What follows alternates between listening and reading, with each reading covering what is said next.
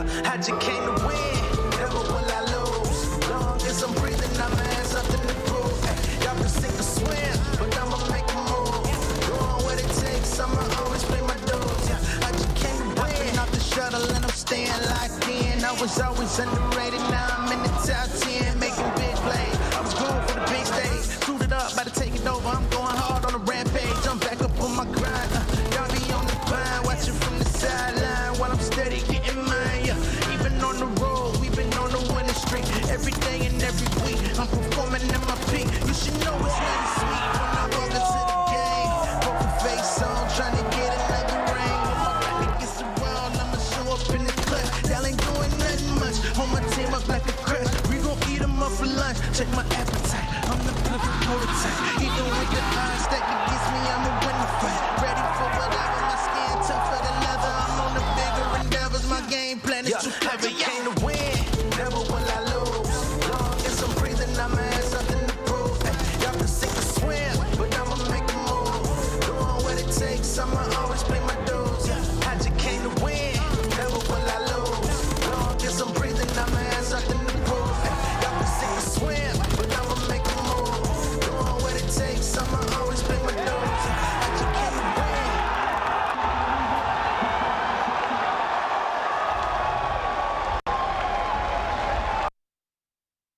Hello, Toronto! We're back on this beautiful Championship Sunday to crown the winner of Major 3. There's a lot on the line as Optic Texas and New York Subliners kick things off in the Elimination semifinal. Will Sunday Whites make magic for Optic Nation? Or can the Subliners dig deep back to championship form? They wanted it, we got it. It's Draza versus Scrap in our winner's final. Atlanta Faze is looking unstoppable on their historic quest to break record after record and go back to back. But the strength of the North won't make it easy. Toronto Ultra is out for blood and want nothing more than to see their rivals go down. 4 teams left. Only one can call themselves Toronto Major 3 champions. It all happens now, live from Toronto. It's the Call of Duty League. The time has finally arrived. Major 3 coming to you live from Toronto. The best Call of Duty players in the world, all here under one roof. Attach is lining them up. Taking over. Drop, here comes the flood. Skies by himself could do nothing. Rossi wins a big one. Go C. Can he get 2 as well? What a round. Thieves finally equalize. Are going to be red. Oh boy, 04 gets it. Oh my god, accuracy of the run around flames. No way. Even one player left. Gio takes 2 versus 1. Underarms alive. 50 seconds to go. He's on the hunt, trying to scramble away. Still gonna work the play. He's hearing all this. I'm in a push. What's up, boys? Takes out 2. Diamond, Louis, 3. Oh my god. Oh my god, quick. This is going to be out. Oh, beautiful second. The third as well. Oh, 04 gets it.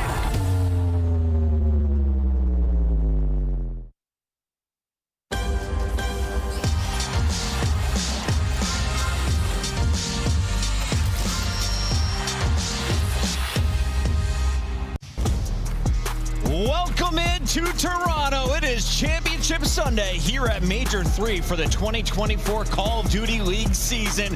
Fans once again lining up since midnight, ready to take on the Matamé Athletics Center for the 3rd year in a row. Yesterday we had a sold-out crowd. Today, it's gonna be even louder. We've got Alley Cat Nameless up here on the desk, and I want to start with you, Nameless. There's something special about Championship Sundays up here in Toronto. What is it? Man, listen, it's the crowd. It's going to be jam-packed in here today. I heard a kid walk in. He said, Champ Sunday, I live for this. And I was like, you know what? I agree, dude. It's going to be a banger today. I was like, I need a coffee on that guy's level. Alley Cat, what are you looking forward to? We're down to our final 4 teams. I'm looking forward to see which one comes out on top because Toronto's looking for the win, Atlanta's looking for the win, and Optic Texas may be the first one of the season. We've had so many fantastic moments, some incredible upsets throughout the weekend, but yesterday, well, it's good to see guys like Insight back on top of their game. Here he is, calling game with one of our best highlights from a Super Saturday. What is this, a 5 spree at the end, Nameless? Yeah, 5 streak, man. And, you know, Insight, listen, the reason he's able to do this is because Optic's sitting there like, it's Insight. Ain't no way he's going to challenge. But he was challenged, man, feeling confident. You know, for Toronto Ultra, they really needed this win here. It was a tight neck-and-neck Hardpoint. They wanted to close them out before you go game 5. And who better to call game than Insight himself? Toronto gets the 3-1 over Optic Texas, and that sets up Scrap versus Drazo, because on the other side of that winner's bracket, it's Atlanta taking care of business, Alley Cat. Yeah, and they've been doing it all weekend long. We haven't even gotten to see that much from them because they've been making quick works of their opponents, and mainly Sib. I mean, he had an absolute masterclass performance in the past 2 days, going 13-5 in this search and destroy. There was simply not a single person on the map that could trade him. Yeah, the 6-star Search and Destroy looks very good, especially their offenses. You know, they played it against Miami, they lost it. They then played it against New York, and they fixed everything. They 3-0 thrashed them. By the way, this is our only 3-0 we've had in the tournament so far. So Atlanta Faze feeling very good in our winners final. With that win, they tie a record they set for themselves back in Cold War. Now they're doing it with Draza in MW3. But this man, in his very first year of the CDL, making claims that he may be the superstar up in Seattle. Yeah, and continuing to remind us why he's still in the conversation for Rookie of the Year. Seattle Surge now finding a little bit more success as the year goes on, and it's from Abuza having absolutely takeover maps. In that Rio alone yesterday, went 31-18. What is so funny, when we look at the squad, it's all like, oh, Floor is going off, Hook's going off. Like, we forget that they have this guy on an AR looking over them at all times. Yeah, he's just been so consistent throughout this tournament. Like, we were waiting on that. We finally got excited to see if Abuza can continue it and stay in the Rookie of the Year conversation. And also Miami, they got yeah, speaking of rookies, we got to talk about Real, but also what his teammate Lucky were doing in Search and Destroy. Heretics taking the search from Optic Texas, and they go on to impress everyone with one of their best records we've seen on LAN. I mean, I think one of the biggest takeaways from Miami Heretics is that you now know your rookie and your most impactful player in Real can not only do it online, but can do it on LAN. They not only win a map, they also got a couple match wins under their belts, and now solidified the fact that they should stick and invest into this roster moving forward. After big wins for Miami and Seattle, here are our standings. The top 4 teams are locked in for Championship Sunday. Everyone else is done. But what's the biggest move that you saw this weekend, Nameless? Yeah, I think Heretics, you know, moving up the leaderboard, getting themselves in that 5th place spot. They've improved so much. Trying to just pull away. We haven't had a team, you know, 5th or 6th pull away from the bottom of the pack, and I think they could be the teams to do it. Look how tight that is from 5 to 9. You've got just 10 points separating these squads. It's going to come down to the wire. Every single match matters as we go into our Major 4 qualifiers. But here at Major 3, it's all about this thing. The nuts get bigger every year, and this thing is gorgeous. That's a huge nut, I'm gonna lie. Love it, dude. Acorn. I want that one. That Big trophy. fan. You want Chat, that one? that's what that is. The trophy. Wow, what's wrong with Who's you? going to raise it at the end of the night, Allie? I really Say don't it loud. know. To be honest, I'm in between Toronto and Atlanta Faze right now, but there's still plenty of opportunity. When we look at the way the bracket shaked out, Subliners now trying to make a run going up against Optic Texas, and Optic Texas have a little bit of a rematch that they're going to be feeding for here by the end of the day. Our first matchup of the day is that fight for 3rd between Optic and Subliners, but everyone in this venue is dialed in for Atlanta versus Toronto, the hometown squad, going for their 2nd trophy of the year. Same thing can be said about Atlanta, and there's a lot of bad blood between these players. Yeah, I mean, you go all the way back to that Major 1 grand final, right? And it was through the search and destroys that Toronto Ultra were able to come back with that win, and that set Atlanta Faze on a path to just absolute domination. They cleaned up their search and destroy. They became literally a final boss, and now they're looking to break their own record from holding in Cold War 13 straight wins. Nameless, these guys have been on fire since the start of Major 2. They haven't dropped a match along the way. They only dropped 1 map so far in this tournament. What's going on with this squad? I mean, they have been unbelievable. Like you see in the bottom, final boss phase. They've gotten better with every single match. Obviously, the meta sort of plays into their strength, their skill set, with the SMGs and maps like Vista and 6-star being added. And they're also getting crazy performances out of Draza. He's gotten so much better. But let me paint this picture for you, okay? They played Toronto Major 1, got smoked, right?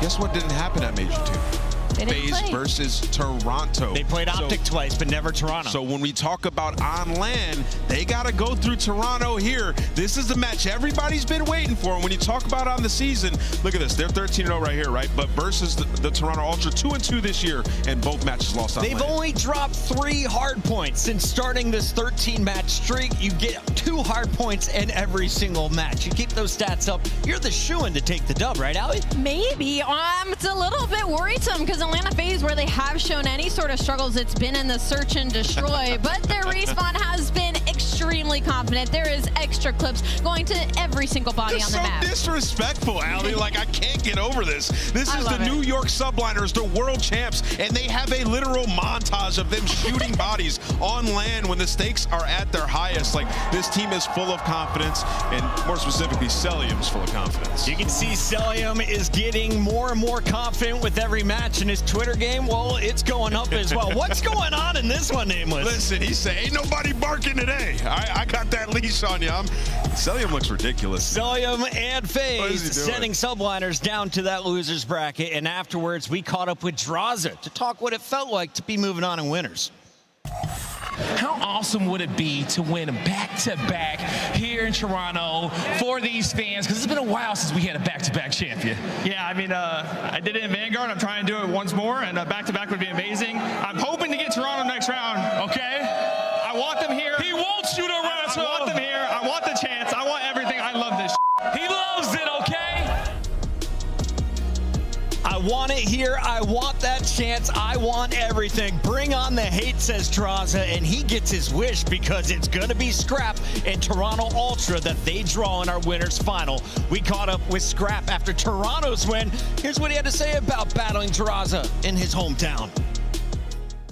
Coming up tomorrow, you're going up against Atlanta Faze in the winners finals. How does it feel to go play up against them and Draza again? Yeah, no, I'm always down to play them. Come on now. I was on them at Major 1. They didn't get a chance at Major 2, so I'm coming for Major 3. He said he coming Toronto, okay?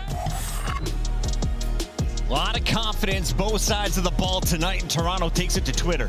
Listen, man, I've been around for a long time since the beginning of Call of Duty Esports, and there's just some rivalries that hit different. And this is truly one of them. These guys truly dislike each other. They're both at the top of their game, and they're both major champions. I can't wait for this matchup. Despite Atlanta Faze getting the best of Toronto in the recent online qualifiers, Scrap and crew confident they can get the job done again on land. Let's take a look at what Toronto has done up to this point on the season. I mean, they've beat Atlanta Faze twice on land already, right? Just like Ann said. And when you look at the layout, we have a couple of maps in that situation that are no longer in the map pool. But regardless, it was through the search and destroys that Toronto Ultra were able to get the dub. Atlanta Faze have gotten better in that category, but where we have found weaknesses recently has been in the search and destroy. They've been kind of falling short when it comes to that map pool, where Toronto Ultra on land has been finding success. Yeah, you know, Toronto Ultra, they added 6 stars to the map pool in Search and Destroy, which they desperately needed. Now 2-0 on it, and they've won one of them on land. And when you talk about this matchup, Atlanta has dominated the control. So to Allie's point, Toronto really has to be on point in games 2 and 5. Taking a look at what happened last time, Skid Row was in the mix of our map rotation. This tournament, it is no longer there, which means Game 2 and Game 5 not going to be the maps of choice here for our Toronto Ultra squad. But taking a look here at the series, last time you're within 11 points in the first hard point, 13 points in the second one. Faze is now 19-3 in that game mode. Is Toronto still the favorite? There isn't a favorite in this matchup, to be honest. If you ask the fans, they're going to say Toronto Ultra. If you ask the stats, it's going to say Atlanta Faze. But honestly, this is the one matchup you're not going to want to miss at all today, because there is not a one-sided answer. Did you miss any matchups, chat? No, you did not. The party starts right now, and it all gets going with our elimination fight. The fight for third between New York Subliners and Optic Texas. After that, they get a chance to take on the loser of Atlanta Faze and Toronto Ultra, which face off in our winners bracket finals. It all leads up to a 6 p.m. grand finals, all live from Toronto. When we come back, New York, Optic, it all gets going.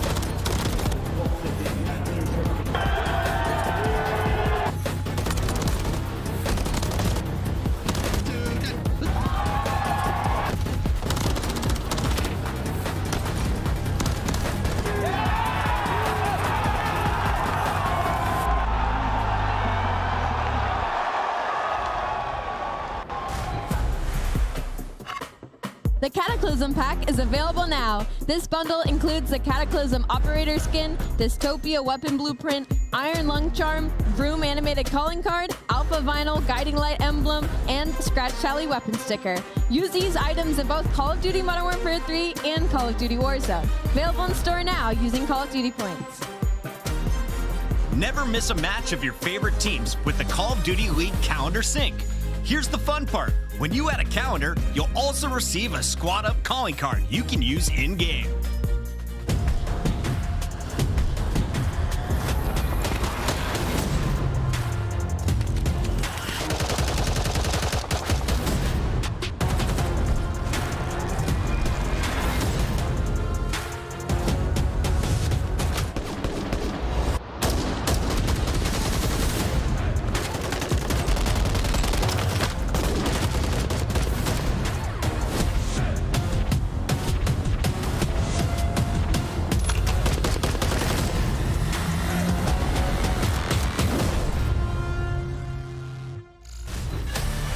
Welcome back. It is Championship Sunday live in Toronto as Major 3 powers into our top 3. We find out who is going to be moving forward. Is it Optic Texas or will it be New York Subliners tonight? Welcome back, everybody. Chris Puckett alongside Rosalie Parker. We got Anthony Wheeler, a.k.a. Nameless, down at the end. But Allie Cat, I want to start with you here. Yeah, what's up? We're about to see a rematch between Optic and New York. And how do you feel these two teams match up? I don't feel like they match up very well when it comes to this game. I think Optic certainly has the edge just because in the top 4 teams, it's been Atlanta, Faze, Optic, Texas, and kind of everybody else. All right, let's ignore the previous facts and let's look at our maps in front of us today, Nameless. Yep. Give me the vibe check because I see Vista in here. I see Rio. That means we're going to see all kinds of short-range fights, but high-rise search and an invasion if we get to a game 5. Yeah, you know, I think about the hardpoints here, and I'm like, it's pretty evenly split. Despite New York's 1-3 record on Vista, they were destroying Toronto on that map when we saw them, and they probably feel pretty confident there. But if we go to that game 5, Chris, is where it gets real interesting. A super square up,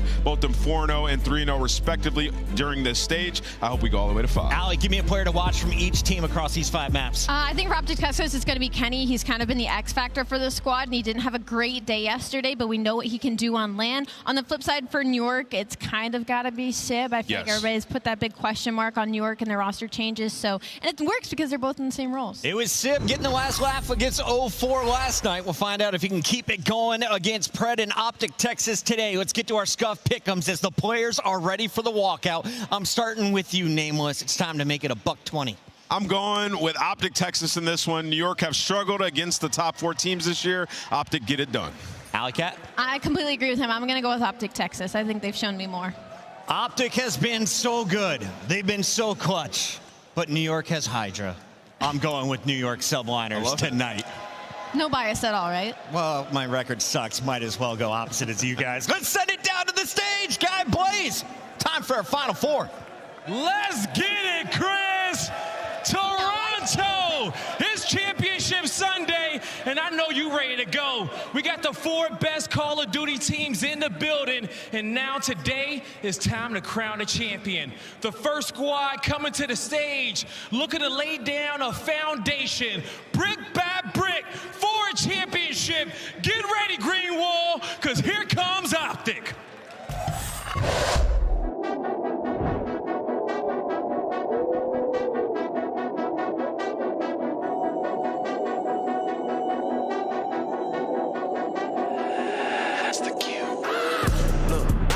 City, you hear signs when we sleep. Heaven sent, hands down, vibes so unique.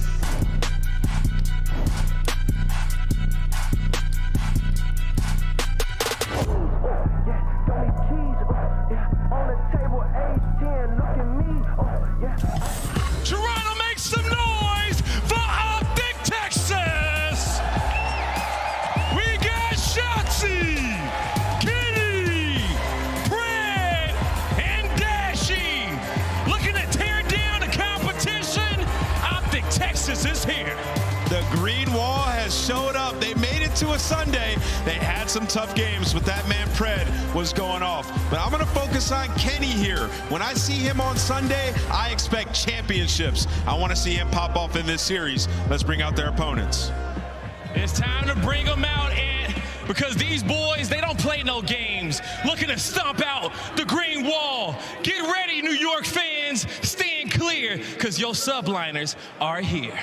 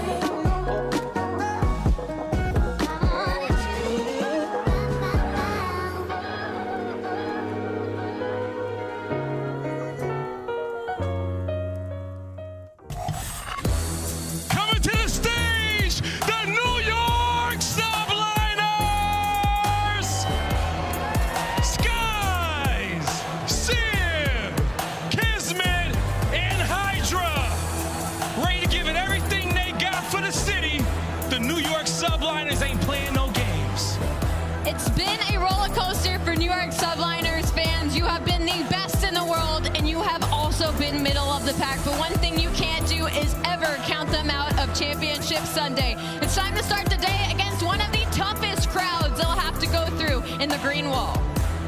It's time to get this one started, Allie. But Toronto, help me set the stage ablaze for the first time today. Are you ready to get this started? Merc, Maven, let's break it down. Well, we have a phenomenal Championship Sunday in front of us. The top four remain, all battling for that nut. Hey, it's a good nut. It is, Joe. It's a fantastic trophy. I mean, as a Canadian yourself, you would know about good nuts. Yes, I'm an Olympic champion, Joe, for Canada, as you can tell. You look like a 45-year-old bowler who forgot to pay child support, but you look good. Thank you, Joe. No problem. I'll take the last part of that. Yeah. But no, this is it's going to be remarkable. Listen, 4 teams looking to make the run, get a championship on the year. Ultra have got to win.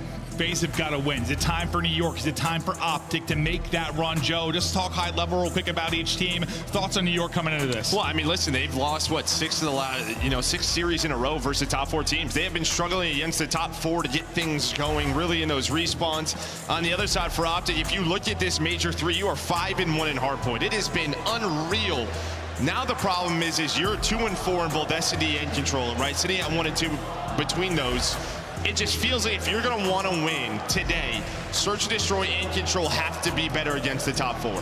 Well, let's see if they can bring it. Kenny, a guy a little down on himself. He said, didn't really bring it as a team in some of the matches, didn't bring it individually. He's looking to bounce back, but, if you think back to the last major, if there was a guy that's really stepping it up and firing on Sunday, it's Big Ken. I mean, you're going to get an honest answer from this guy. No matter what, he is going to be truthful. He's no bullshit. Yeah, he has been in every single situation. He's a world champion. He knows, all right, I didn't perform well in that first series versus Toronto. His damage was there. He wasn't finishing those kills, though his stats struggled, but just felt like as a team, they were a little bit off. I imagine he's talking about the S&D and Control.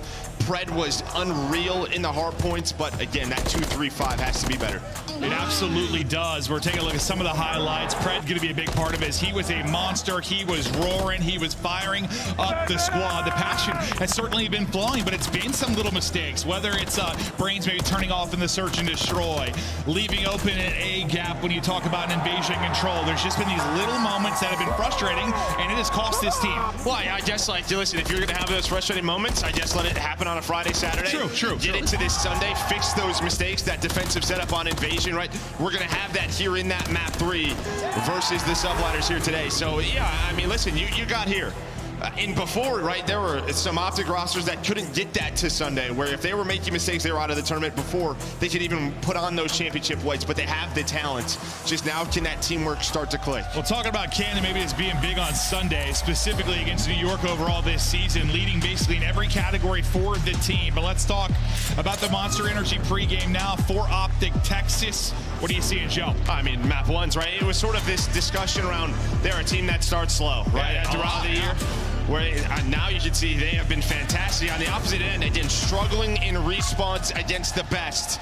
Subliners here on Vista. We'll see if it'll be better. A great start for Kismet because he got smoked yesterday versus Faze. Well, yeah, getting a double going early is the teammate able to hit and right into the point in early control. Go NYSL as we get locked and loaded for a wild Sunday. Just soared through the rival of Shotzi. Quick trade there, though. Kismet maybe trying to get some kind of streak going early, but that's going to fall apart with 30 seconds remaining. Joe, what are the team's focus here in the P1 as you're looking forward in this? Well, I mean, a lot of top middle control, right? Obviously, we'd love to earn as much time as possible, but really transitioning this over to this P2, right where Skies is, major power position. Contains the flow of the map of the players off a spawn. Now, Dashy kind of spawns near P3, so he's going to get a freebie on Sim. That's going to allow this sandwich to come on through. That is going to be 3 dead. Over to Hydra now, but a quick trade.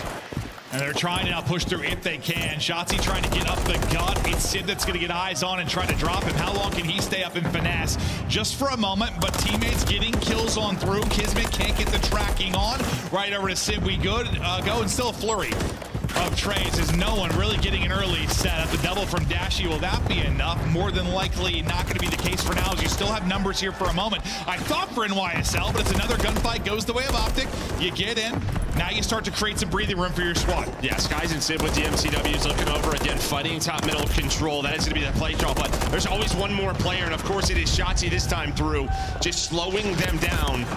And well, he's going to buy enough time for Pred, his SMG duo, to get there. Now we have a tie score. You see number 3, Pred going on a route, trying to get spawns for this P3. At least focus NYSL on his position. That is what he has done.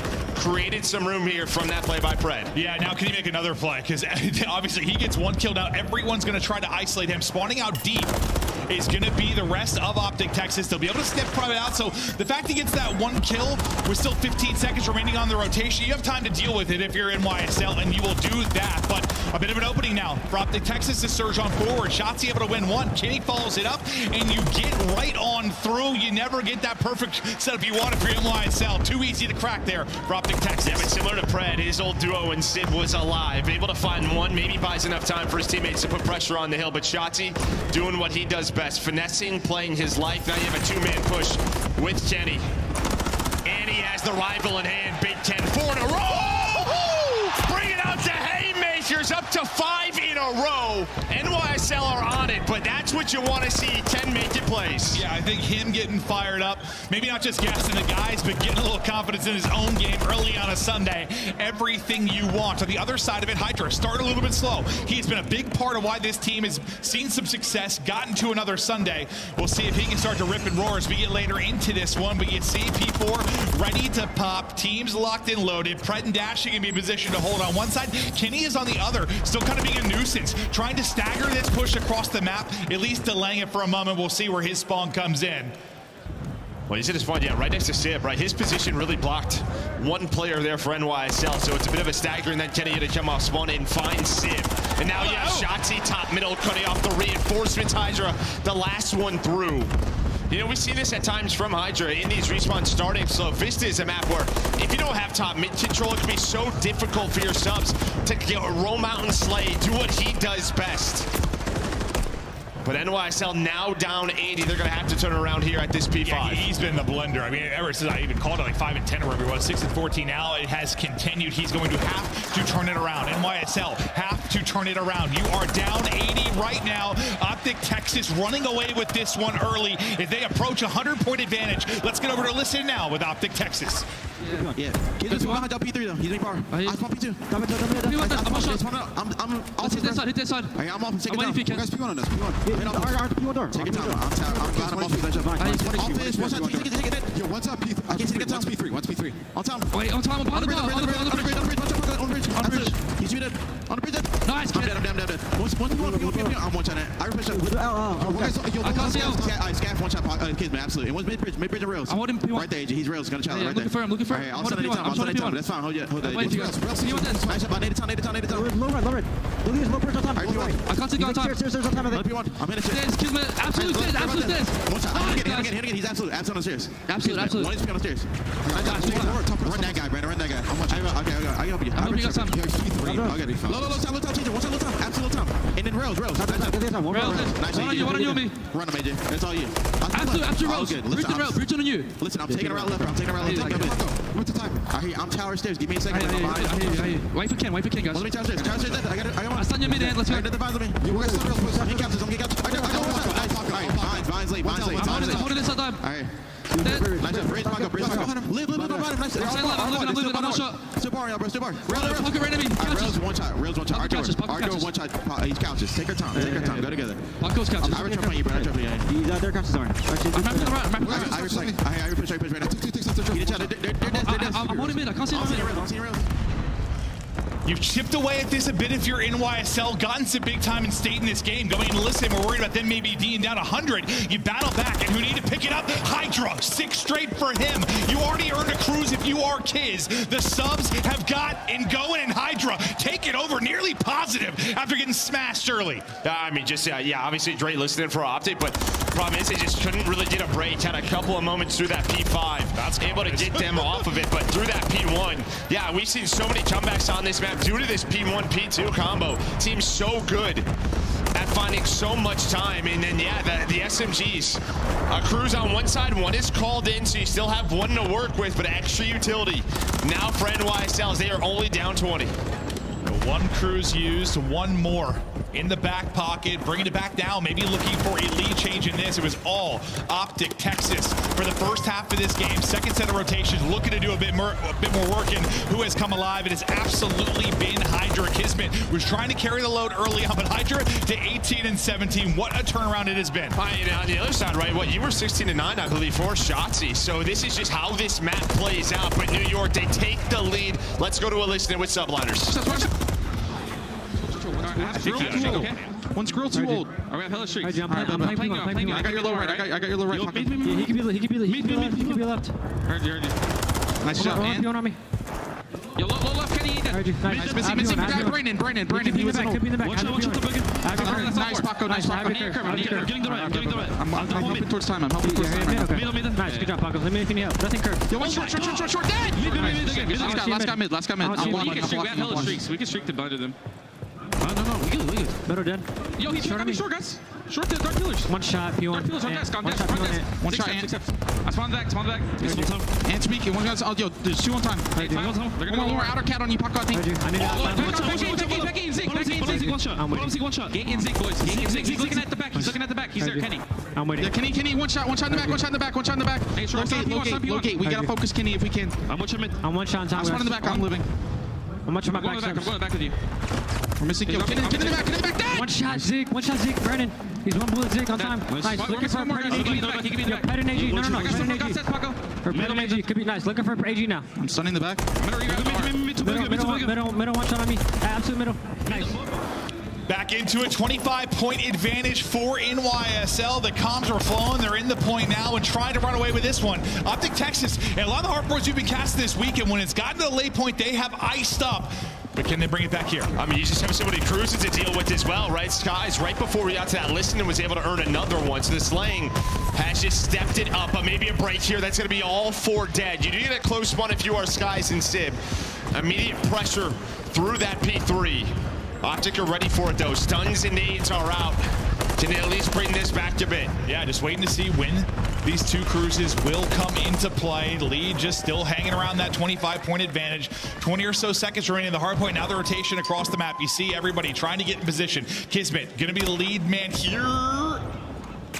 Takes a shot, not for a second. Actually wasn't going to react, but he'll be able to pop up and get the kill. Now one of the cruises going to come in. Hydra looking for info, looking for blood, able to take out Shotzi. Now what can you do behind that if you are NYSL? To be Optic in the point to get us started is Pred. We'll get the first. Yeah, I think the problem with that cruise is that you had nobody pushed up middle of the map, so it's going to come in and then the one player off spawn. You're just into your setup here for Optic, so they're going to have to use another one. This is what Optic would want, to use these right away. This time though, Kismet's P1. You have Sib worked in the pinch, pretend he's still alive in the back. He's gonna find this kill, and now Optic all P5 control. Both cruises gone. Everybody's hitting. Dashy 1 HP in a dream, but he wins it as they try to rally, maybe get the lead change here. Trailing by 10 and bringing it back 20. Again, left in the hard point. Dashy 4 in a row. Kenny 4 in a row. Big time players making big time plays. Up the point man. It is Pred that's able to get down 1. Kenny out of 5 as he looks to get a cruise. They can maybe answer everything you've seen coming out of NYSL, but back in front is Optic Texas. Here we go down the stretch. Yeah, and then who's got control early? P1. Kiz with the opener. Can you get Kenny with the cruise? There's going to be the 6. You can use a cruise to break this P1 if you have to. Or P2 up next. And that's why I think NYSL just used too many over towards that P5. Now Optic 20 points away. Big 10, 31, 8 in a row. Can he find number 9? Putting shots in, but the nade does connect. Yeah, that's a hell of an arm there from Skies as he'll slow down that stretch, and now you get in cruise when you absolutely have to if you're NYSL. Will Kenny use the cruise? The answer, a quick yes. Here we go. From the sky, what can he find? Onto the point? No, it'll be down by P2. It'll be Kenny that's able to get the kill onto Sip now. What do you do behind it? You send it in, a team kill in. Dashy may be able to follow with a second, but the help is there for Pred and Kenny. They'll find all the kills. They're in and fighting. Enough time remaining. The ticks are through. The win is in. Optic Texas strike first.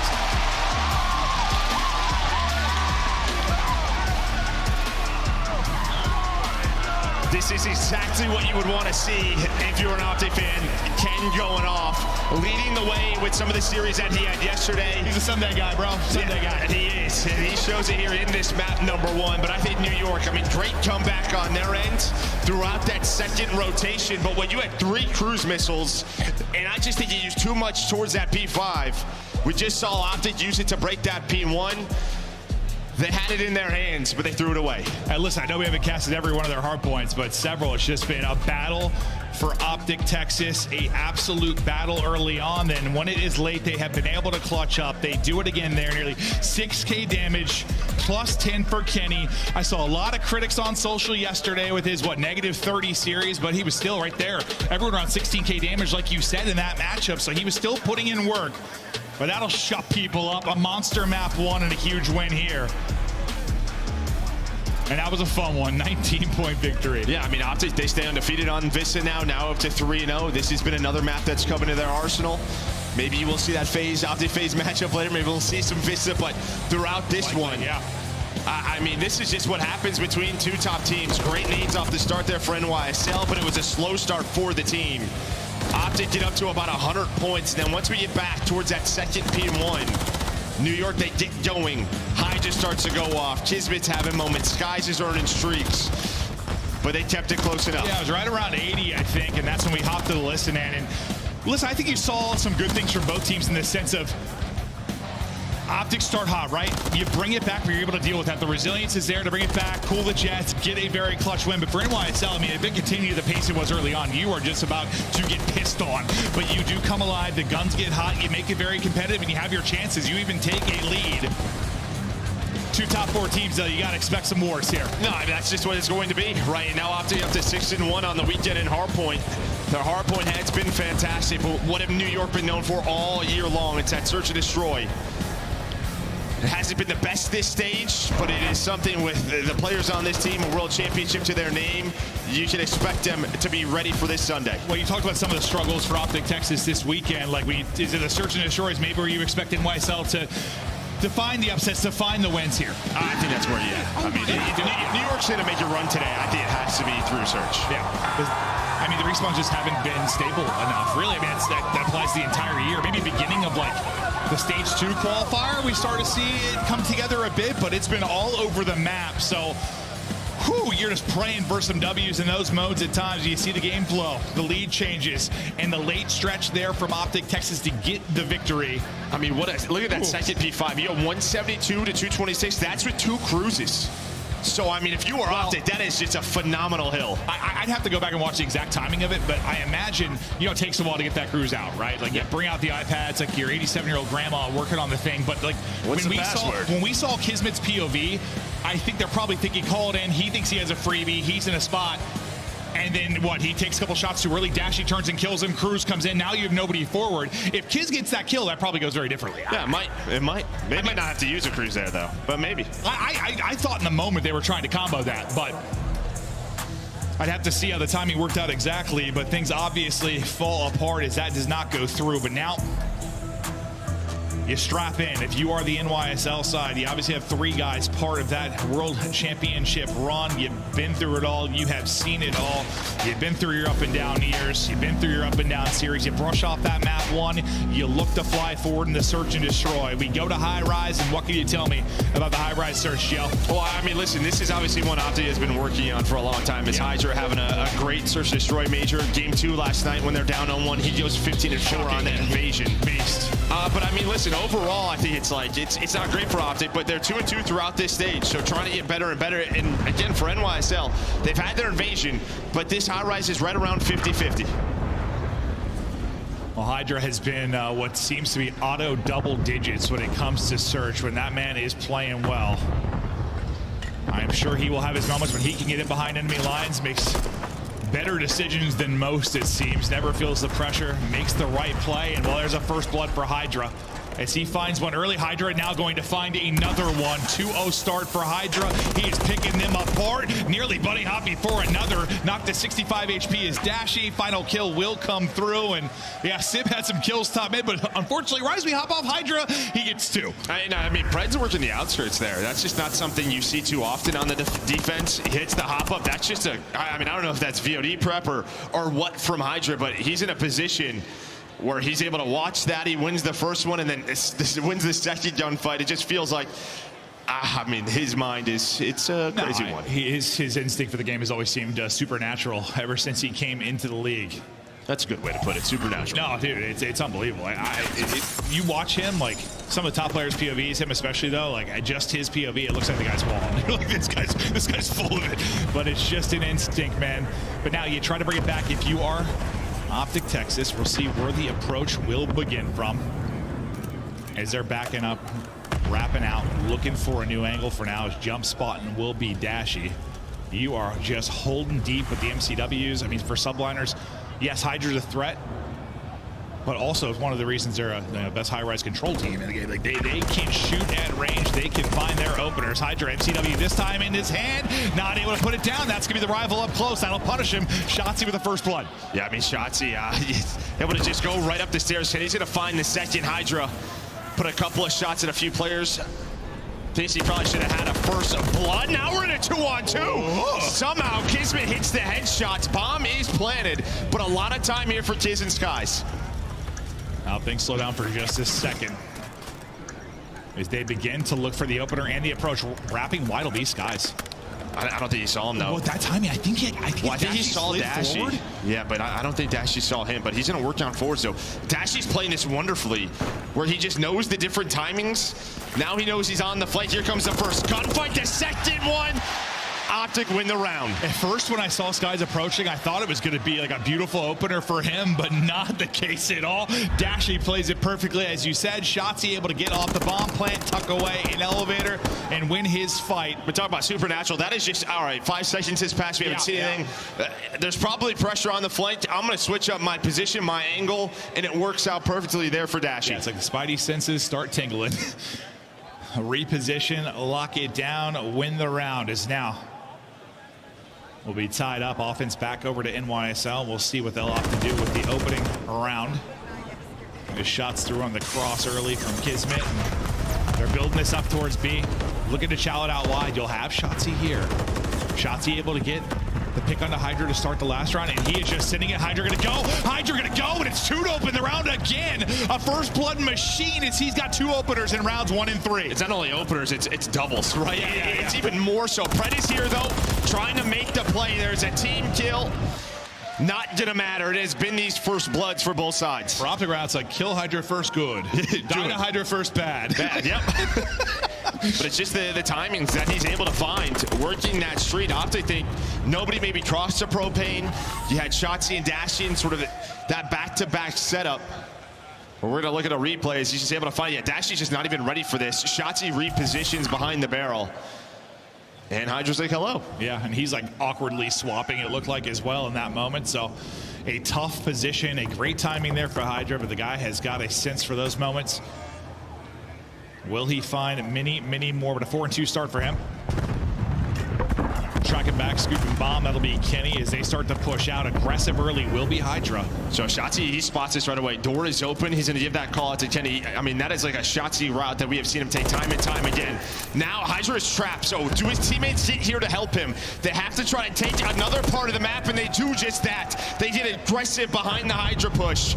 That's exactly what they need to do, and now Hydra able to find one. There's a trade, but Pred is left in a 1v3. That's why he's so good in those spots, because even though he gets caught and sees the door, the ability to just kind of shoulder out and get away, play his life, and then get a kill before he drops, even though the gig is up.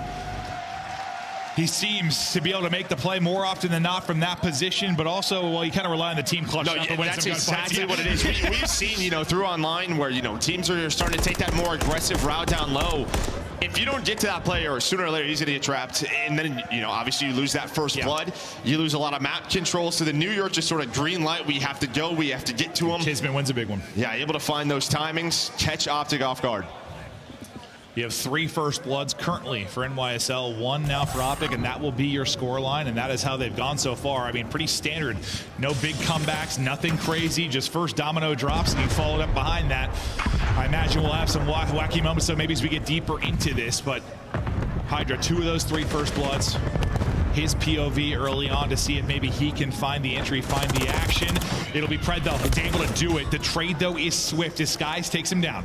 Yeah, normally we see that on offense where sometimes he just likes to hit right through the middle of the map. Shotzi, DMCW, the movement is on point, but who is it? Hydra gives them the man advantage. That's the big one in the round. Give them the 3 versus 2, but brought back quickly as Skies drop. Shotzi able to do the same dash. He drops. It's Hydra again that gives them numbers as he's on a tear again in this search and destroy, and suddenly it's Shotzi last alive, 1 versus 2. And this might be the round that's the difference, you know. It's been kind of first blood, get the round win. This time Pred gets the first blood, maybe the one you drop, and it is Hydra 3 in the round. Maybe not the first blood, but the impact still felt. I mean, it's pretty much a first blood, right? Because it's a 3-on-3, then he gives them the numbers. Yeah, it's almost like a reset. And in that reset of a round, he just playing his life. Look at where Sib is. Shotzi pretty much has 2 one-on-ones. I mean, they're just kind of waiting for him on either side of the map. He did it versus Dashy. He does it there versus Shots. He just stays patient. No, I'm not kidding when I say guys like automatic double digits in search sometimes. And he's at 8-3 right now with 1,500 damage. He's been a monster. Who's going to maybe match that or start to deal with him? I mean, when someone's just going off and he has it, listen, I know it's a team effort, but like he kind of take over. Is there a way to deal with it as a team? Like, do you focus him or just still kind of play your game? I mean, you have to play your game, but yeah, well, I was going to say, when you see that name, I feel like you just kind of challenge, get him out of the round. There is a quick trade early, so we have a 3 versus 3. Yeah, so first pick, again, going to go over to Optic. This time, they will get the kill to get numbers, and Pred wins a monster one. That is huge in the 1-4 hole to come away with 2, but if there's anyone I would not want alive on the other side, it is this man right now. 1 versus 3 opportunity now for Hydra. We know how tough this is, though, with a rival, right? You're just going to get top propane. You're playing angles here. You don't have to plant this bomb yet if you're Optic. Don't want him to catch your timing. Now you're going to move it on forward, and there we go. Pred going to spot him. So nice heads-up play there for Optic. Texas bomb is planted. Shotzi just going to throw a shoulder. Sputterman's his way on top. Hydra going to read it. Of course he is. Yeah, well, I mean, it's Shotzi, so you're probably thinking he's going to go vertical or trying to make a play. Still weak, tries to shoulder, can't back down in time, and you're able to get the kill in a massive round if you're Optic. But that, I mean, it's Pred. Not only does he get eyes on Hydra, it seemed like he was the first spot, but then also the double earlier in the round. Line 3 up for Pred. I mean, we saw it on defense run through B-Dom. We just saw it there on offense. This is a man, and he's talked about it in interviews where, you know what, every now and then, I just got to whip it out and run down the middle of the map. And we just saw him do it. We talking about the rival or MCW? Or? Exactly what I'm talking about. Pred's absolute weapon. Yeah. Dear Lord. 4-2 now for NYSL into the next. Let's see if Optic can start to rally now. You get a big one. Can you bring it in back-to-back? Trying to take out the trophy and Sib with the kill as we watch Kenny just kind of get deleted. Over to Hydra, though. Looking to make a play. Can he actually do it? Snaps out and gets 2. And those are the painful ones. The guy is a magician. I thought maybe another, but I think thankfully Ermy's still weak. Pred brings it back. The trade, though, there. 5th round on Hydra, the difference. Again, timing's on point. Obviously, you get that first blood from Sib on it, Kenny, with the propane. which we all love. But I mean, yeah, again, just knows exactly where to look. Round, but he's the ability to get 2. He does this with a rival. As we're going to take a look again from his POV. Hits the slide. Maybe shots. He's putting some shots in. Dashy, you're not going to win that with the rival. Oof. I mean, it's possible, but it is hard. Yeah. Especially with him sliding across. You know how difficult the tracking is. You're like battling. He could win it. Oh, yeah. Well, you're like battling your aim assist. You know how hard those fights are. Hydra, 11-5 now. 1 round away from a map 2 victory and tying up this series. That's one way to deal with him. Get him out of the round. Dashy able to take out Hydra. Another first blood now for Optic. They try to bring this back. Shotzi, another Sib. You at least make sure he only gets 1. He had a chance to maybe play playmaker there. Kismet, 2-1 versus 3. I thought they lost him, honestly, Sib, because they were pushing up the B Street, and I was like, uh-oh, are they going to like line up, give him a 2-piece? But didn't happen. They were able to find him, get that trade. Now it's Kiz. Was hoping to find that first kill. The timing doesn't go his way on Pred down low. Top rope in, shots in, Chow in, drop him another round over to Optic. You know, I thought the same thing. Like, when I was saying Sib had a chance to be a playmaker, like, it looked for a second like, yes, maybe 2 line up, didn't check into a third. Like, who knows what it might be, but you deal with it. And those are those moments where some Hydra side was able to get 2. You deal with it this time, though. I mean, you've found a lot of success when you've got the first blood on the Hydra. That is for sure. You get him out of it again. Dashy able to do it behind an explosion in that one. You're going to have to rip off 4 straight. You bring it to 3-5 now if you are Optic. You have matched them in the first blood. It's 4-4 now for either side. If you were down, what, like 3-1 early? Yeah, I'm waiting to see when they do an aggressive Shotzi round. It might be this one. Now, looks like he's going to slow down through underground. We saw them run that online quite a bit, but Hydra watching this cross. And maybe it's another B-Dom play. You see the smoke above Hydra? He's just going to take his time. Oh, my That was unreal timing. Child of mine. But you see, now it's going to be Pred. Pred's pushing on through. This time he actually worked out because the player underground, oh, I thought wasn't going to look this way. Now it's Hydra running out, but there is a quick trade. Oh, it's just insanity and some 1v1s on either side of the map. There you at least have the extra body to trade it if you are in YSL, but everything hinging in this map too on Dashy and Kenny. Kenny, after the monster map 1, brings it back, but map's blowing up and so is Ken to Big Brucey. That's like twice for him, dude. That's unreal. I know, that is not Is fun. that just I thought he saw him for a second, but he doesn't. Just playing it patient. Eyes on 1. The second shot, able to dive away, 7 HP. 1 versus 1, not enough help. Skies chases him down, closes it out. A wild final round. It's a 6-3 victory there for NYSL. But a whole lot of Hydra, a little too much. I mean, dude, it's just a fire extinguisher down low. Did you see Ken's face? Yeah. The guy just had a heater of a map. In 2 of those rounds, he just blows up to the environment. Yeah, just SBMM slowing me down, maps exploding. But you did what you want if you're New York, right? This is your formula. You've gone down 0-1 in series throughout this event. Hydra has another double-digit map where just right from the round 1, able to find a double. He's got 10-9 traded, able to add a couple of first bloods to his name and leads the lobby in damage. And most of those rounds are with a rival, so that's pretty crazy on our rise. Yeah, no, he's got an instinct for it and has an impressive one to bring us now to 1-1. Yeah, I mean, you're thinking just in general, not just against Optic. If they're going to make a run, it's going to be through Search and Destroy. You get it done there. You get the victory. If we go to a map 5, it'll end up being an invasion. Speaking of invasion, we've got that coming up now in the control. Overall thoughts? I mean, you know, we saw Optic yesterday. There were some, listen, they look good to great, and then these little moments can cost them. Yeah, I mean, that's invasion control versus top teams. I think obviously this has been the go-to for New York. They're 5-3 throughout this stage. On the opposite side for Optic, it's 1-2. It's just a couple of tough losses. Just hopefully you fix those mistakes coming into the day. We'll see if they can fix them. We get to go deeper into the series now. Tied up 1-1. It's the battle of the top 4 today. Everyone putting it on the line for that. Not trying to get the championship here in Toronto. Don't go anywhere. We'll be right back after the quick break.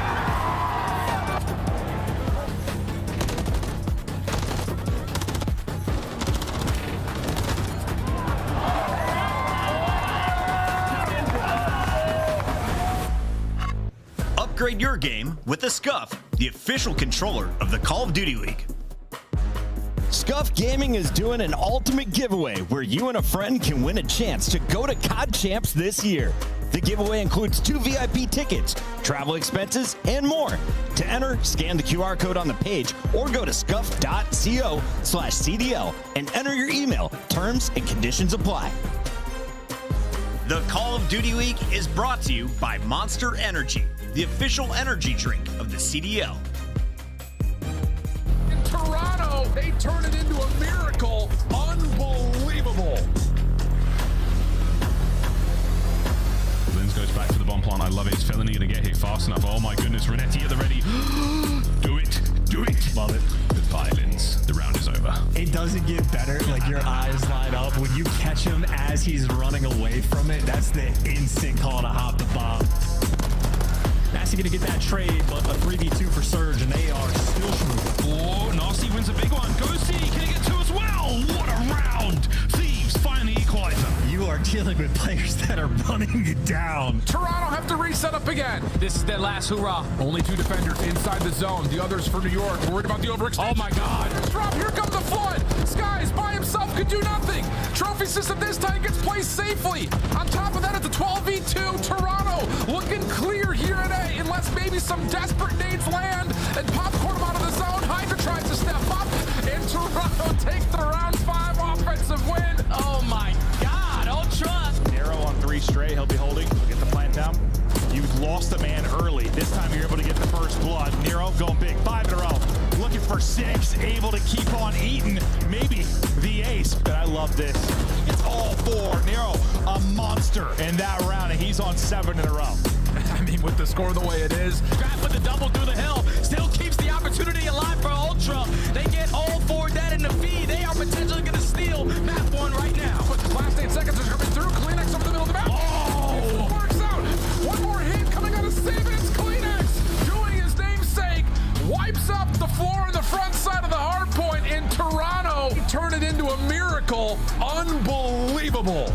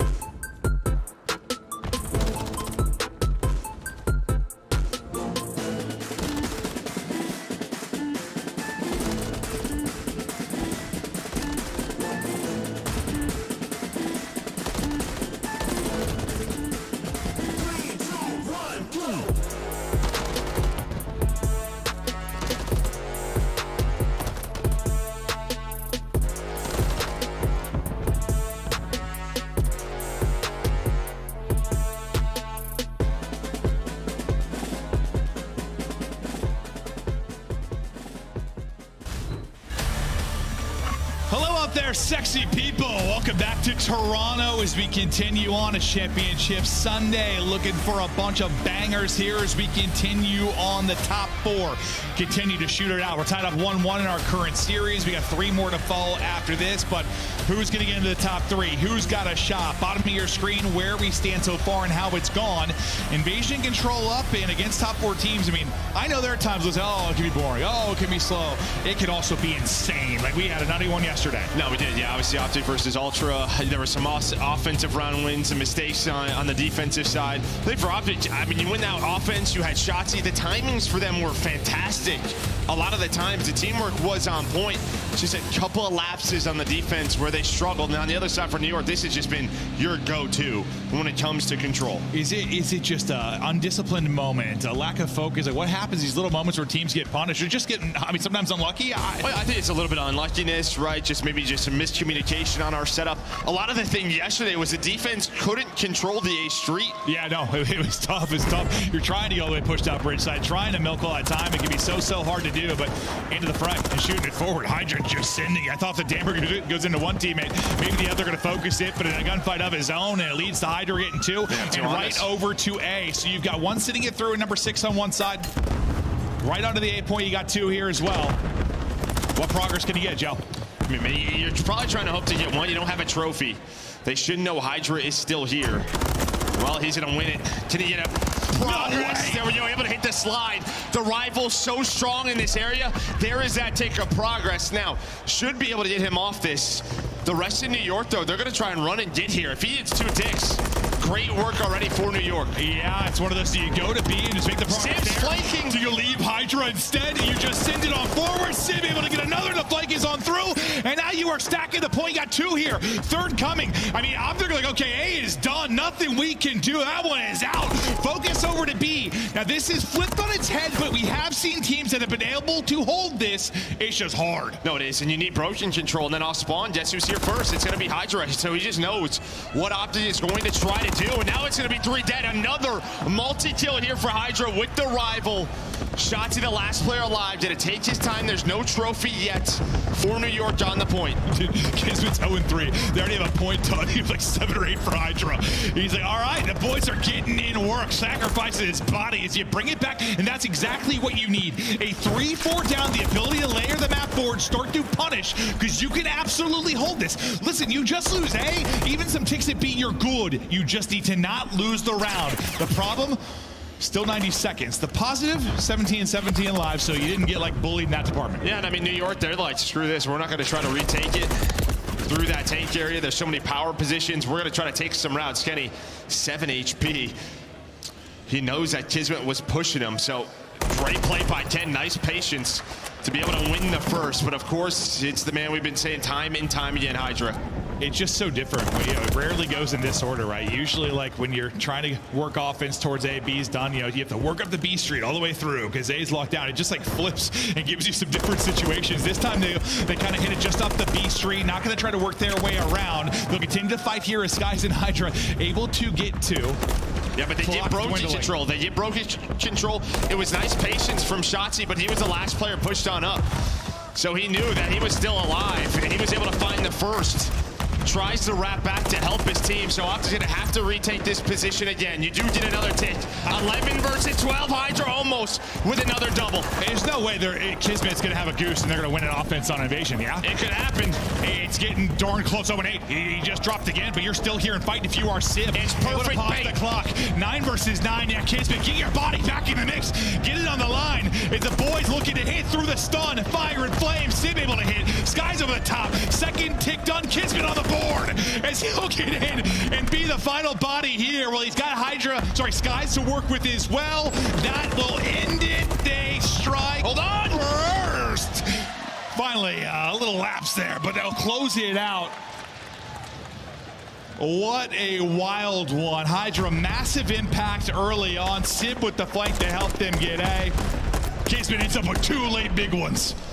Now, again, I mean, the break-off, right? Just simplifying things is New York. A lot of the times, the last couple of months, that was the key, like stage 1, major 1. An A hit. If it works out, we're probably going to win an offense. Teams got away from that. They knew how to stop it. All right, what comes back into the meta? You throw that in there. I think it just catches them off guard. Obviously, you have the individual moment from Hydra with that 2-piece. But yeah, again, just not retaking that 8 point for Optic. Just not able to deal with the early playmaking from Hydra. Now Optic's turn. Can Shotzzy beat that same playmaker now? Yes, he can. He's the one that kind of needs to match it. You know what he's capable of. Getting to a back spot spotted by Kismet, but how elusive can he be? Able to take the fight as well. And with Deddy Pop now, just shift as many people here, find as many kills as you can. The progress is ramping up at B, a more standard round. Dashy just won a huge one-on-one on the point. Sib was there. And then on the other side of the map, Pred was able to win a one-on-one. So they have A street control. This is what Optic do just as well as anyone on an attack. Shotzzy able to get on through. Now you're on the A point. Everything lining up. The finesse just can't get there. Hey, this is how it works usually in control. Like the good teams just get better and better in offense. It's Pred. He's still alive, still dancing. Can't quite get away, but able to take down 2. But now you try to slow this down big time if you are NYSL. You have a 5 life advantage if you're Optic, so that's big, but you also have 2 minutes to go, so lots of time. But you're probably going to need to get some bodies on this. You might have a massive one-on-one here. Kenny, start to move it out. Yeah, he doesn't even know it. Everyone else is mid-tank, just trying to watch the cross. Now on the A street, here jumps Optic. Hydra is there. He could bait his teammate. All right, he's going to be on the point, so he has some room to work with. Wrap it back will be Kismet. Is he able to get back to full HP? He is, and he gets another kill. Trying to wrap back, but can he? Oh, he is firing. Heat check on that third one. Can't quite do it, but listen, these gunfight wins have still kept the map pretty open, so you continue to get to points of dominance. If you are Optic Texas, I thought awkward there for Dashy, but able to win it. Again, this reminds me of yesterday, right? Nobody on defense is able to get pushed up on a street, so the pressure is on. You're all the way stuck back, Dash. You're on the A point. There's just not a lot of map control for the defense to work with. That's when it comes down to these one-on-one gunfights. And who is it again? Shotzi lurking on through the trophy just out for Sib. Makes it a little bit trickier, and he takes way more damage than I thought he was going to. Shoulder showing 14 HP, but getting back to full, able to pick one up towards V-Dom. That will be Kenny that'll locate the kill. Shotzi, as he drops, the last person lurking, it's Pred. Pred traded out as well, so you reset this for a moment. Yes, you've not pushed out a street. You can see that's where all the pressure now coming for Optic Texas, but 50 on the clock. Will the lives matter? 13 versus 10. And again, Dashy able to get there, so this will pause the clock for a bit. Almost able to win it, but the headshot in for Hydra. Yeah, one more bullet and he is down. But because you've had someone on the objective for a while, it's a 10 versus 9. 45 seconds left. Again, not very clean for New York. You do have two players over towards A. But every single kill is massive right now for Optic. You saw the reaction there from Hydra. He was frustrated. Kismet trying to be the answer, but the trade once again is on. Sky's POV, lurking, waiting on the objective. A trophy out will be Sib. Here comes the next opportunity, but he's able to snap it. Sky's actually that gets the damage through in the kill. 20 seconds to go. 7 versus 5. It will all come down to this next sequence. But you can just hold if you're subliners. You have to scramble across the map if you're Optic Texas. Deddy out for Kismet. Big fights in. Kismet wins it. Hydra wins it. Stuns himself. Doesn't matter. He gets the help through from Hydra. Time will dwindle, and the defense holds strong about 10 different times probably on A there. Yeah, but what was the difference maker when you had two dead? Guess where Skies was pushed up? He was pushed up A street. Right, he was able to help his teammate on the 8 point, put those shots in and just halt the attack. So finally, you had someone a little bit more pushed up, able to watch that cross. Well, that's a great example of what you've been talking about, because like, I thought at first, like, Sib snapped, like, that was insane, but yeah, Skies that gets the kill. He doesn't have that angle. Sib is going to drop. You're going to have somebody on the point. All chaos then ensues, but Skies with the angle, Skies with the shots, Skies in NYSL with the 2-0 edge. Can you start to bring it back now? If you're Optic Texas, you got to rally off a defense and offense to get back. Hydra just leaves the gunfight, pushes on forward. 1 HP. He was at 2 HP. A stun hit. He never even got back to full. Finally trying to get back. 4 in a row for him as well. He'll get spotted, but you're already on to A. It'll be Sky's already in a position. Now you're just dancing around if you're Hydra, just sitting it all around the map. Yeah, now Skies is able to buy time. He knows it's going to be 2 players. Is he buying enough time for Hydra to get there? One more burst. Maybe he has it. So Optic to recover. No streak for Hydra. Now the focus for New York will be towards B. It is so fun watching players like Hydra and Shotzi when they are in the back line and the decisions, how quickly they are making them and trying to find openings with 3 straight there for Optic Texas. You get a moment of relief. Sib, I'll say you get 2 there. That's kind of huge to help you not get pinned back. Does he slow it down enough? Doesn't seem to be the case. The crossfire still in for Optic Texas. Hey, you might gamble this if you're Optic, right? If you want a round 5 defense, should jump down to these ticks, because right now it's what, 6-3 for New York. Obviously, you have to win the round, next round if you get to that round 5. But Sib, great shots onto Dashy. Maybe that allows them to get to B. Yeah, Dashy ain't losing many of those, but sometimes he's gonna shift on over. This will mean that 2 players, Pred and Dashy, off spawn. They go right on over towards B. Nobody with eyes on the A street. No spawner wrapping back. Now they're going to, but Sib is here. Sib's winning a big one-on-one. Might be enough to get this first tick of progress done. And the shots are in. Enough damage through for Skies. You get the back out of this is Shotzi, and there's the progress over at A. So you get the tick. Any kind of gamble from Optic Texas started to fall apart. 14.8 though. Remaining on the clock, second tick of progress done. Decisions need to be made on both sides. 2 players now here. Once again, A is captured first on offense again. We'll watch the fights, then we'll hop right over to B to see how the 2v2 goes over there. Yeah, you still have life advantage if you are Optic. You don't have broken control, but now you might. Shotzi is on through. Him and Pred try to clear this, but it's a 2-for-1 for New York. Eyes from up top. Is Kismet and Brogan able to do it? Now trying to push on forward to be even more of a nuisance against this Optic Texas side. Sib gets 1, can't get 2. Skies Eyes on with him. 9 versus 9 in the lives department now. 3 straight for Kismet. Snapping back, finding the kill. 1 more in front as he's maybe working towards a cruise. It may not even matter. Working into the second tick of progress. You're just sprinting forward and getting caught. NYSL are set up and going for the jugular. Yeah, I mean, such a good control team, and now Sim with 4 in a row. 3-0 in New York, and they win 2 offenses versus Optic team. I thought Sim was going to get that one as well at the end. Like, he got 2 headshot dings there on the bread, too. Incredible stuff. Not often you're going to see a 3-0 win on Invasion Control when you're having the top teams battle at it. But from the get-go, from the opening of the round 1, it feels like for the rest of that 15-minute session, it's Optic is on the back foot, man. I mean, it was the same break-off that we saw from New York in the round 1. How they go right back to it, and it works out. You just put so much pressure on the map, and then you saw Optic, they were putting a lot of pressure over towards B. They dealt with the A hit. You saw those 2 players spawn up, and Sim's like, I don't think there's anything over here towards A. Let's just hit it. He's able to get on it. Then he has Skies on the crossfire. And then they were able to work the point. Yeah, and you know, you have some of your struggles yesterday. Obviously, Optic can be so great there. They can be great on the attack. But even if you're like thinking about playing something else, that's where it gets so tough with Control. It's why it's been such an important mode when you only have 3 options, because you can't play them on high rise. I mean, you're the best Control team in the world on high rise if you're New York, so Invasion's going to be the pick, and they still come out and throttle them just from the opening sequences, a step ahead what it felt like at all times. Oh, it was. I mean, yeah, props to New York, and I just think for Optic, just try to simplify things on B. Obviously, you want to be aggressive over towards B, don't want to give up all the time, but just feels like they never had a street control, really get into a defensive setup. And I guess you just give props to New York and the pressure they were putting on time and time again. They lose a tight map 1 by 19. They kind of handle business in the search and destroy with a 6-3 victory. Hydra goes nuts there, and he keeps going right into the map 3. I mean, he was fired up multiple times.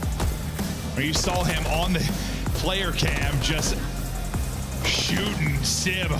He was dialed in, winning some massive fights, and it just felt like, I don't know, every offense there was just pressure. There wasn't like 1 second of comfort, it felt like, if you were Optic, like ever. Yeah, and then, I mean, they did the same thing in New York. They were just able to recover, right? You could just never get multiple bodies on the point from Optic. It was a solid offensive round with multiple attempts towards A. Well, typically, I mean, that's one of the things that really defines like your great Control teams on Invasion is like when you're pushed up against it and trying to deal with the defense at A, like the comps have to be perfect. You have to avoid every 3 down. You have to have eyes on every crossing. You have to be picture perfect. And they were able to do it for a little moment they had to, but yeah, I mean, the highlight's got to be the offense. I mean, the fact they get A first both times, how many times have we had that in a series? I don't have a stat in front of me, but not many. Not many at all. Wild stuff there is for the most part. You know, you heard the Optic Ultra match yesterday, how loud the crowd was. You know how crazy these fans can be for Optic, but so far they have been silenced. We take a look right now at the Toronto Major last year. And this is how it played out. Just a reminder on how it went down as NYSL were able to make the run, win it in a best-of-7 fashion. Who knows, maybe not again. Yeah, I mean, yeah, obviously you start here in losers round 1. They lost it at game 5 right away to Ultra, and then they just go berserk. What, how many 3-0s is that in a row? 3 3-0s, another game 5, then they get to that final, win in at game 7, and that started sort of their run to win the World Championship. And this year, you know, you're still, everyone's going to talk. I mean, the talk, listen, Sim's going to chirp. We know he's got the gunny. You saw it there. You know what he's capable of. But win or lose, there's going to be so many eyes on him. Just when he comes in for Priesta, the Winter World Championship, so far, seems he's dealing with just from like a mental side of it. Like, you kind of have to have a strong mental. I think at this level, you're playing for a top team. You have to own it. Okay, so we'll see if he can somehow get this team back to another one, but it has not looked as good. The vulnerabilities have been far bigger. But for Rio Hardpoint, I think Rio Hardpoint is one of the bigger conversations when you talk about just the top 4 teams when it comes in to the vetoes, whether we're going to play it. Well, someone decided to finally veto Subbase versus Optic, so that works out now. Yeah, New York plays Subbase. Maybe an idea, but well, Vista too, though, I guess. Yeah, and then I mean for New York, they're 5-3 here, but a couple of those losses are to Faze, so they were one of the few teams that would square up with Faze on it. So they're at 5-3, but Optic, they have to know this is going to be a big map for them at this tournament. Absolutely. I mean, Not really against Faze, as you said. It's going to end up getting banned, but when you talk about the other three and their hunt, and maybe dethrone them, it will certainly be in the conversation. The time it's accruing early right now for Optic Texas, but is Kismet and Sib able to disrupt that for a moment? It's very quickly answered by Kenny and Dashy. One team kill in the mix, but 3 through for Optic Texas. Now we start to focus on the P2 setup and rotation. 15 seconds remaining here. Number 8 in Sky is going to be kind of the first one over. As he starts to cheat over and get set up, holding the back push through will be Sib. Yeah, but not anymore. Gets through though. Gets through, and I mean, what a start here at P1. That is 42 seconds for Optic. Sorry, 41. Tick doesn't come on through, but a great start. So New York early under pressure. It's right away. There are 3 Optic members near the hill. Dashy 3-0 start with that MCW. He's got the help of Kenny watching over him. So many different angles, but the nades are on point. Kenny was Mr. Sunday in that map 1. Can he do it again here? Some big multi-kills early as he leads things off for them at 5 and 3. And yeah, the fact you get all that P1 time and you stop NY itself from really getting anything here. You have 3 points despite the fact you had the early setup and control. It just leads to nothing. Now you're able to get in with 25 left. It's Hydra, Skies, Sib through on the feed. And we're now with 20 remaining. Let's think about the other side of things. Because it'll be Sib pushing up bridge side, maybe looking for that one-on-one against Kenny. Yeah, I mean, the problem is, right, Kismet goes down, so that spawn is not open yet for an Optic member. Now it might be, so Dashy and Shotzi, they should spawn out here at Old. It looks like that's not going to happen. So they're going to get into not the best setup here for P3, but they still have numbers. Yeah, still spawning out Old. Instead, it's going to be Hydra. You win the fights. Sometimes you're wondering what's influencing the spawns as they're going to spawn at the next before it pops, and it will get set up to lock it down. Now, one person lurking here will be Hydra. He's disrupted so many moments here for Optic Texas, trying to do it again, but this time you trade him out, you get right back into the point, you maintain the 40-point advantage if you're Optic Texas. Yeah, I love that from Fred, though. Able to push out and find another. But even without the numbers, they make it messy so far. But nice recovery here from Optic. You recover, you hold, you get this up to around 80. All the stuns hitting, so you know he's tucked away. Good luck with that one if you are Kismet. As a rabbit and Shotzi comes flying around the corner.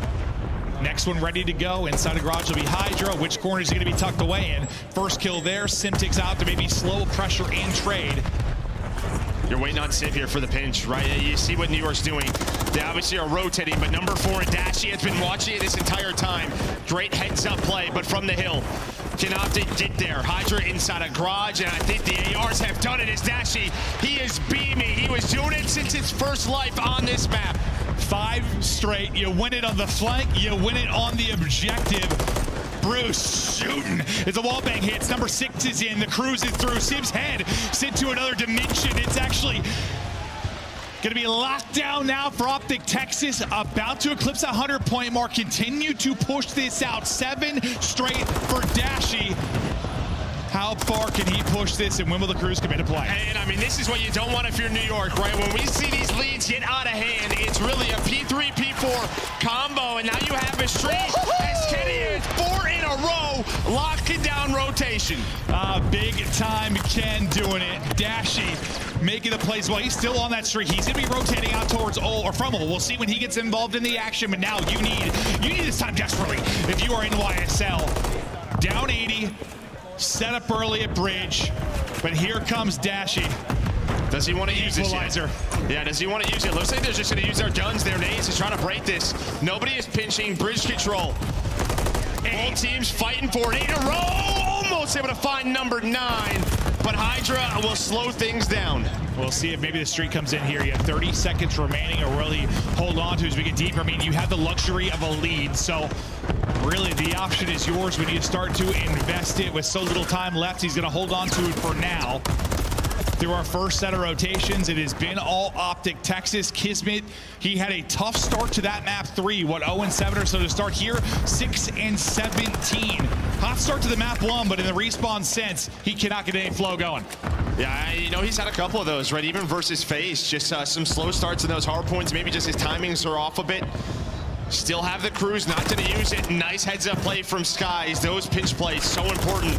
Dashy's been able to find him on one side, Skies on the other. But this is where you need to get the tempo going in your favor. You go, what, 41-0 here at the P1 when we start the game. A chance to answer and control the pace, kind of get ahead in rotation. You know that domino effect, that snowball effect you're able to do, but as you get 3 kills of your Optic Texas, take everything I'm saying out of the equation. Optic Texas burn through that. Still 30 seconds remaining, and that's a great answer there from Texas. In the end, stay patient with the crews. They could have used it there, maybe on P1 control. They have P2 spawns, but they just opt to trust in their gunny.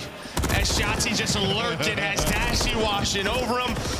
You can see what New York are doing. They're just kind of flooded. Nobody is rotating. So New York going at this one more time. Not didn't work out. Now this scoreline didn't start to get ugly. And they're spawning out real far. Yes, you've got a bit of a trek here if you're Optic Texas. Really just going to have Shotzi in position early on, but he's got all the way to garage. He's been able to push all the way forward because it spawns so deep for NYSL. Most trying to win it through the front. Kenny able to deal with the player garage side. Dashy able to shut down one as well. And so far, the numbers have gone to Optic Texas. They are obliterating NYSL right now. And I couldn't believe when New York went for that one more time through top middle because you allow Shotzi into the spot. It has been a clean 25 seconds on this P2. We do not see that often. Trophies down from Dashy and Kenny. On the pinch will be Pred, able to find the first. Can he find the second? The stun was there, but he's just going to try to flip spawns on this rotation. You still have 1 cruise. Kenny is working towards, okay, never mind. His heat drops on 4 straight, but the lead, it's building 270. Oh, they flipped him as well. This is unreal from Optic. Absolutely bodying them so far as Kenny gets another one. NYSL in the absolute blender. Optic are smashing them. And what an answer as another cruise is earned there from Pred. You get destroyed, dismantled in the map 3, you brush it off, you start to fry. Optic deep in the bag of goodies here in map 4. Yeah, I mean, you had suppression through top middle. That's really what's going to come down to. Sib is just wasting this player's time. Sib just trying to take him down. But through the middle, subliners do get here. They just got a lot more work. Yeah, a lot of work. And a couple of missiles that'll probably hit him in the face.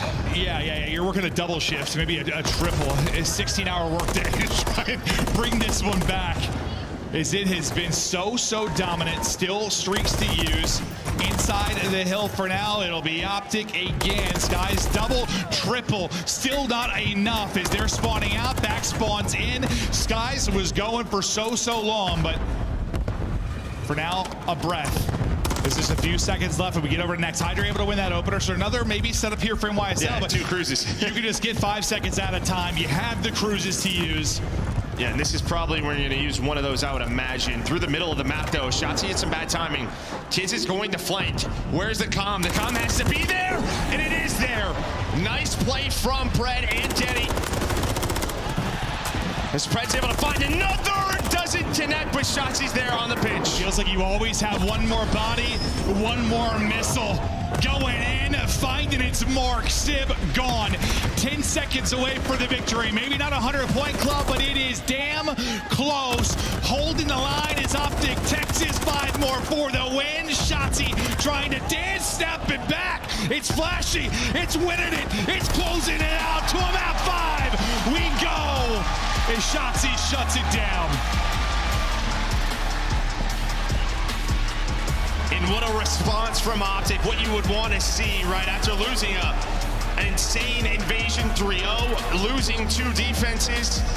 Right from the get-go, they go up 42-0. Dashy has a perfect start. He was so crucial in so many of those moments when New York were trying to set up breaks, trying to set up pinches. He was able to pick it up, won the gunfights, able to earn that first cruise. He got them going. Yeah, for NYSL, like Rio, I mean, we were talking about against the top 4. You tried to ego Faze on it, got smashed. You tried to fight against Optic here, you get smashed. I don't know if that one's going to be working when you're talking about the fight against top 4. Well, I mean, their hardpoint just hasn't been working. That's true. That's the question here. Right? We don't have a lot of strong maps. You're likely losing one of them. Yeah, their hardpoint has just not been strong at this tournament, but again, they've relied on sort of 2-3-5 to go 50-50 in hardpoint and try to win a tournament. No, the assumption is that'll be the recipe for success. Struggling in hardpoint, but still a championship contender is New York. Can you do it through 2-3-5? When you talk about the 5 going to invasion, I mean, the talk's got to be Hydra. I mean, he was making the plays over and over again, whether it was in the control on invasion, whether it was in the search and destroy. The guy's been a myth. Can he do it again, or to opt to keep that positive momentum from the map 4? This is a square up. I mean, throughout this stage, you're 4-0 on this if you're New York. You're 3-0 if you are Optic on this. A map that both teams have been working on. We just saw Hydra on it yesterday, 15-4. Yeah, this is going to be a fun game 5. Yeah, usually we talk a little more about the map 4 before we get to the map 5, but this is usually like, Joe, which one of these points is where the game flipped? Well, it flipped 1 second into the goddamn match. Is Optic just smashed them. They tie it up in 2-2. It's Championship Sunday and onward we go. A quick break and then we're back with a massive map 5.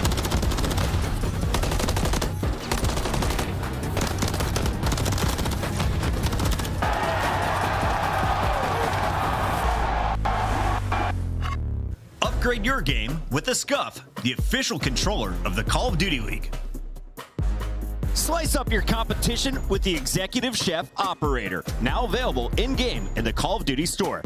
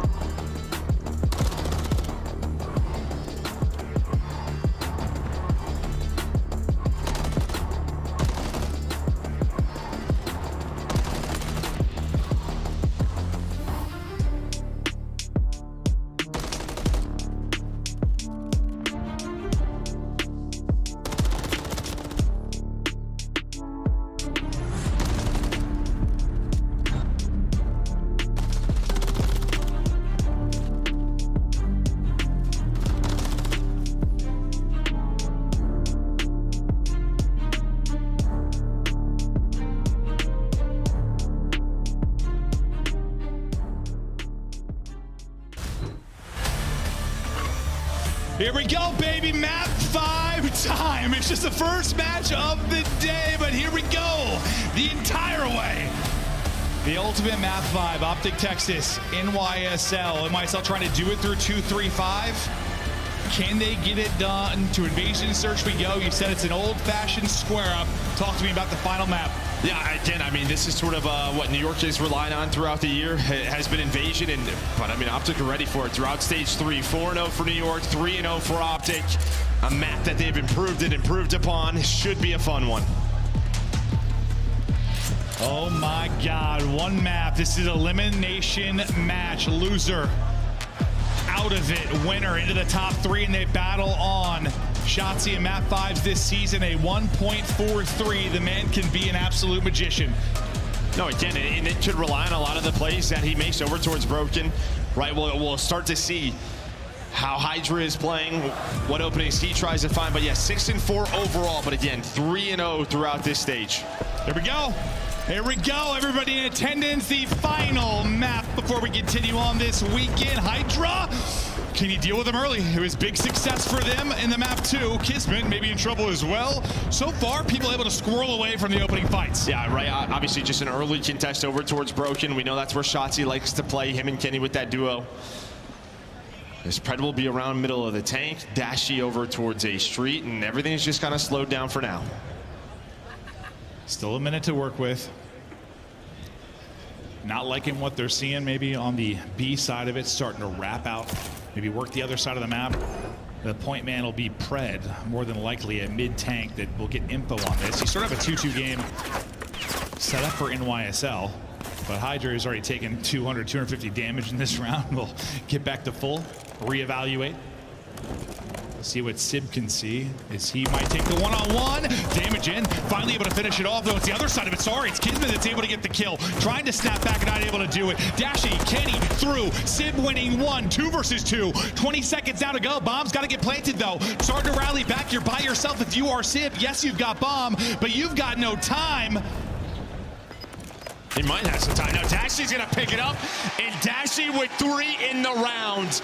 An incredible map 4.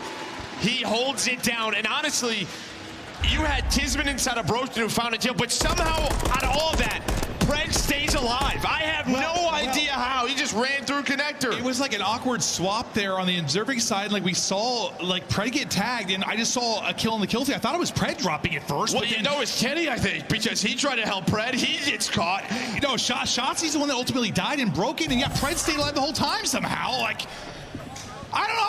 He had to be 1 HP. I thought he was dead for sure. Sib, I thought hit some great shots, but it's Dashy with 3. It's an optic win. That's the headshot multiplier being gone, right? I mean, if that is the old MCW, probably, that's a kill. Yeah, well, thank God that's gone. See if Dashy can continue to work this. He has been so clutch for this optic team.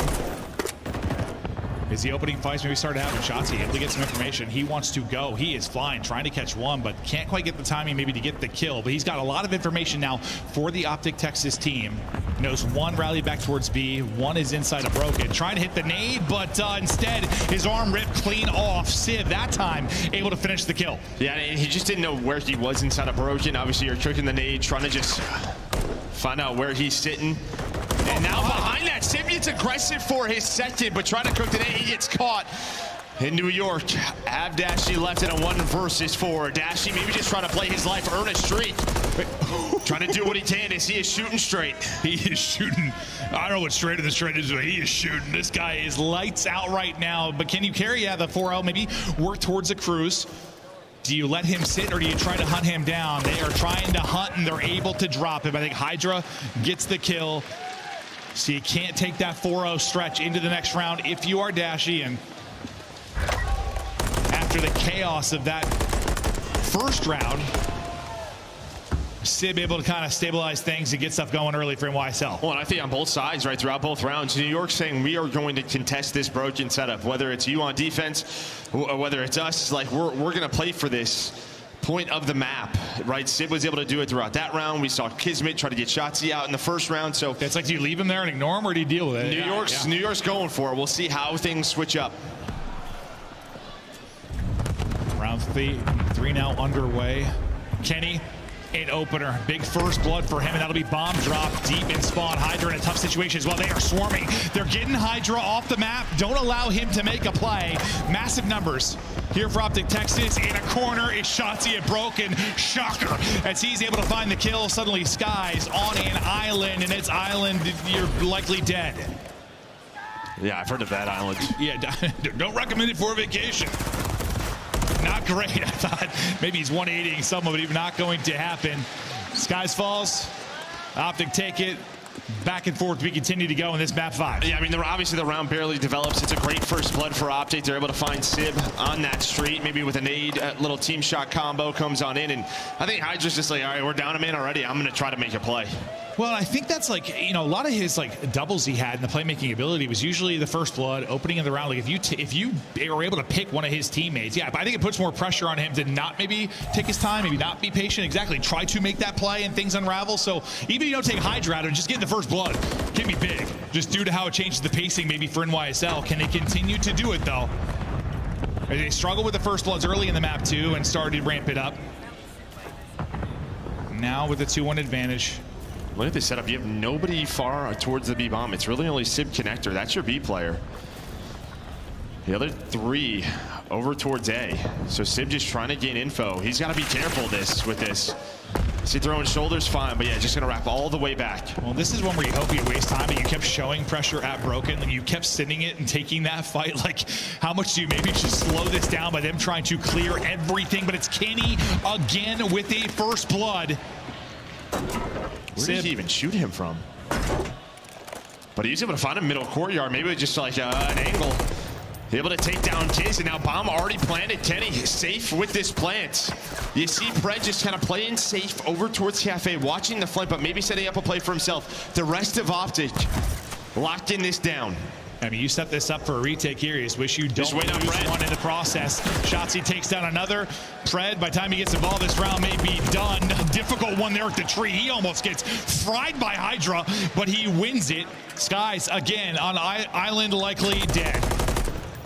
Yeah, sometimes when you're that A Street player, there's just not a lot you can do. You are left alone time and time again. But Kenny with, I think, an insane first blood on the Kismet.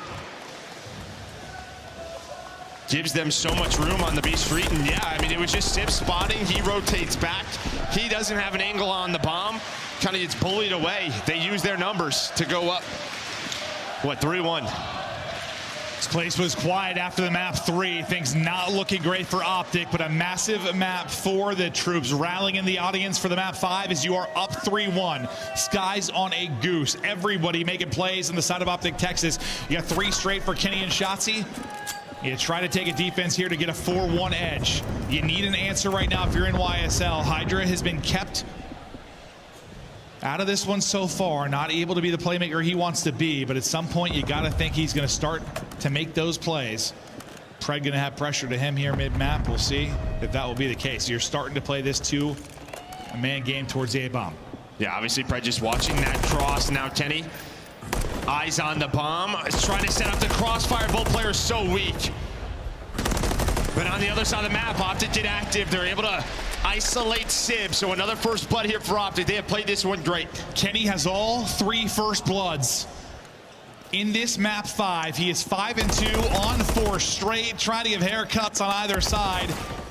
But Pred, Shotzzy both just trying to stay alive as they're taking some heavy damage. Bomb would be planted. Now you have to work the retake. What are you seeing, Joe? Yeah, watch number 6, Kismet. He's working the B Street. He might get behind enemy lines. He's going to find a freebie and just get out with his life. And that allows Hydra to find one. So it was a 4-on-3. They have to work to defuse. Still time on the clock, but you have to hunt these players down. They got an idea of that, or his position is Kismet. Checks it and then tucks away. Skies will drop. 10 seconds to go. Checks it, gets the kill, not enough time, and a big one for NYSL in the route from Kismet. That'll seal it. Yeah, I don't know what the timing was. You obviously had 2 players work that B Street, right? One inside of blue, one all the way back tank. He must have just cut through DVD alley. As soon as Optic were starting to work up towards A, and that just changed everything. Him and Hydra able to flip the script. You needed that one so badly. You have another first blood for Kenny. You're in a good spot if you're Optic. Seems like it might be the dagger round to go up 4-1 maybe if you are Optic, but you stabilize now for your NYSL. You stay in the hunt. Sky's still looking for his first. Nobody kind of playing from tractor close B again for NYSL. They want to get aggressive, and we'll see how they back it up and set it up. But once again, wanted to challenge Broken. Yeah, I mean, 3 players just right from the get-go, putting trophies down, smokes down, making sure they want to contest this point. So they have time and time again, and now they kind of go to a more natural setup as Hydra is the only man mid-tank. Skies over towards the A Street, but how do Optic want to fight this? You just get so much info, like this 3-man Wolfpack just pushing it out, making sure Texas can't get to some of their spots. Going forward, stiffing it out, it's Shotzi.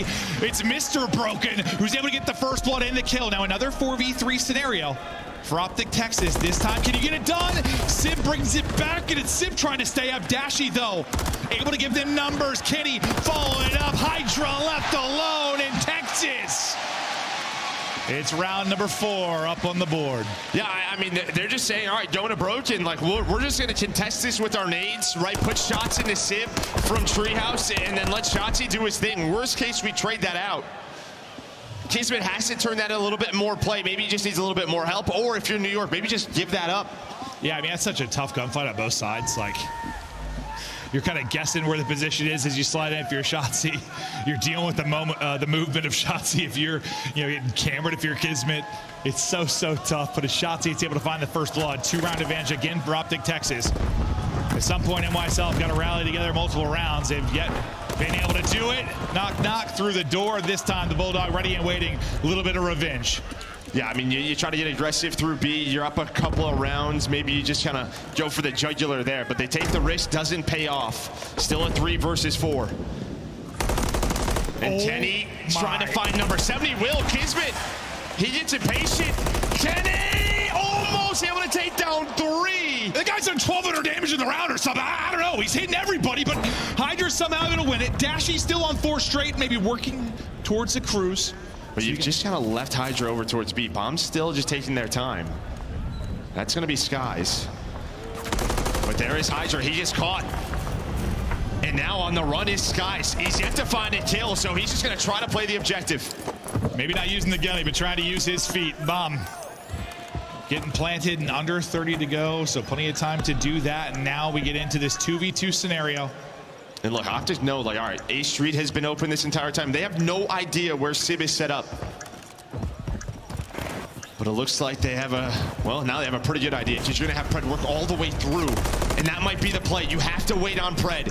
Great shots by Dashy to back him down. Maybe a one-on-one on the other side too, but yeah, it's on Pred to find the opener. He's able to do that. Kill onto Pred, all onto Sky. Still looking for his first. Oh yeah, spotted. 15 seconds to go.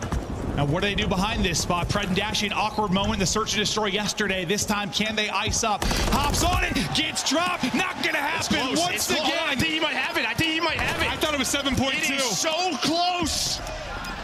He's got it. He got it. He got it. This time, Pred and Dashy, they're able to do it.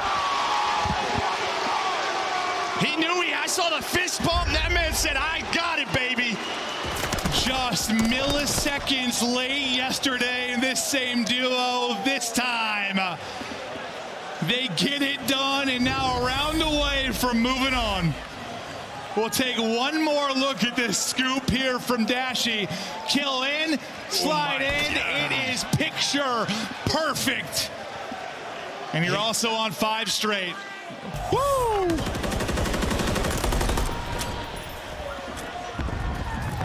One more round, you're into the top 3. You're battling deep into a Sunday again if you are Optic. The fans can taste it as they're so close to closing it out. Again, you get aggressive through B Street, right? Look at this setup from Kiz and Hydra. Not contesting Broken, but 2 through the DVD alley. Just when are they going to pound? Just kind of waiting patiently. Gonna have Sib looking over them. Really, I mean, A is wide open, but New York just kind of knowing. Look at this. As soon as they put shots in, they fly. So Hydra's able to find the first. Do they know it's 2?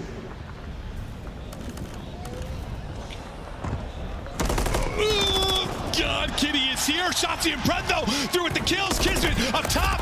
Kitty will drop the Hydra. 1 versus 2 now for Hydra. 30 on the clock. It's all on the French sensation, or they are out of this tournament. Oh, no.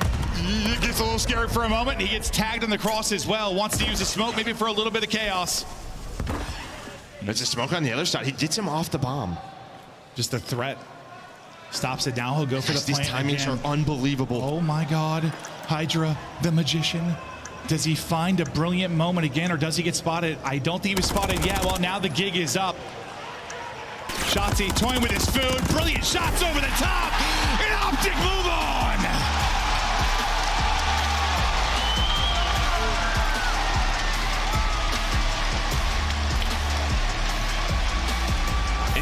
a mode that hasn't been great this weekend for Optic. You get to a game 5, and they're able to clutch on up. As I said, throughout this stage, 3-0 perfect. Now up to 4-0.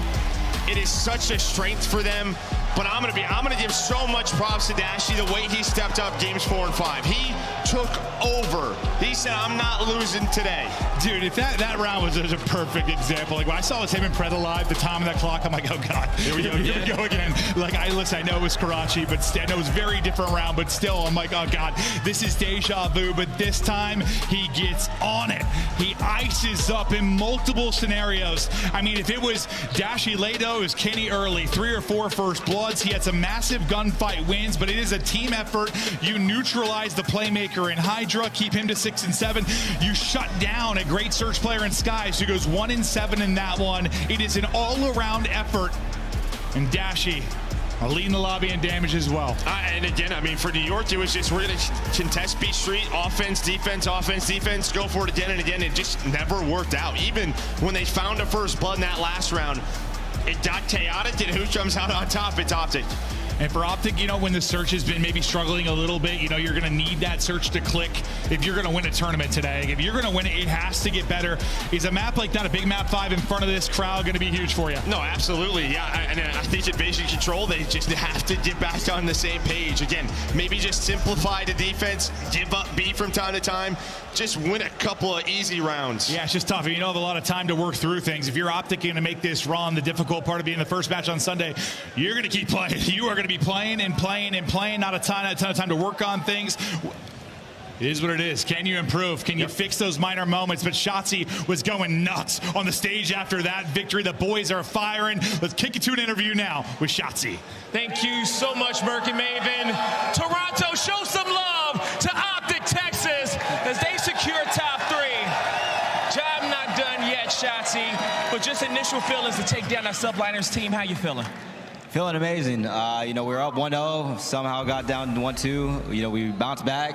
I ended up winning the next 2, so, you know, I'm proud of the boys. Proud of the boys. Okay, now, you know, I don't want to talk too much about strategy because I know the ops are watching, but when you guys were down 1-2, what was said by the coaches there to get you guys motivated in those last 2 maps?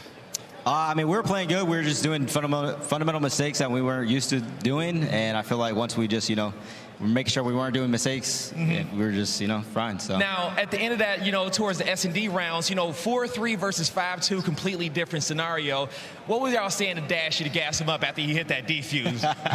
I didn't think he was going to get it. I mean, I think it was, what, 7.5 exactly or something like that? So, I mean, I don't even know. I was screaming at him. I don't know what I was saying. I'm not going to lie. I would just screaming. So. All right, one more match for you to get ready. We're about to get the winners finals underway. But what you want these Green Wall fans to know here and all around the world as you get prepared? Keep going crazy. You know, keep going crazy, for sure. Keep we love you guys. going crazy. That's going to do it for us on the stage. Chris, take us away. There was a war in the chat during this series, but Optic comes out on top not only in this series, but also in the venue. The fans getting behind them in that game 4, and when they did, 100-point club was basically on the table. Let's talk about this comeback from Optic Texas. I mean, that was just unreal. The 100-point club, I don't think anybody could have saw coming, and neither could they see that invasion control out of New York Subliners to take 2 attack rounds and for Optic to come back swinging in the way that they did. Kenny, we know what he does on Championship Sunday. Easily kind of my MVP overall for this series. He opens that map number 1 with 6K damage, 34 and 24, and then they follow. They drop 2 maps in a row just to come back in that Rio and hit 100-point. Nameless, I got to ask you about this game 5, though. Dashy putting up some MVP-like numbers to seal the deal and lock in top 3 this weekend. Yeah, you know, when I saw that game 5 being Invasion, I'm like, this is truly a square up. I actually leaned towards New York, but I said if Optic Texas were able to dominate B Street and make plays, we know where Sip plays behind that tracker. We know Kismet likes to play in bottom broken, and Optic absolutely exposed the defense of the New York Subliners. And let's talk about Dashy for a moment. You're talking about a guy who was #1 in clutches coming into this event, has the absolute ice in his veins to clutch up some massive rounds needed by Optic Texas. Dashy gets the job done for Optic, and Shotzi and crew celebrate as the final kill is scored on Hydra.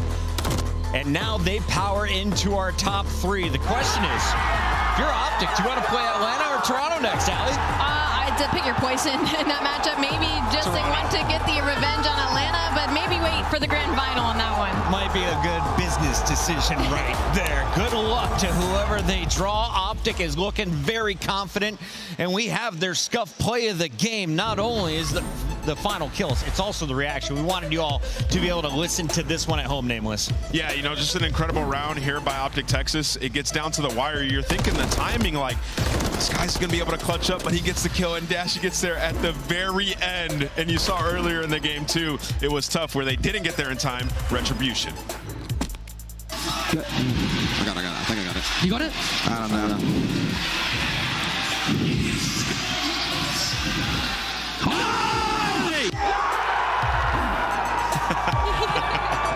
Even Dashy didn't believe he had it. Prez, like, you got it. No, listen, they were due one from yesterday. Remember when we were on Karachi and they were like, Pred's not getting it, Dashy's not getting it, and the bomb blew up? They were owed a defuse at 0.0. That is manifestation at its finest. Listen, things are going our way. We're not making the same mistake twice. Optic get it done in 5. What a series. Congratulations to Optic Texas for back-to-back top 3 finishes. And of course, the 3 teams remaining. We got Faze, we've got Ultra, we've got Optic, but it's that big one coming up next. Number 1 seeded Faze versus number 2 seeded Ultra here at Major 3, coming up on the other side of this break.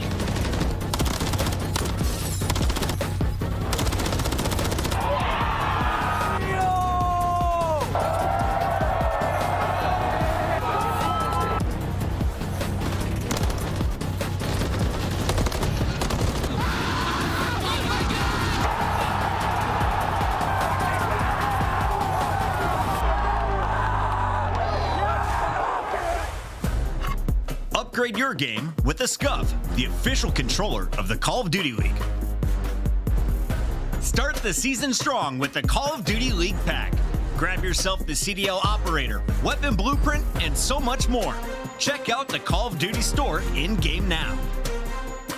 The Cataclysm pack is available now. This bundle includes the Cataclysm operator skin, Dystopia weapon blueprint, Iron Lung charm, Broom animated calling card, Alpha vinyl guiding light emblem, and Scratch Tally weapon sticker. Use these items in both Call of Duty Modern Warfare 3 and Call of Duty Warzone. Available in store now using Call of Duty points.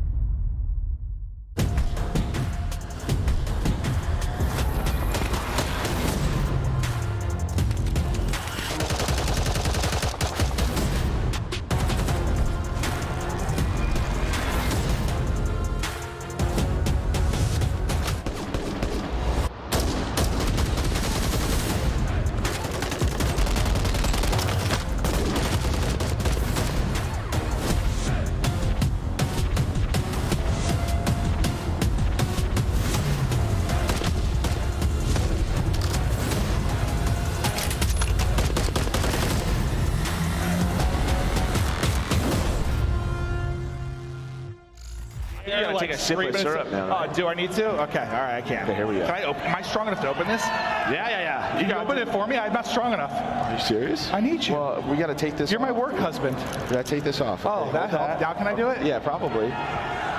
Go. Come on. I can't do it, dude. Twisted bar. I need to chug the syrup. Is this guy serious right now? Oh, you're very strong. Did you get it? Not the headset, please. Yeah! Woo! Oh, God, what are you doing? Oh, my gosh. That was way too much. We've got inside on stage. That's delicious. Okay. Right? Champs is solidified. Now it's about getting that championship. We know how that momentum can get you the ring. And look at that trophy. What's that? The best in Call of Duty history. Right there. We did pretty good in Black Ops 2. I think that thing is better. Let's take a look at the cash. Now, as hot as the game may seem, I know one thing that won't be that crazy, and that's the comms of Toronto Ultra. We kill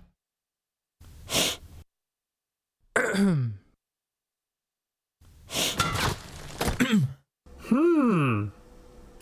Calm as ever, Toronto Ultra. Now to the other side of the stage. Unless Priesta can come up with something magical, something historical. Few players falling.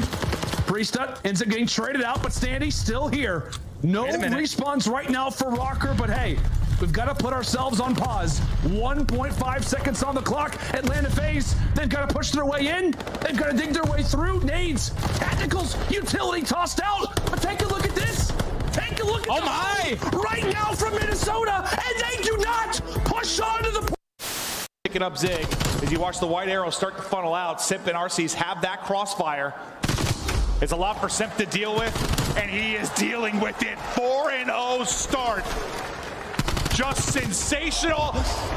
And he gets stuck. That was directly to his forehead, I think. Yeah, Toronto Ultra trying to get water side to, flip spawns for the second hill. We're going to head towards the left side of your mini-map, dude.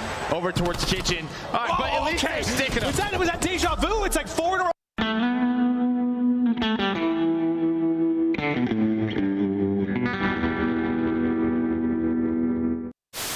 They're sticking to mid-map control.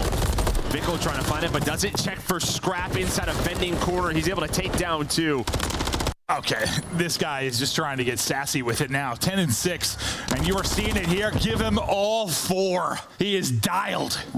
Try to retake from, but Dashy maybe just gets given a gift. No, Dashy didn't see him. Open your eyes. Oh no, he didn't see the player Kleenex lying down in the alleyway. Oh my word, and Kleenex. Trying to clear out every single base he possibly can, but Draws has found 2 in the middle of the map with the Renetti. He's going to find the 3rd as well. Draws are lighting up the kill feed. Atlanta Faze sending us to around 11. Honestly, it's just us in Toronto, but as you've seen, we just 3-0'd them, so I think they're ass and we're on top. That's the problem. You gave them all the time in the world, and now Ultra have set themselves up perfectly for the barbershop hardpoint.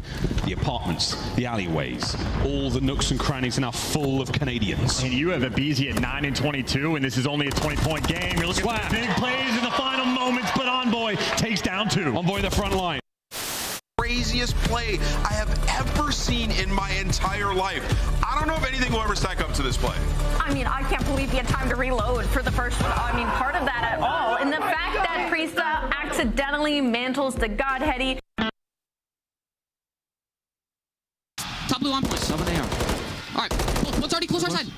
Yeah, he's pushed out. DJ, wait. Slam. DJ, nice. There, blue. Lay downhill. Absolute weekend. Absolute hill. One, you. Absolute. Nice. Oh my God! Step. We got blue. Have hot blue. Oh my God!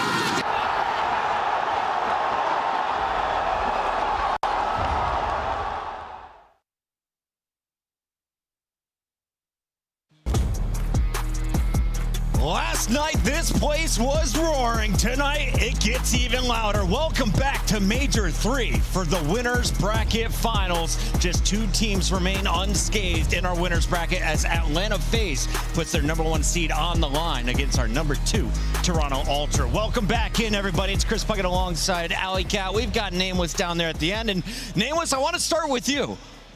Why is there so much animosity entering this matchup? Listen, because Scrap and Draza have beef. Everybody knows this. If you're not on Twitter or X, then I don't know what you're doing. Follow these guys because they truly don't like each other. One of the best rivalries we've had in the CDL era. Can't wait for them to go at it on stage. Draza and Atlanta trying to make it back-to-back. They're on a 13 streak, but it's Toronto Ultra in their way. And it's not just the 4 players on the stage. It's this crowd that has their back. Yeah, the home crowd has had their back all weekend long, and we were a little bit worried about Toronto heading into this because of their search and destroy woes, but it seems so far so good on land. They win one versus Optic Texas, and they're one of the worst attack teams in the league, but that's what got them their W on that Karachi search and destroy, and they're going up against an Atlanta Faze team that there is any weakness. It's been in the game 2 and 5. I will say also, if you're looking at the numbers here, Nameless, maybe a weakness for Toronto is simply matching up against Atlanta Faze. Taking a look at Kleenex and Envoy's numbers, in particular against Faze across the whole season, they're both below a 1.0. Yeah, they have struggled, but you talk about some of their losses, it's been them getting cooked online. When you talk about land, Toronto had a great time against them at Major 1, and as we mentioned, they did not play at Major 2. So for Toronto Ultra, they're probably sitting there feeling like they're still the best team in the game. Atlanta has yet to go through them. Allie, walk us through our Monster Energy pregame for Toronto Ultra. Yeah, for sure. The good has been the Hardpoint. Toronto is the best Hardpoint team right now overall in this season. They're number 2 on rotations and top 2 in just about every other category. And not only that, the slang has been there for this team as well, specifically an Envoy making a huge step up here on land. But the bad is their S&D attacking. They're 11th overall in the league. They're 11th in post plan as well overall in the league. And they're 14 and 21 in those rounds in attack. So that's going to be their biggest focus against Atlanta Faze right now. Yeah, sorry, we're just looking at some of the numbers. Is Toronto the best hardpoint team in the game? I would say on the season, yes, absolutely. Their record is ridiculous. But right now, Atlanta Faze has been unreal with the new maps that we've added to the map pool. Atlanta looks almost unbeatable in that game mode. If there's a team to do it, though, it would be Toronto Ultra. But let's talk about Atlanta Faze for a second. On a historic run, if they win this match, they will break their own record that they set in Cold War for most consecutive matches won. You talk about across the board in all 3 game modes, they've been unbelievable since the start of Stage 3, completely working on their craft and mastering the new maps in addition to our map pool. Allie, what I find craziest is the fact that they've only dropped 1 map this tournament, and that was back to Miami. They 3-0'd New York, and they looked clean in that 3-0. And what they dropped to Miami was a search and destroy. And at first, we thought it was just an invasion search and destroy problem because they lost 2 of those back-to-back during online qualifiers, but then they lose the 6-star to Miami. That's now 3 in a row. So maybe raising some question marks on where they stand in the league and their S&D map pool. If you've been watching the CDL era of Call of Duty, you'll know that Atlanta has more silvers than anyone in this league. But you see what Draza has brought to the squad as they are looking for back-to-back golds. Yeah, you say more silvers, but also more golds as well. True. And when you talk about Draza, like this team, 6-3 in Search and Destroy, fantastic.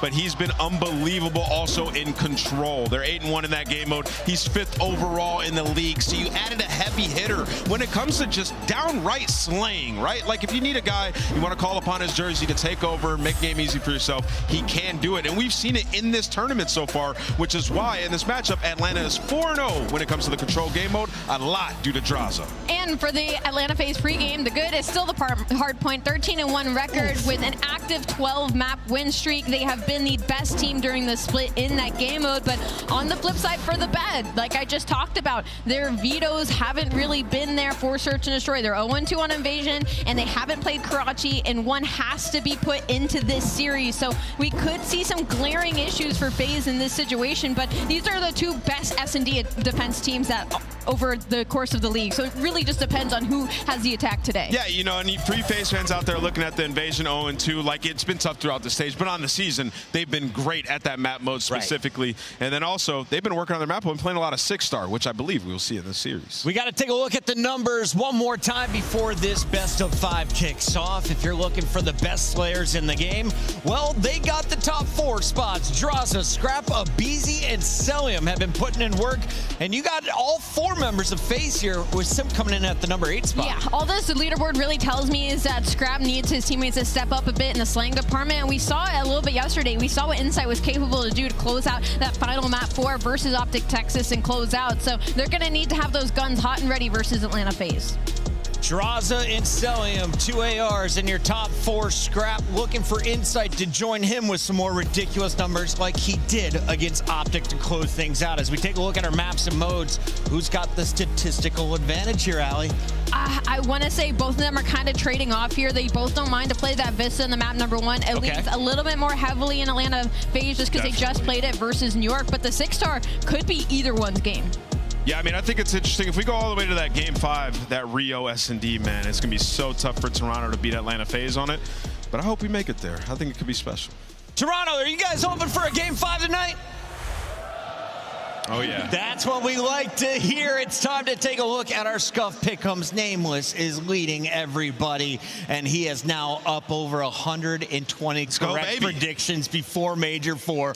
Well done, my guy. Let's make it 121. I'm going to go with Atlanta Faze. They look untouchable, like the best team I've ever watched. I think they take this series. Calling 14 match wins in a row, a new CDL record. Allie, what do you see happening? I don't know. I think the record ends here. I'm going to go with Toronto Ultra. Didn't see that coming, did you? Scrap versus Dashy, Draza versus...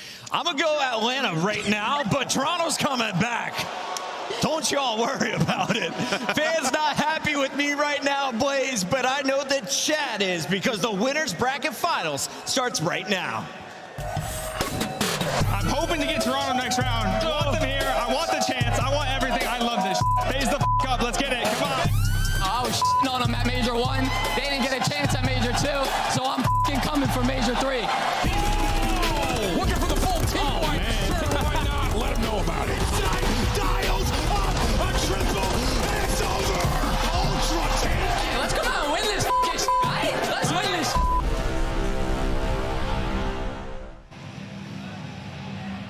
Now, some matches out there, it's about the points. Others, it's about the money. Some is personal. And this is one of those series. The first squad coming to the stage, looking to shut up this venue and hush the crowd. Get ready for those bad boys from Atlanta.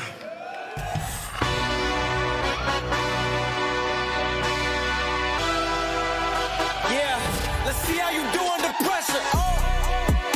Yeah, ain't no errors, baby, it's a new era. I wake up early feeling rich like I'm Kesha. I get to the paper, boy. Extra, extra. Work with me, you know that I got it. Come with me, let's take a trip to the islands. We up on the jet, we'll do more than just fly on it. Stand on that hill, you gon' die on it. Boom, boom. Back with a vengeance, I show you the ropes. Peace in my town, I can show you the coast. Up in the shots if they wanted to smoke. If you know, then you know. Hey, let's see how you do under pressure. Let's see how you do under pressure. A moment can live on forever.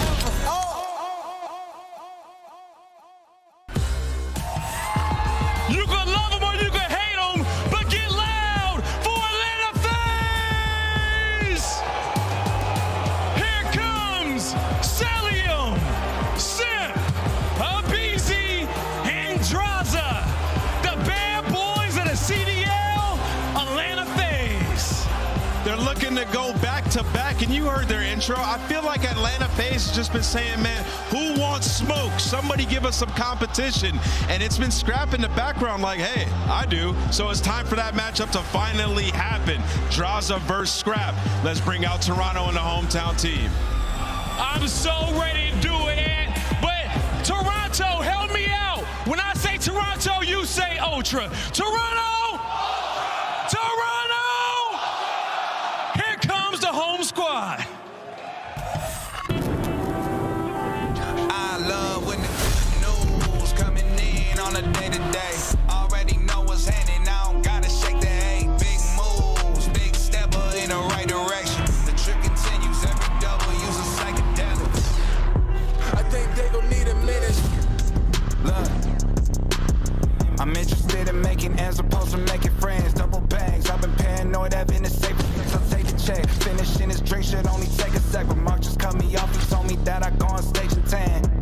Walk out to my own shit on the main event. Vinci my cologne after the show, she told me that shit was a favorite sense. Sprint advantage spacious, we can take it friends. What happened next, you can take a guess. Ladies and gentlemen, here comes the Toronto Ultra.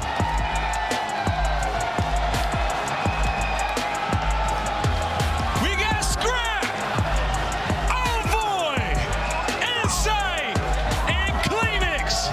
Ready to ice the competition. The home team not playing today. There's been a lot of talk from both sides of this stage all weekend long, and even before that. But all I see in this crowd right now is a sea of purple. It's our winners finals, and one of these teams got to drop down to go against the green wall, and I don't think it's going to be the hometown one. It's finally time to see who's going to take it into that grand final in the final match of the day. Take it away, Blaze. The stage is hot, and it's a lot of beef here. It's time to get this match going. Casters, let's cook. Let's grill away, my friends. This is one we've been waiting for a while. A couple of teasers online. Hasn't been as competitive as we were hoping for, but this one feels different, Jay. Yeah, I'm super excited to get into this one, but I don't want to be that excited because we were blessed with the opportunity to cast the last two matchups between this team. I'm sitting there right now in every note thinking that it's going to be an absolute battle from start to finish, and then Atlanta Faze just do what Atlanta Faze do, and that is just beat the hell out of Toronto. So they have some bad blood between both of these teams. Toronto has to try to come out here and answer early into this series to not allow allow Atlanta to get any momentum. Absolutely the case. And I think the thing about it is we've started to see some of the online performances from Envoy and Kleenex really turn up here on the main stage. That's what they need, because we've seen the Tiny Terrors decimate every other sub-duo essentially in the league.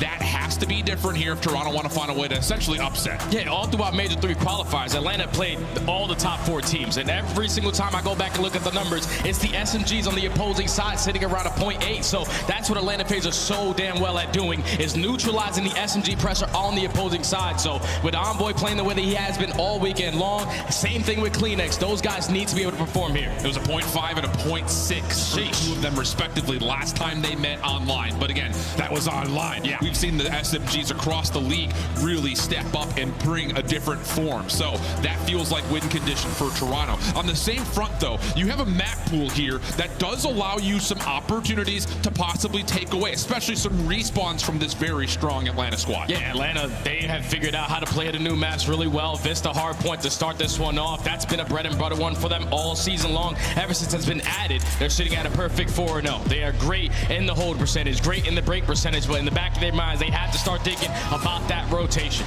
Here we go. A matchup we've all been waiting for. Doesn't matter who you think is the hero, who you think is the villain. The time for talk is over. Time to put up or literally shut up. Ultra, Faze, winners finals. Let's get it on. We're ready. The hometown crowd here is ready. Even Stevie Wonder can't wait for this matchup to start. But here we go. Winners finals. Map number 1. Toronto and Atlanta. Let's get it on. Vista, a map that we've seen Atlanta really struggle on rotation, but they've done great at finding efficiency in and around the hard points. That feels like an area that Ultra really need to embellish if they want to find a way to win. Get to these hard points, lock down the favorite sides, and do not allow Atlanta to do this. Get mixy inside the hill. Yeah, Atlanta at least find all the opening kills right off the rip, but Envoy finds a double to at least allow his teammates to work their way back in towards this P1. But Celium finds 3 in a row, so it's still Atlanta in control of the spawns, in control of the hill, and Ultra have to find their way back on in. That double, make it a triple, is the answer. Numbers are decent. Eyes over towards Straza as well. The push is on, and Kleenex takes him out of the hill. Atlanta still a chance to try to re-break this hill, and they're sending it forward, but it beats all of the waiting guns for Ultra. 4 straight kills, and Ultra start to rotate down to the bottom part of the plays right there from Ultra to work their way back into that P1 hardpoint. You already sent Envoy off the rotation. He is going to lose that gunfight to Celium, and now Atlanta Faze put themselves in a position to get some much-needed time here at P2. How do Ultra decide to break their way on in? A couple players attacking through the middle of the map. It's traded equally as Kleenex finds a double. A great start from Kleenex. 4-4 just even, but a lot of marquee eliminations to allow, again, entry into these hard points. Shut down, though, as the ARs for Atlanta Faze now set up and ready to go for where this next break attempt is coming from. Abizi trying to push forward, creates a little bit of space here, and Faze actually not just winning over the hill, they're actually finding success on the rotation to Sip sunning down the long round. That's unbelievable plays right there to Sip. He was the sole man on that side of the map watching the overextension. He's able to find a double and hit that reset button for Ultra, because they're only sending a couple players at this HP, but here comes the pitch from Abizi. He's so damn annoying to play against. He's only able to take down 1, but the teammates rally around. They find the rest of the kills. Final 10 going to be theirs, and they're in control of the spawns. Celium already started with the body shoot. 8-2, 4 in a row for Cell. He's good for the scrap time. Over towards New. Ultra looking to play through the old hill here. Takes Celium off the potential streak. Good mitigation of damage. Kleenex, the last one, kind of lurking around the new hard point. He gets shut up, and now it's just down to can Ultra find success around the back. Sip here to meet him. Yeah, this push has to be perfect. They at least trade effectively onto Sim, but draws in Celium. The ARs hold down that back position. Now with Kleenex being the only player from Ultra that was in the position to spawn his way out, his position is now known. Abizi takes care of him. All Ultra all the way across the map, and Atlanta Faze are just turning up to a different level. And when Abizi runs around the map finding success like this, that's when you start to see Atlanta Faze. Those hold percentages, the efficiency they find on the hill is just so damn good. They may not be the first team to the hill all the time, but when they get there, they do stuff like this. Abizi, 5 in a row. Celium still at 10-3, and Atlanta Faze are going to break past the century mark. Yeah, we need to stop the bleeding if you are Ultra. It's not going to be easy, though, because all these hills are preferred on this side of the map. So you have to work your way up to that middle side. It's going to turn into a 2-on-1 over that rotation in the hands of Draza. A couple of his teammates dropping around him. He also does fall, so perfect plays right there from Ultra to find the kills to flip the spawns. Oh, Sim seems to think he's got a timing to jump on in. He gets punished for it. So now a bit of a staggered spawn for Atlanta. Ultra looking pretty clean on this setup, and boy, do they need a clean hard point here. Faze trying to stretch across the middle of the map. Keep your eye on Envoy. He's trying to cut this all off. Good look towards Celium, but backs away, just trying to hold off this Faze approach. And right now, they're just trying to flip these spawns as well. Trying to play some good Call of Duty timings, but Envoy's at least able to find one. The rest of Atlanta Faze applying pressure through the front. It's going to fall into the hands of Abizi. He wins a one-on-one. You see the spawns for Atlanta. They're now all in towards the back. This final 25 is going to be theirs. Envoy maybe a chance to jump on in from the high ground. Stunts, nades starting to land. No trophy system here for Atlanta. Sim taking a lot of the beating. Draza on the pinch though up top. Trying to just stall out this Ultra hit, but Sim enough separation to get the regen, and with that, the scrap time goes the way of Atlanta. And we've seen this out of Ultra the last time that they played this map versus the Subliners. They were down by 140 points and then slowly started to work their way back into this game, but it starts with this B5. It's a route being hit by Draza, taking his sweet time, working his way behind enemy lines, but I don't know if he's going to read this position out of scrap. He wins that one-on-one off the rotation, so it's Ultra holding on to the hill. And, you know, there's going to be a lot of players and a lot of people in the crowd trying to tally up how that 1v1 is going to go across this series. Ultra only a chance to contest though for now. Reinforcements held off as Sif again on this deep play through mid, just keeps making sure Ultra are uncomfortable, and with that Faze now again earning more time. And look at how heads up Draza is. He knows that it's a potential spawn out for Ultra, and he's trying to set up that pinch, but inside reads it. So Ultra from the front, from the back, able to find all the kills in the feed that lead to the break. And with those spawns now for Atlanta, this is an opportunity where Ultra can chain that P5 to this P1. This is their comeback. Front, back, side to side. Ultra sliding their way right back into the hill and right back into the game. A chance to possibly not just win this scrap time outright, but maybe get an early look over towards P1. Sip trying to save the play for Atlanta, but shut down as Kleenexes on 4 in a row, and a perfect time as Ultra step into the new hill to see how they come, and the Ultra listening. Arches, for sure. One mid. One bridge, one hell. Couches is dead. Nice. One mid. You close the doors. Bridge. Mid. Nice. Nice bridge. What was that? In third door. Weak in the railings. Stun him. He's close. Bridge. One bridge now. He could go low. Bridge. Bridge dead. Easy could go low. Eyebrows. I'm in. I'll pick up, right? Gotta be laying on the bridge. Third side dead. Beast is still close. I think one's pinching, boys. I have pinch. Yo, one's third side shot. Yeah, no, it's bridge though. That's easy. Dead. One more bridge. Yeah. Who's pinching? Pinching on one's their side. Pinching on their side. Their side. One on me. Dead. One's absolute behind it. Nice. One by their side. One by their side. Weak. Close right. Nice. One there. Nice. Let's go. We got this shit. You're cut time. I'm going mid. Yeah. They might have spawned like back mid. Weak. He's flowers right now. Flowers dead. Nice. I'm coming to. They're gonna be new. No, already flip. He's going to couches right now. Couches. Hey, man, hit all. Flowers dead. Nice. Well, have you I kill short. Make a push. P3 dead. Nice. Go, Jimmy. Go. One flowers, I think. Flowers, weak, laying down on the heady. Flowers absolute. Flowers absolute on time. Absolute on time. He's outer time. I spawn out. I can shot time. Steps. Nice. Third side dead. Time. One shot. And one's our short. Sell him, pretty sure. Mid, one shot weak mid. He's still trying mid. Trying to play Jimmy. Heavy close. 18, nice. Third side time now. That's the time challenge. And then one's hit me mid. Mid as well. He's already two mid. They're already mid steps. 2 mid steps. Close left. Two close left. Down time. I'm with it. Yo, top flowers. One close first side. Top tower now. Rails. Laying down. Rails absolute. Nice. Going up here again. Rails. Not weak. Absolute. Nice. No one needed. He's there. That's first kid. Mid. Flowers. Top flowers. Step down. Flowers weak. He's in time now. That's how it is. One's gonna be rotating too. Nice. Side dead. I get low, right? I got some mid, bro. They can be short. Low then. I think there's no one here. Just hold this, Jimmy, okay? Alright, one's on old weak. Yeah, one's done for mid, by the way. They could play me. I'm gonna go.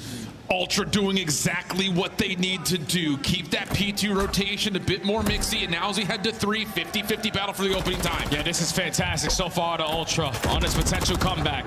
They have holding down the priority on this side of the map, so they can chain it to that P2 and P3. Now with a couple kills going in their favor, effective trades through down low. Envoy's able to find a double with the Renetti. Ultra slowly but surely find themselves down by 30 points, but they can still run up this score. Atlanta trying to run quickly through mid-map, but it's been scouted out. Scrapper on the pinch size, able to find 2.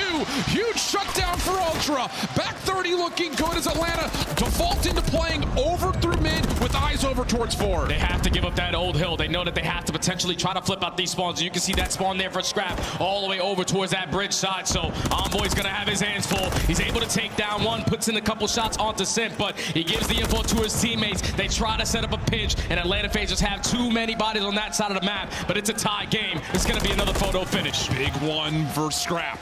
Deep out towards Celiam. Help from Draza allows Atlanta to stabilize on rotation. They're going to get the opening time here, and now it's just down to what route does Ultra want to hit. Bit of a split spawn situation and staggered, so it's 2 players on one side, 2 on the other. And you have to make this first push count because of how spread they are around the map. You're wasting a lot of time. Atlanta just running away with all this hill time here as they're finding the kill. Scrap is at least able to take down one, but now it's only pressure from Ultra through that front side. You have to break right through that front side if you want to take down Atlanta. Long crossing angles here from Atlanta. Contest going to be decent right now for Ultra, but one of these gunfights start to come through. Cell cutting off the angle, draws a following on dead. Abizi right there. All 4 dead. Abizi on 5 in a row, and Atlanta over the 200-point mark. And this is a scary moment because if Abizi earns his cruise missile, you know how impactful that can be. And when he shoots like that, it's just simply too easy for him.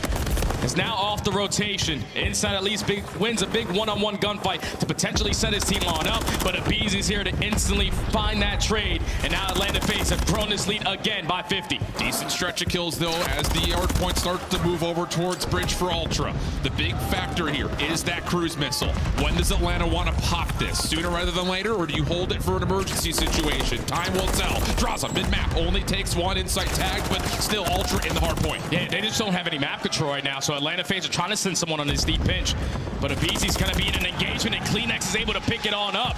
So all of Atlanta cannot get even remotely close to this hard point. They have everything cut off on the side of Ultra. It's been very difficult for Atlanta to work their way up to the middle of the map, but with Simp finding a double, a perfect opportunity for the Cruise to get called. Scrap trying to step away, and the Cruise missile will not find any eliminations, but Atlanta do win back this front cafe area. Just down to can Ultra again replicate the match that they found versus New York for going from 5 to 1. Another respawn comes through. Ultra able to fight themselves closer towards the hard point, but again, look at the mini-map. You've got Ultra spawning bottom right, Atlanta top left. It's a mad dash to the middle. Yeah, Kleenex is going to try to make this play. He can only take down one, but now his friends are going to be a little bit late to the party because Atlanta Faze have rallied the troops in towards P1. They only need about 5 seconds to close out this game. The spawns from Ultra all the way across the map. Got to find a way to touch. Nades are littering the front door. There's 248. It does get contested, but Draza with the double. Draza gets all 4. All of it coming one direction. And Draza finds a way to pack it home and take map number 1 in dramatic fashion. Woo! That's how you start off the winners finals. We know both of these teams have some bad blood between them, but a 46-point difference to start off this game. It was just simply a slow start from Ultra. They were always playing catch-up at the beginning of the game, but Atlanta Faze cut their losses at that second rotation at P3, send all 4 players off the rotation. There was not a single guy trying to challenge O, trying to win some insane gunfights on that side of the map. They were, as a collective unit, off the rotation and were able to trade effectively to flip those spawns. That was the turning point of the game, and now Atlanta Faze, what? They pushed their hardpoint record in a row to 13. It's unreal stuff, man. And again, it's in the form where we look at the numbers very heavily, and you see 11th in rotation, 12th in rotation on these 2 maps in this pool particularly, but it's just how they win the map over. Yeah, they might be late to the hill, but they're winning the mid. They're winning the long routes around the back. So maybe you get the first 10 seconds, but they get the next 40. That's where they really pack a punch, and they pull that off absolutely beautifully on a number of money hills here. And that's the biggest thing, is about the money hills, because a lot of these hills can tend to be scrappy, but every single time Atlanta Faze know that they're going into a money hill, they're hitting early rotations. They are setting up properly for that hill to get a lot of time. They've been one of the best, if not the best, in teams in HP in points per 60, and they show it there. They might be late off the rotation, but that simply doesn't matter. They're more focused on just maintaining the map control, outslaying when they need to, and just keeping the game mixy where they usually find themselves coming on top. On the other front, though, you got to take a moment to kind of tally, hey, the SMGs for Ultra are still playing well. I mean, yeah, a couple of moments late where Bees is able to earn himself that cruise missile, and maybe that's a bit of a difference maker in terms of not necessarily the cruise itself, but when he finds the timing of 7 in a row, That looked like ultimately, though, Ultra were hanging with the power that Simp and Easy have shown over the course of this entire major. Yeah, that's the biggest thing, because every single time that they matched up, it was always Envoy and Kleenex having such a slow start. But if they answer into this series early on, so you not have to know going forward, they are going to be a part of this series from start to finish. But when you allow Atlanta Faze to take those opening maps, they are now 9-1 in opening EHPs. They usually find a lot of success going forward, because you got to think the history between these two teams. The controls have always been won by Atlanta Faze. You start up 1-0 in this series. I know Ali said that they've been shaky a little bit in Search and Destroy, but you cannot always count on Atlanta Faze to continue to be that way. Absolutely the case. The only bit of good news when it comes to the possibility of there being vulnerabilities in the Atlanta Search is that Ultra are going to love seeing this 6-star come. Oh, yeah. They have been unbelievable on the defensive side of the bomb. And the funny thing is, and it's kind of weird to say it, just like we were talking about with Atlanta not rotating well on Hardpoint but winning Hardpoint time, Ultra aren't great in opening 4 stools, but they're still finding ways to win. Yeah, that's the crazy thing about it, is when they are great on the first blood column, they are probably finding themselves 100% conversion rate because of how they play as a collective unit. Atlanta Faze, we spotted them yesterday a couple times on this map, and even though they have a couple reps on it, they still haven't really figured out that defensive side. So if you are Ultra, let's work that objective. Let's try to get that bomb down, because the retakes for Atlanta Faze are only at 23%. Yeah, not a great statistic. And you got a reminder that even though these two teams, the last times they've played, has all favored Atlanta pretty considerably, when it gets to things like land, the Search and Destroy often feels like it's going to be a grudge battle between these two teams. Lots of things to still look forward to after a tight map number 1. But I think the biggest thing is, again, how exactly can Ultra dictate the tempo, the pace, stop up Easy from finding all these first bloods that he's so consistent at grabbing, especially in a map like 6-star where you expect him to kind of go a little bit more rogue. Yeah, there's so many different routes you can hit on a map like 6-star. But you also have to account for Simp, who's been an unbelievable player all season long, especially in Search and Destroy. The way that they like to play this, especially on the defensive side, is 3 stacking over towards A. Simp being the island man over at that B site. So for Ultra, even though they struggle in their opening dual win percentage on this map overall, whenever they find it, they are always walking out on top. And Scrappy saw it there for a brief moment. His S&D prowess has been electric.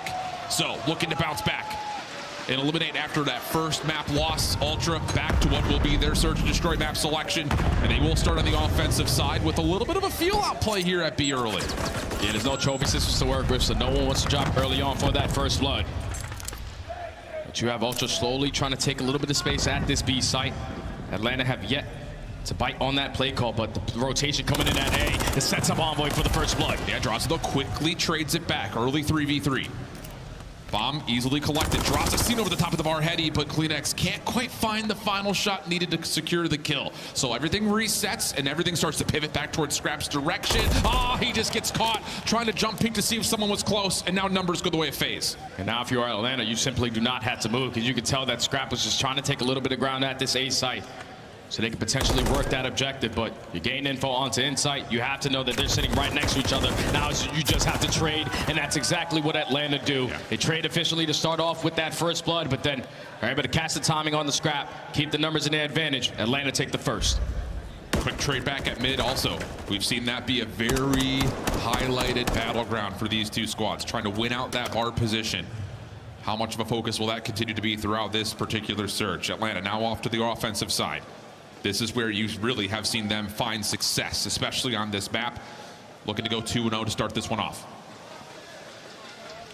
And now with a potential couple of kills going in their favor, you can have trophy systems in your back pocket, but just going to show face a little bit over towards A, throw a couple nades to potentially pull Ultra on that side of the map, but the play is coming over towards B. BZ has been seen tagged, but still the commitment is looking pretty decent. That stun does not get over the top at this top patio position, so Scrap, first blood good. Kleenex nearby, just to support, just a touch. Faze killing a little bit of noise, but Toronto not going to let him stay here for long. The push out is successful, and now it's just down to Cell. First one decent, but he's got a lot more to deal with, and he will find nothing more. Yeah, that's perfect plays right there from Ultra to set up around that B site. You do not allow Atlanta to work that objective, but when you find that first blood, you have to know that the pressure is going to be on you. Great plays from Scrap from those side steps to find a double. And when you put your team in a man advantage, you just got to trade it out. And that's exactly what they do to tie the game up. And I love that call, just to be proactive. we got first blood. That could sometimes be a cool, let's back off. Yeah. Let's play the 4v3. No, not here. Don't give Atlanta any breathing room. So a quick response. Now back to the Toronto Ultra offense. Again, they love to put focus in mid-map. This time, 3-1 split though for Atlanta. Looking to get aggressive here at A. It's just Scrap to try to read it. Oh, and Scrap is only left to 19 HP. You have to try to play your life because you're at least forcing Atlanta Faze to stay in this position while the rest of your teammates take a lot of ground at that B site. They can work that objective, but here comes the smoke, and here comes all of Atlanta. Envoy with such a good smoke. Keeps himself tucked into a corner, predicts the push through, and then Scrap right through mid-map. Able to tally it into a double. Kleenex another. Celium last one left again. No way, no how. Clean round from Ultra, 2 in a row. Atlanta just way too stacked together. Like you're playing a 3-man stack at that A site. You had the last player going up through the middle of the map, so you're leaving that B-bomb open every single time. And Toronto are perfect on their reads, taking space around that side of the map. Envoy finds another first blood. And then you just keep the numbers in your advantage. Just great plays from Ultra so far in 2 rounds in a row. And it's that proactivity. Yeah. It's not just being happy with the first. Let's get more. But what the finesse was that from Envoy? A little self-smoke placed perfectly. Allows him a chance to isolate. So now 2-1 the count. Back over to the defensive side. Atlanta still looking to get aggressive just as much as they had in the previous offense. A lot of focus over towards B. Here's Ultra with the heavy stack at mid. And Ultra are the #1 retaking team on this map. You're going to have to show it here because it's going to be a 4v4 now. All you have is mid-map control. You see that positioning right there out of Simp, watching that deep pinch, but now you just have to try to leave him alone and work your way over to the objective. None of these Atlanta stuns up top don't connect on anybody, though. So can Toronto maybe surprise with this patio play? The hit, the pinch through mid, largely dealt with. 3v2 situation favoring Atlanta. The push forward for BZ shut down. Simp. One trade in the mix. Insight waiting for the regen. Not a lot of time to play with here for this 1v2. He still hasn't seen Celium yet, but you know where he's going to play. Isolation was decent, but the shots do not allow any antics here. And right there, if you're Ultra, you're going back on the defensive side. You said, there's no way in hell they're going to go back over towards B with the way we were able to shut them down in that first round. But Atlanta Faze said it was a couple minor adjustments we had to make. You get that bomb planted for free. You find the opening first blood, their first one of the entire map. And it leads to you having the numbers in those engagements, able to tie the game up. And so far, we haven't needed to really worry about the objective play as much as we would have figured. Just the 2 plants, one from either side to this point. Defense for Atlanta, same 3-1 split off that we saw from a couple of rounds ago, but this time lots of focus on early crossing nades, and they may have read this perfectly. Trophy system does keep Ultra safe, but the read is on, and Atlanta know the threat is imminent. Oh, and Draza, you have to try to play your life in this scenario, but only 7 HP. Kleenex is going to send it for another first blood out of Ultra. And now you have full A site control. You're forcing Atlanta to make a very difficult play, and at least Celium finds one to keep it still a manageable 3v2. Envoy now sticking for the plant. Insight watching on one side, Scrap on the other. Atlanta trying to play this one together. They both run out, and Insight nearly takes down both. Abizi still alive. Backs up. Rival 9 in hand. Tough angle to go at. May have seen the head of Scrap, but it's just headies all over the place. And Ultra, there we go. Quick plant, quick success on the post-plant success rate that we already talked about. Yeah, that was all about the pacing right there. The fact that Atlanta Faze didn't send this time anyone over towards the statue side. Ultra have gotten the perfect read on it when you put someone in towards top security. They're not aggressive, so let's be aggressive over towards A. You get the smoke down through mid-connector, you find the opening first blood, you work the bomb plant. And that's usually where Atlanta Faze tend to struggle on this map. 9th overall in retakes, and it showed there. Incredibly well formed. And the smokes from Envoy have been clutch. A couple of different times to this point.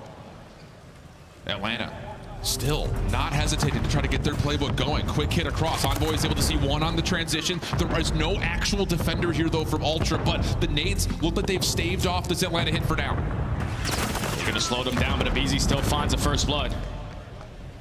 So numbers in favor of Atlanta. They still do not want to try to work this objective. They're trying to at least isolate this player through mid-U, but the team fires from Ultra, even up the numbers. This is a bit bizarre for Atlanta. No one really lurking in through mid. This is just a 4-man hit purely over through the A site. Kleenex trying to jump over the hedges to catch any info he possibly can. Simp playing at the dry bar right in front. And the bomb will get planted. 3v3. Simp just counting pixels. Pops up, sees one. Trade is decent. Follow up from Scrap. Lots of damage over towards Straza. Cell's gonna back off. See if he can kind of play this more of in a clutch position as Draza will smoke himself to a little bit more safety, but not fully. And now here comes the full retake. 1v2 for Cell.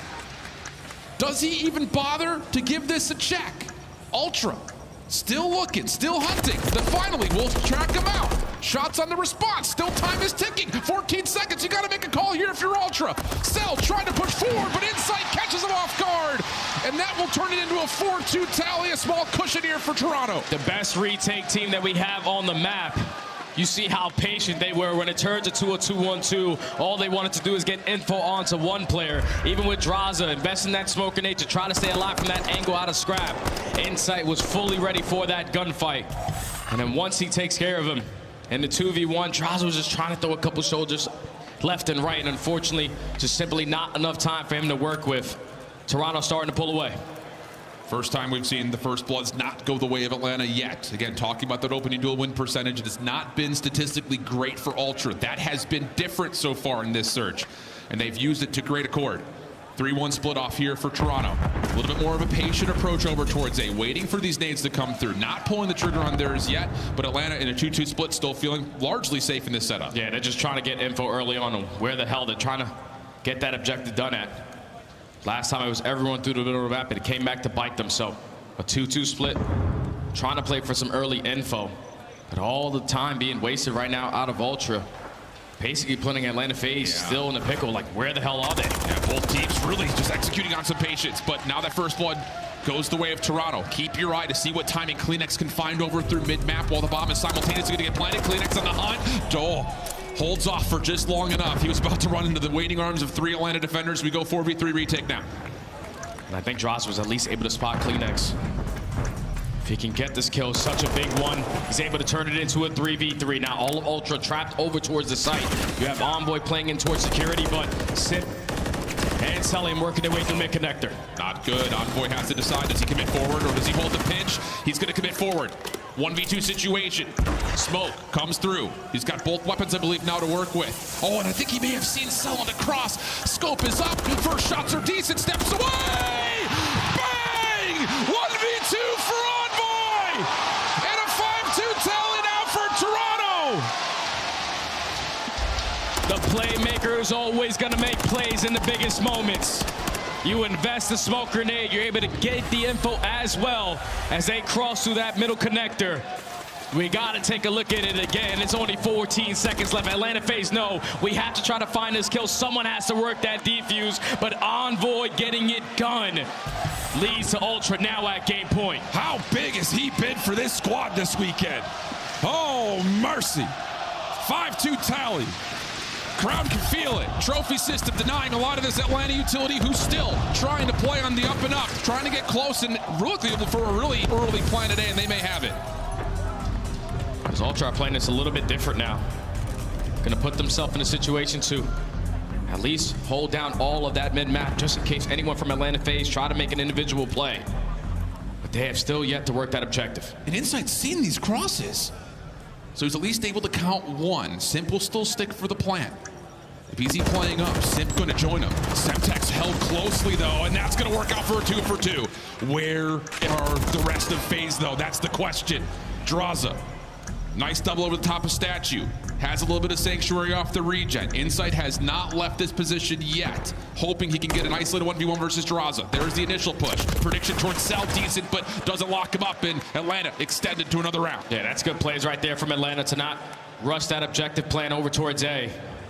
They just take their side of the map. They're holding down that mid connector. You're also watching the flank.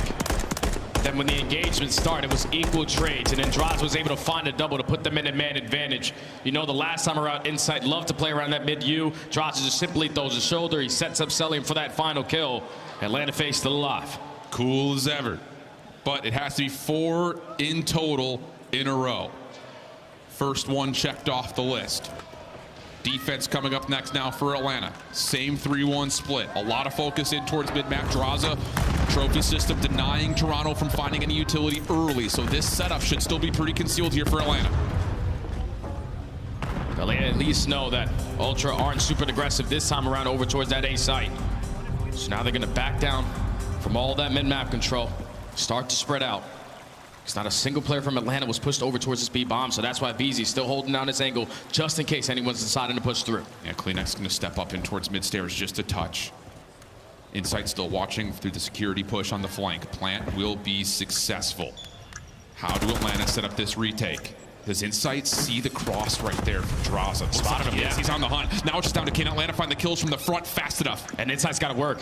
Insight's got a lot of ground to cover to at least assist your teammates in the fight. He's able to find that trade onto Draza. Now all of Atlanta Faze trying to jump over the top, and they are not winning the gunfights. Envoy finds a double. It's selling him in a 1v3. And he's just completely distracted by the smoke. He doesn't know where exactly Envoy had gone off to, and the smoke dissipates. It's Envoy touching double digits.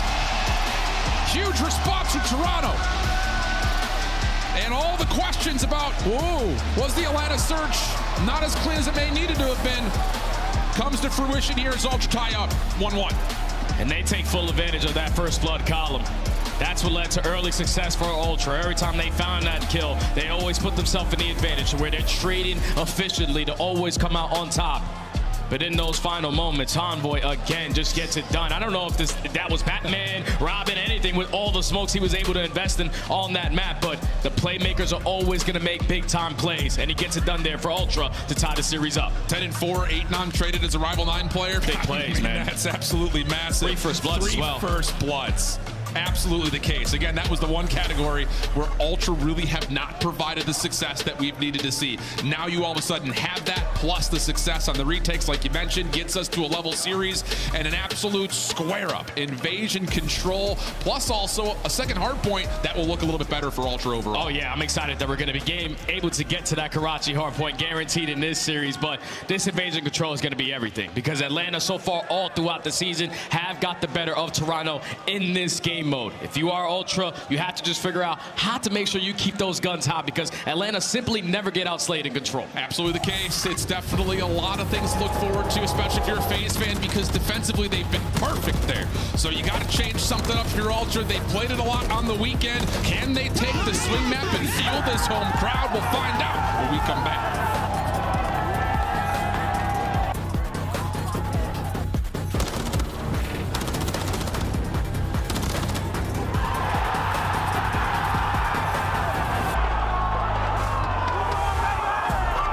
Upgrade your game with the Scuff, the official controller of the Call of Duty League. Scuff Gaming is doing an ultimate giveaway where you and a friend can win a chance to go to COD Champs this year. The giveaway includes 2 VIP tickets, travel expenses, and more. To enter, scan the QR code on the page or go to scuff.co/CDL and enter your email. Terms and conditions apply.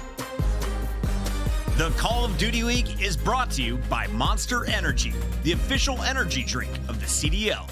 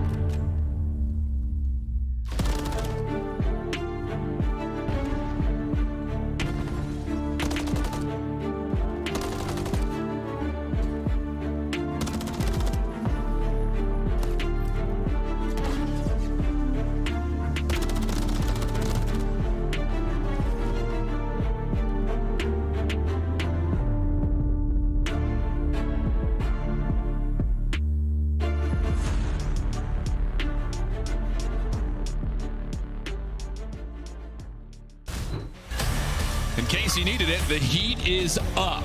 I don't think any of us needed it, though. This one pretty much sets the stage for itself. 1-1, the current map count. Lots on the line. A spot in the grand finals, but maybe even more importantly so, a mental edge between these two squads. But Invasion Control coming up next provides some really interesting storylines, Jay. Yeah, this one's going to be scary for both teams because obviously if you're Atlanta Faze, you're foaming out the mouth to spawn in on Control versus Toronto because you've gotten the better of them all season long. But if you watch Toronto yesterday versus Optic, all they needed was 1.9 seconds to walk away with an attacking round. So it's going to be all about the segments, all about the kills. Whoever's going to set the tone early on. And let's be honest here, as much as we can praise all of the defensive success that Atlanta have had, we've seen a lot of offensive wins on Invasion Control in this tournament. So, yeah, the 2.9 ticks per average that Atlanta allow is the best in the league, and that is scary. But that stat hasn't necessarily come true for any of our other defensive teams, largely thanks to the SMG play out of the complete top 4 teams right now. And if you are Ultra, you definitely have to focus on Draza, who's a 1.5 in control all throughout Major 3 qualifiers. He's made such impactful plays for this Atlanta roster as they're going to be the team early on the defensive side. Ultra not trying to do anything freaky. We're just going to go over towards B and try to work up these segments to extend this time. Looking pretty decent for it. Atlanta still trying to work back some position up mid. CleanX pushing forward through tank. Doesn't see anyone initially and says that's good enough. Clock still stays stopped at 110. First tick already done and gone. And now Atlanta Faze still holding that mid-map down. They want to make sure they're accounting for every single player on the side of Toronto Ultra. But with all the kills going over towards that B Street side, it's finally time for BZ to send his way on in. He's able to find a double. Now all of Ultra coming off spawn, still working up their way up B Street. Bold commitment for Scrap. Low on HP, thought he could maybe get the trade onto a BZ. Instead, he finds Celium. Damage onto both players, though. Allow Ultra off spawn to get right back onto the B zone. Inside off the flank, BZ dealt with. That should be the second tick, if not maybe also the third. Atlanta don't really have anyone to really contest unless Cell can make a play. Envoy shuts it down, and with that, an extra 60 looking good. Yeah, it's a big kill, though, from Sim to not allow Envoy to be a nuisance around that cafeteria area. He's able also to take down CleanX, so you still have an opportunity to potentially take them off, but the time is now going to get extended for Ultra. Now you have to work your way out of this overextension, and you cannot afford to all die at the same time because now you're going to set up Atlanta Faze to put you in that headlock trap. Yeah, they're so good at finding space after the exit kills go their way. This time Ultra just taking a bit of a pause, making sure they hold off those previous B defenders, and they've done well to this point. BZ also seen over towards mid dumpster. He's stuck, and here comes the Ultra hit over through Dark. All 3 players coming through. Wait a second, BZ's got a little bit of help, but Scrap's double allows Ultra to repossess the mid. Yeah, it started off by taking down Draza over towards that B Street side, so now you have an avenue of attack to work your way up through the map. And now you have all mid-map control, all of Atlanta Faze now stuck in towards Mannequin.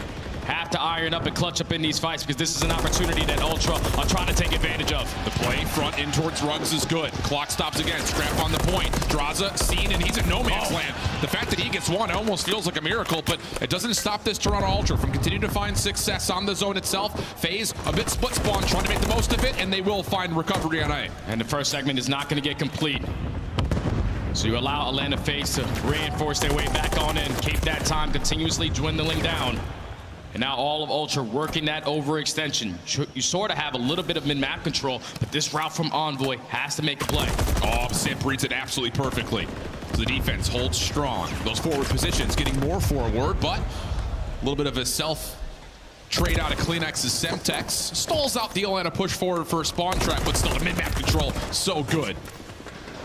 They're just accounting for every player right now, and now with only 30 seconds left, Ultra have to haul ass all the way across the map because this is going to be their last push, and the BZ shuts down the double on the overextension. Sip through the middle of the map, finds a third. Now the last player is Scrap, he falls, and with only 15 seconds left, Ultra are not going to have an opportunity to even get close at A. No, this is just about seeing if maybe you can find a couple of Atlanta members stretching too far forward.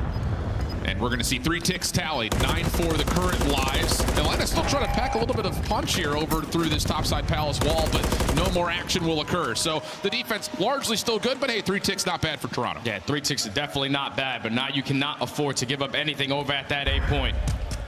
And that's usually where Atlanta Faze find a lot of success around that middle of the map, just making it mixy, forcing the players from Toronto Ultra to watch so many different angles, but you expect it on a map like Invasion. You get 3 segments on that attacking side. It's already job well done. Now it comes to the defense for them where they have to stand strong. Absolutely the case. Again, this has been 4 straight plays on the invasion for Toronto, 3-1 overall record in those last 4 attempts. A lot of success from the offensive side, but yeah, you're going to absolutely be right in terms of making sure you're keeping up with what Atlanta wants to do in the map. And so far, it is just a normal focus here for Atlanta over on B, but it's 2 members here, so the quick stack leading to early progress. Yeah, but Toronto Ultra, they just don't want to allow anything scary to happen. So they're still just stabilizing around that middle of the map. Abizi eventually gets his first kill on the round. Draza finds a second, and you can already see what those kills do. You're able to work your way at least a little bit over towards A, but with Draza getting cut down, now at least Selim by himself at that point. Yeah, Sel just flat out overwhelmed. Nothing he could do from that point, but you're going to be dealing with 2 minutes, 20 seconds if Atlanta can convert on the B. That's a lot of time that you have to defend against, and there's only been 6 total kills so far in this round, so a lot of lives to play with at the same front. Atlanta are taking their time on this push, but that B capture does come in, and now you're just allowing Sim to put himself in a position to be the playmaker. Yeah. All the players from Ultra coming off Swan now have to be aware, like, where the hell has Sim gone? Because he's just waiting for his teammates before he makes a play. You do have Envoy over towards Palace side. It's been seen, though. Draza finds the kill. 3 dead. Cell can start to make the play out. It's just down to Scrap inside of Laundry. He really can't do too much of challenges. He needs to keep his life, otherwise Atlanta can full stack this. Nade's starting to come through. No trophy system for Cell at the moment. First tick already done and gone, though. Here comes Scrap for the chow on the backside, but unfortunate team kill comes out. Someone else has to step up to try to chow this. Trophy now earned in play. Second tick is good. Oh, and Sim with the insane gunfight onto Insight. Second segment already going to be complete. The 3 stack is going to be in, and Ultra not going to have an opportunity to slow them down on that attacking side. And with Atlanta Faze walking away with that attacking round, they basically set themselves up to walk away in this with a 3-0. That was about as clean as you've ever seen. 7 total kills for Ultra in that round from the defensive side. Not what you want to see. And like you said, the bar has now been thrown through the roof in terms of what Ultra have to do, not just on this next offense, but what they would have to do on their following defense. Yeah, you need to complete all 6 segments here. Yeah. Because you find yourself down by 3, but now you just got to get an answer and not allow Atlanta Faze to put you into that trap. They're just so difficult to take down. They're going to show a different look early on in this start off. Already pressure in towards A. Envoy finds one through the map. And now if you are Atlanta Faze, you have to use your attacks, but they don't have any. Yeah, and that's the big key is Envoy through mid-map essentially stalls Atlanta from being able to reinforce this. It has to be Selim to commit forward. A little bit of a wallbang spot possibly underway. Follow-up from Abizi. That works out, and the zone gets cleared just before the second tick gets locked in. And now it falls into the hands of Simple. He's going to put himself in a position to contest that last player over towards the Ace tree, but now he knows that the pressure is going to be on Draza. He's able to find 2 in a row. He's going to slow down that pressure from Ultra over towards that B point. And now you're allowing the rest of the teammates to rally around to keep them trapped as long as you can. Well, a couple of kills allow Ultra a pathway on towards this B zone. Selim watching the cross right in front of that water street. He's dealt with, though. So now it really just is on Abizi, and as he gets tagged up, the clock will stop at 52 seconds. Ultra now getting a second player nearby. And they have to make this one count, because all of Atlanta Faze know that we're just going to surround them, potentially play exit kills, but if you can chain a couple kills together, that's where you can shut down that play from Atlanta.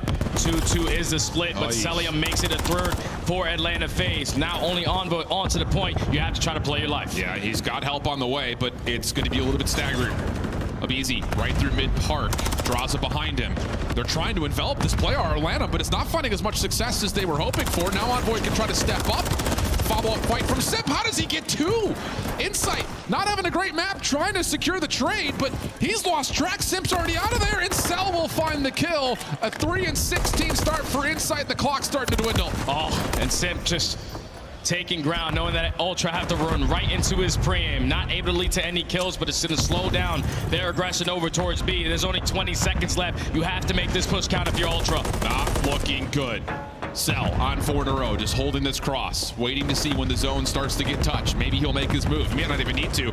Abizi with the opener, Selim now over the top. No problems there onto Envoy. The turn back over to Scrap, the last one standing. He's got to be a hero. Finds the first nicely. Cell, though, off the regen, secures the kill, a little bit extra, and that will be a quick 3-0 with Insight only finding 3 kills in 3 rounds. That's one around, man. That's not good. We could have spawned it and did that, Alan. Well, that's tough right there, man. Atlanta Faze have gotten the better of them all season long in control, and it's not going to stop now.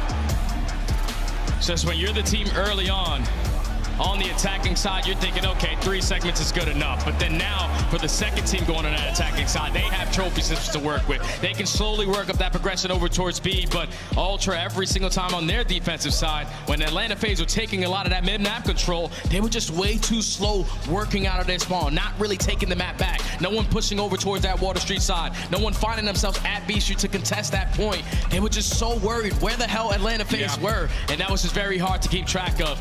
And unfortunately, they fall short here. That's what Atlanta does best. It doesn't matter if it's invasion, high rise, it doesn't make a difference. They're always all over the map, making you feel a bit of punish.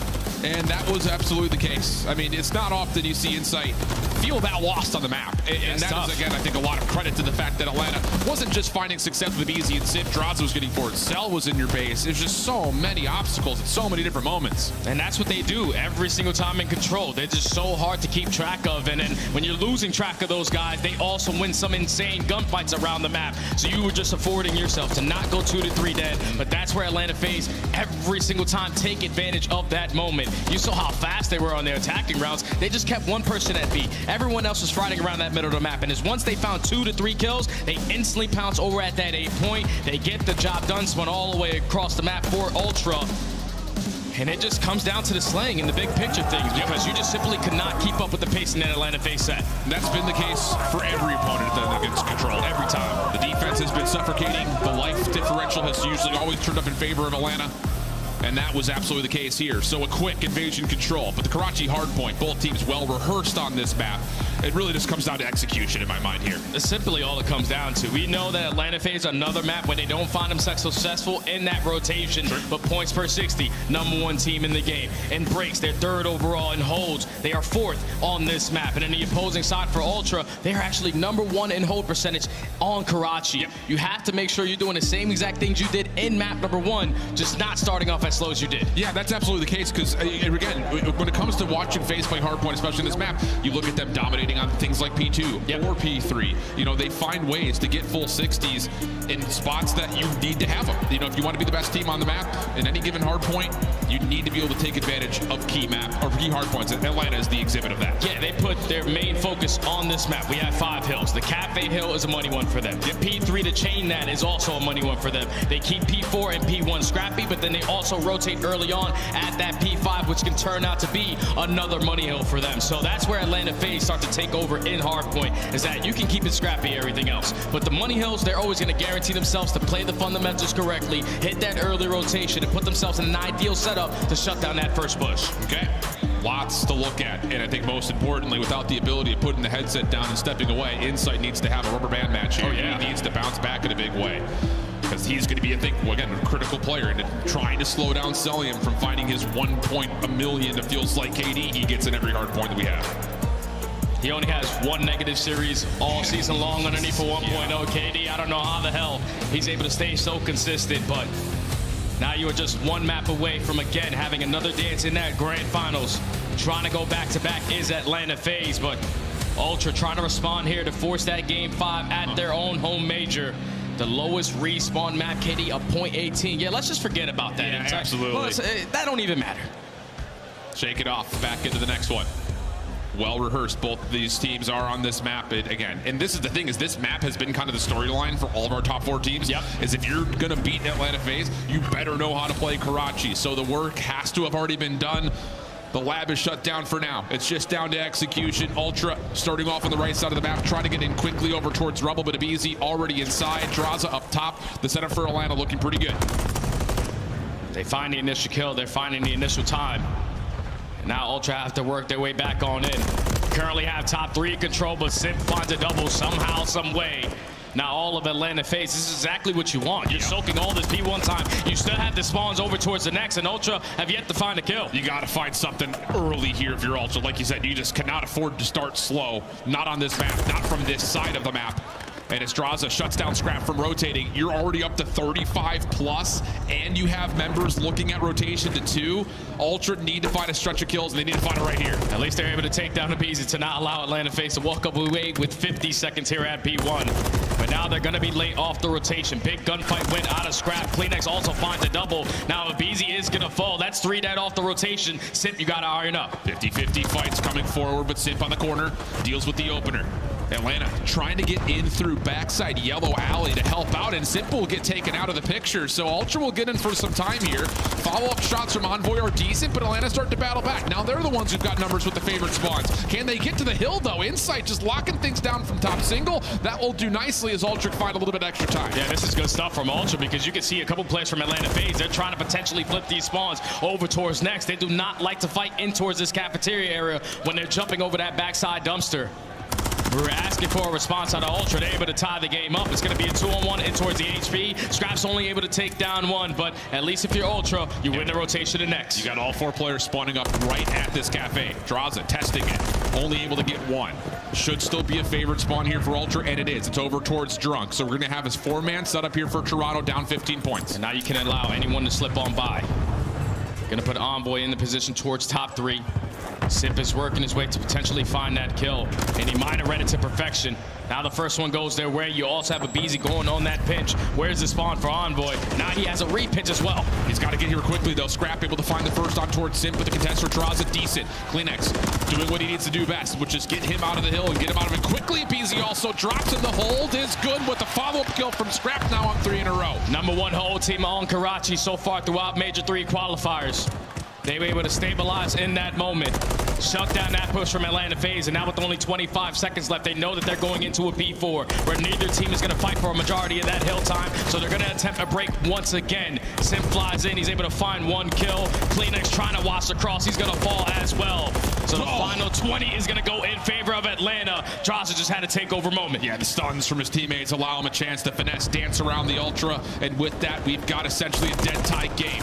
Draza, Scrap gonna let him know about it, falling off top 3rd. A double comes through, and Ultra are immediately into the new hill. Tie game, but now you see the spawns for Atlanta all the way across the map. They have to work their way up through 3-story, have to take a little bit of control of the chicken coop side, but Scrap in the perfect position to try to cut them off. It's a route out of Simp, but it is getting picked up on Insight. Can he kill this player to take him down? No, Simp makes it a manageable play to at least find a break for a small second. Trades are decent. Scrap gonna get isolated over towards Bridge, and now Atlanta from the front can at least contest the hard point. Insight seen backside sandbags. Draza's shots decent. Pistol out. Still find a good use for the Renetti. No trade immediately, and Simp over towards New also wins another gunfight. Scrap can only try to do what he can to make this exit more difficult on Atlanta. Such a big kill right there to Simp off the rotation, because now all of Ultra still have to apply pressure at this old HP.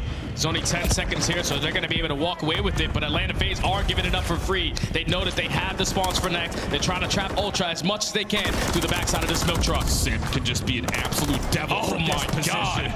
Slips back in towards Fountain. 2 members for Atlanta, comfortable. They could kick their feet up right here on towards Junk. And more kills on the exit from Atlanta. Ultra are a mile away from this hill. They have to get past every single crossfire setup from Atlanta. First job done, taking down Simp. Now you're sending a couple players to try to take a little bit of control of top red. Draza's only able to find 1, and now the pressure is going to be here because a route from Kleenex might be perfect enough to set up that pinch. Here comes the break opportunity for Ultra. Well, this is where BZ thrives. Just dancing in and out of Junk. Car to car, shack to shack. Draza, pinch set up. Abizi still alive, by the way, back here. They just cannot find a way to kill Abizi. 3 in a row. Atlanta looking good for the scrap time, and here's Simp again, already putting pressure on Ultra from getting up to the high ground. He knows exactly where the spawns are going to come in for Ultra. Now it's Draza's turn to contest it, but he's also going to fall short in that engagement. The Atlanta Faze have a little bit of a lead. They're trying to close out this series in 4. Let's step aside and go to a listening with Atlanta. Yo, he's on the fucking heady. I'm top 3. He jumped top coop. Nothing right. I'm top coop on me. Scrap. Top coop. Nice. Hey, what's your bridge? Hold on, I'm short. I hear. I had 2 ticks on trophy. TV 10. Low left. Nice. He's on P2. Get my wrist. You have left? I have left. I hear. I'm trying to get over it. Top tap. Scrap. Watch out, top tap. He's going TV. Pitch is open. TV. Nothing red. I'll see because. I heard. Short. Still weak. I help. Let's second. Sit down. MC. Ivor short. Nice. Ivor short. On time. Nice. Ivor help. They might hit you. No. Yeah, they are. Scrap broken. I'm looking at. We're seeing Toby now. New. 1 shot. They're gonna hit me all. Listen. We should set up a pitch. Yeah, I hear. What's the name for you, Tyler? Laying down on me. Scrap on ult. We should break the chat. Yeah. He's lying down. Watch out. Okay, let's go. Hold one short. He's gonna go TV, I think, okay? Yeah. I'm going plat. Up here. Is TP in the corner maybe? I don't see anything back. I'm plat right now. I don't see anything. Yo, long. Yeah, long. Long, scrap that. Nice, I'm one shot. I'll point. I'm hitting the back. I'm hitting the back. Point. Jump this. 3P5. Nothing hop. Back alley. Get back out. Weak. They're hard playing inside.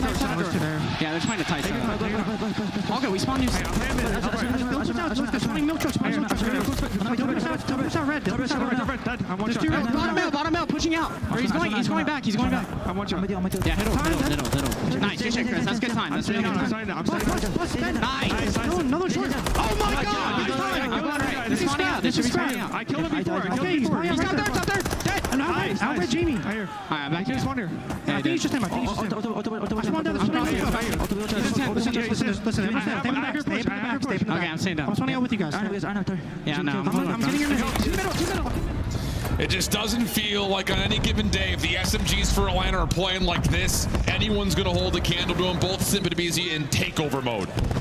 And right there, if you're Ultra, you had the opportunity to chain that P2 to P3, but when you find 3 kills and then you allow Simp to walk in by his lonely and find 3 of his own, you now spawn all the way out the old hill, so you allow Atlanta Faze to win that rotation over towards next. Now you're forced to break in to a money hill at P3. Trades are effective. Ultra have all control of Drunk, and now Atlanta Faze are not in the HP anymore, so this is exactly what Ultra need. Stuns and nades all littering over towards this tire position. Envoy, backside dumpster, held by Celium, but the focus from the front for Toronto still holding on to this one. Big time here for Toronto. They need to lock in this last 15. Abizi trying to force the break forward. Gets the first backside dumpster. Now looking to jump into the scrap time, but ultimately speaking, Ultra job done. Scrap also on 5. Lifeline here for Toronto. Trying to set up Scrap for this final kill to earn that cruise missile. Could play a big part. He's able to walk away with that life. 7 HP left. He goes for the Eagle Child. We know how confident that young man is. But still a 20-point difference in this map number 4. Ultra trying to set up Scrap for this kill, man. This cruise missile is so big. Insight does take care of Draza, just trying to play his life out as long as it will be possible, but BZ from up to the high ground shuts down the potential of the cruise. Lots of dancing around mid-map here for both these two teams. No one jumping into the hard point as of yet, but as Celium steps in, he finds one, forcing Toronto to have to continue to make plays into the hill. But Atlanta Faze aren't playing for the hill. They aren't playing for any time. They're more focused on maintaining the map control. And now this can get it scary because Ultra is still only down by 20 points. They have the rotation over towards next. Someone from Atlanta have to put themselves on that HP. Now with those 3 kills in the favor, final 20 is going to be theirs. But you see the spawns from Ultra a little bit scattered. Major moments here for Envoy and Scrap. They have to get at least a 1-for-1 trade. Allow your teammates to come back in through front red. Scrap does his job, gets the first. Abizi for the trade, but the rest of Ultra have now stacked inside the point. Trophy system at the ready. And now that spawn for Scrap. It's going to put him in a position to potentially set up this pinch, but you have to make it count quick, and you already see Simp on your minimap. He has gotten a read on it, but he's not able to win the gunfight. So Ultra holding on to every single angle, know that the pressure's coming from everywhere out of Atlanta. They're only still down by 20. Abizi dealt with Draza, though. Now he hits on the pitch. Good kills from the front, and then Toronto turn around. That is exactly right. 30 seconds on the clock. A chance for Toronto to retake the lead. Simp from the high ground. Decent shots towards Envoy, but he can't shell yet. And Ultra need this time. You need to soak up this time because you will be able to find yourself in a little bit of a lead going into that P1. But you know Atlanta Faze, they're not going to give this up for free. Kleenex is at least able to find a double to stabilize a little bit, but Celium last man standing. Final 20 going to be theirs, but this is important. This rotation is everything now for Ultra. Scrap time going to be hit by Scrap. Able to at least get a couple of net points back in their favor. High ground control, though, looking decent for Atlanta as we step back over towards Rubble. Simp waiting for the next bit of information, and he just commits. I'm going to jump right on in. We have the lead. Let's force Toronto to come to us. And look at the route being hit by Scrap. Puts himself in towards Fountain, trying to open up an angle for his team to apply pressure at this hill. He takes care of Simp onto the point. Scrap from up top is able to find a double. That's now all left up to Celium to simply stay alive in this moment. Even though Ultra in that hill, such a close game again. Have to receive another hit and rotate if you're Ultra. Faze currently hold the favor on the spawns. Looking to re-wrap around the back. Scrap shutting down a lot of this. Back to 4 in a row. Hit markers over towards bottom side shops. And you've got a player in Kleenex coming from the backside on the pitch. One more contested. It's Abizi.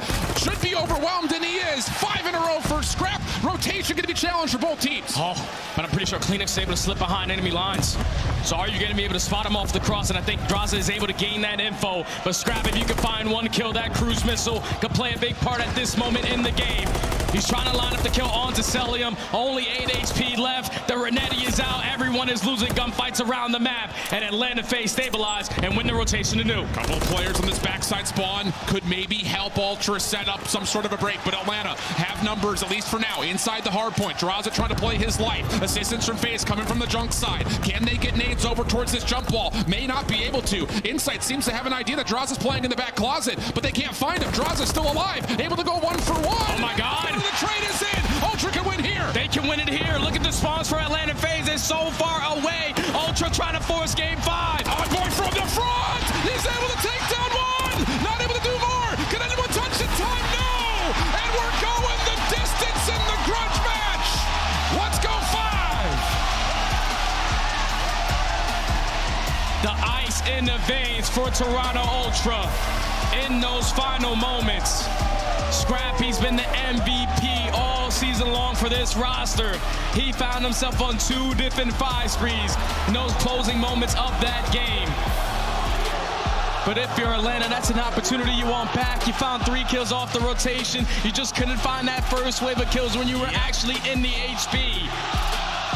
Ultra stabilized, everyone calm, cool, and collected. They just needed 1 break, 1 opportunity, and they get it done to force game 5. And what a bounce back map, especially considering how things were going. Envoy really not staying in line with what we saw from Abizi and Sid, but it's the ARs that really start to show up. Scrap, of course, in particular, 6,600 damage. Dude. Unreal stuff, 24 of those non-traded, but you also have Insight, who was so pivotal on a couple of those rows. Insight off the rotation was making some very valuable plays, but if you were looking at a guy to give you a spark, to give you some life, to keep your chances alive in that HP, you had to look at Scrap, man. 6,000 damage, leads the lobby entirely, 29 traded kills, also a minute of hill time with 8 objective kills. That's how you take over, man. I know it's Draza versus Scrap, but he just put that mark on that map. Unreal stuff. You like the tango? Let's go to Rio. Lock in, stepping 1-2 into the search and destroy, where again the storyline from Hallie and the desk has been Atlanta's search. Not particularly up to standard, maybe. Problem is, the Rio search is pretty good for Faze. So we've got a square up on map number 5. We step away, but don't go far. We'll be right back.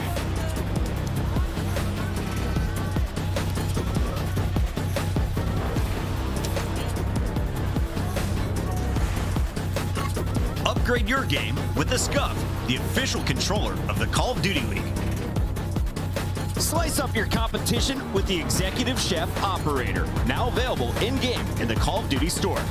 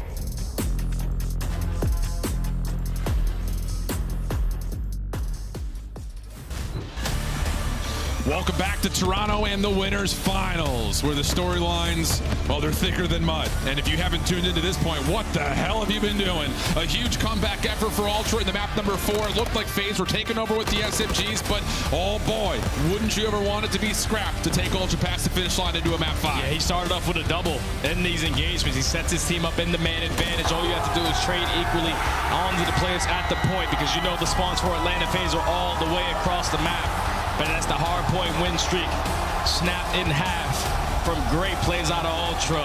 Definitely behind that young man who really just took over there in that map number 4.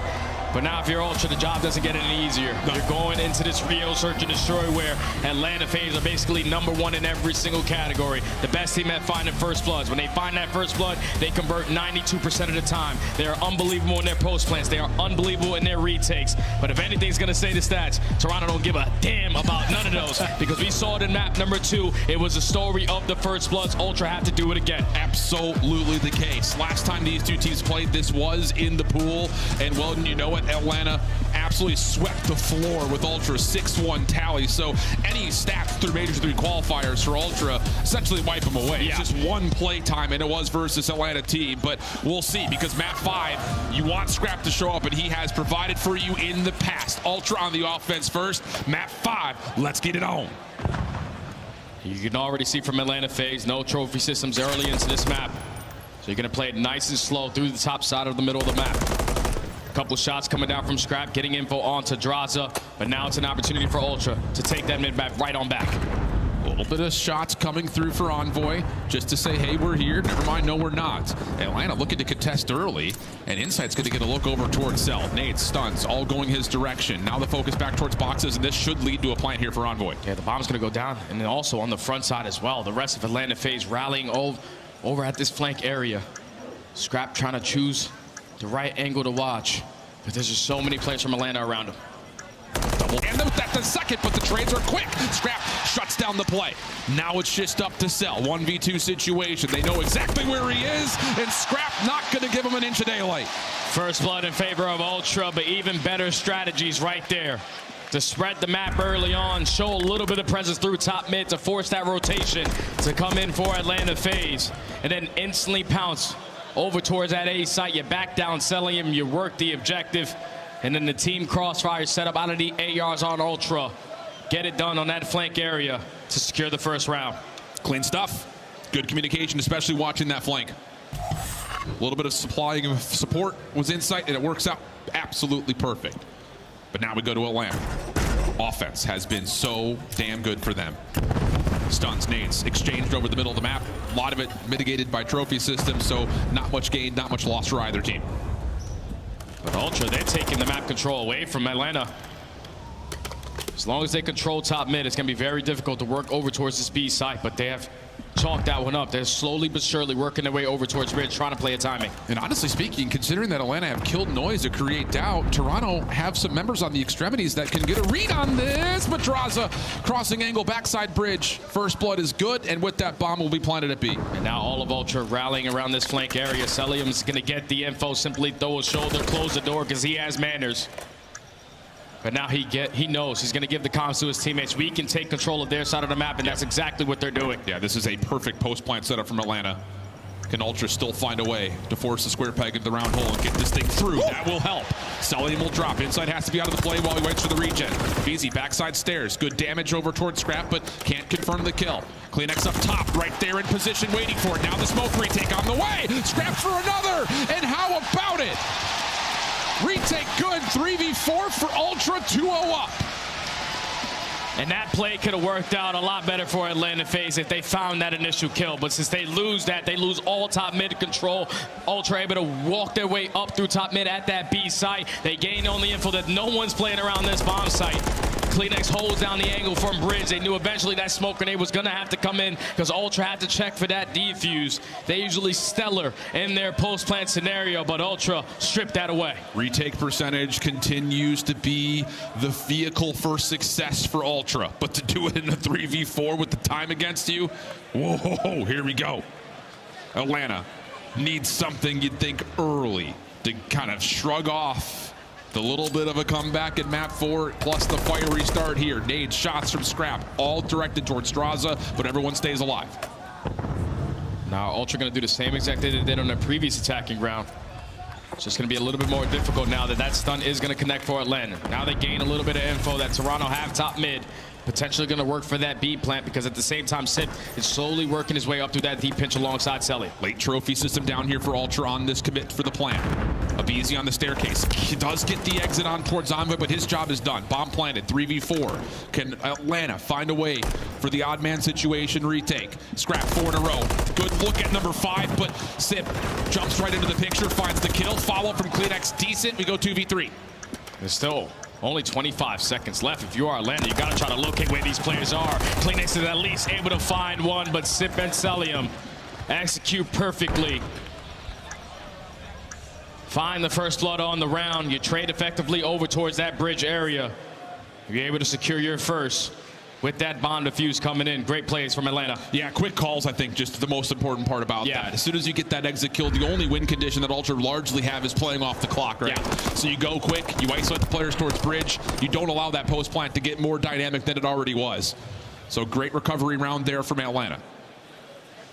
What we saw in map number 2 was quick, proactive reads, though. Even when Atlanta was down in the search, trying to get that bomb down as much as possible. Will they continue to try to play with that same tempo here on Rio? Back to the attacking side they go. They'll slowly show presence through top mid. Stuns and nades over the top, but Ultra are playing a 2-2 split on the setup. They're basically giving up that top mid control. Yeah. They know that Envoy in the back pocket has that smoke grenade for the retake. But they are just waiting for Atlanta to make the first move. Yeah, this is all about just read and respond right now if you're Ultra. CleanX kind of flexing between mid and boxes. Insight, the one covering A. He's going to be trusted to watch that by himself, and here come Ultra with a little bit of a quick push over towards the middle of the map, and Abizi gets completely caught off guard. Early 4v3 again for Ultra. Just the delayed pushes are catching Atlanta off guard every single time. Now you're forced to clutch up in the 3v4. That bomb is going to get planted. But you see Envoy still has that smoke grenade in his back pocket. He's going to invest in nade first, realize that there's a trophy system, and Draza with the same angle as last time evens up the numbers. Yeah, this time the push through read perfectly by Atlanta, and I don't know if Insight really saw anyone over towards his top bridge position, so I think Ultra are thinking we can just nade this thing and push it. Not quite, so it's just down to Jamie Craven. First one good, second one not so much. Sip quick on the response, we go 2-2. Yeah, that's a 3v4 ice up clutch right there out of Atlanta Faze. You get that objective down. All of Ultra are waiting for the proper opportunity, but you can see as soon as Envoy invests that Semtex, they instantly find that kill. Then Simp through top mid doing Simp things. Just finds a double to basically call the round for Atlanta to tie the game up. Big start from Simp, 6-2.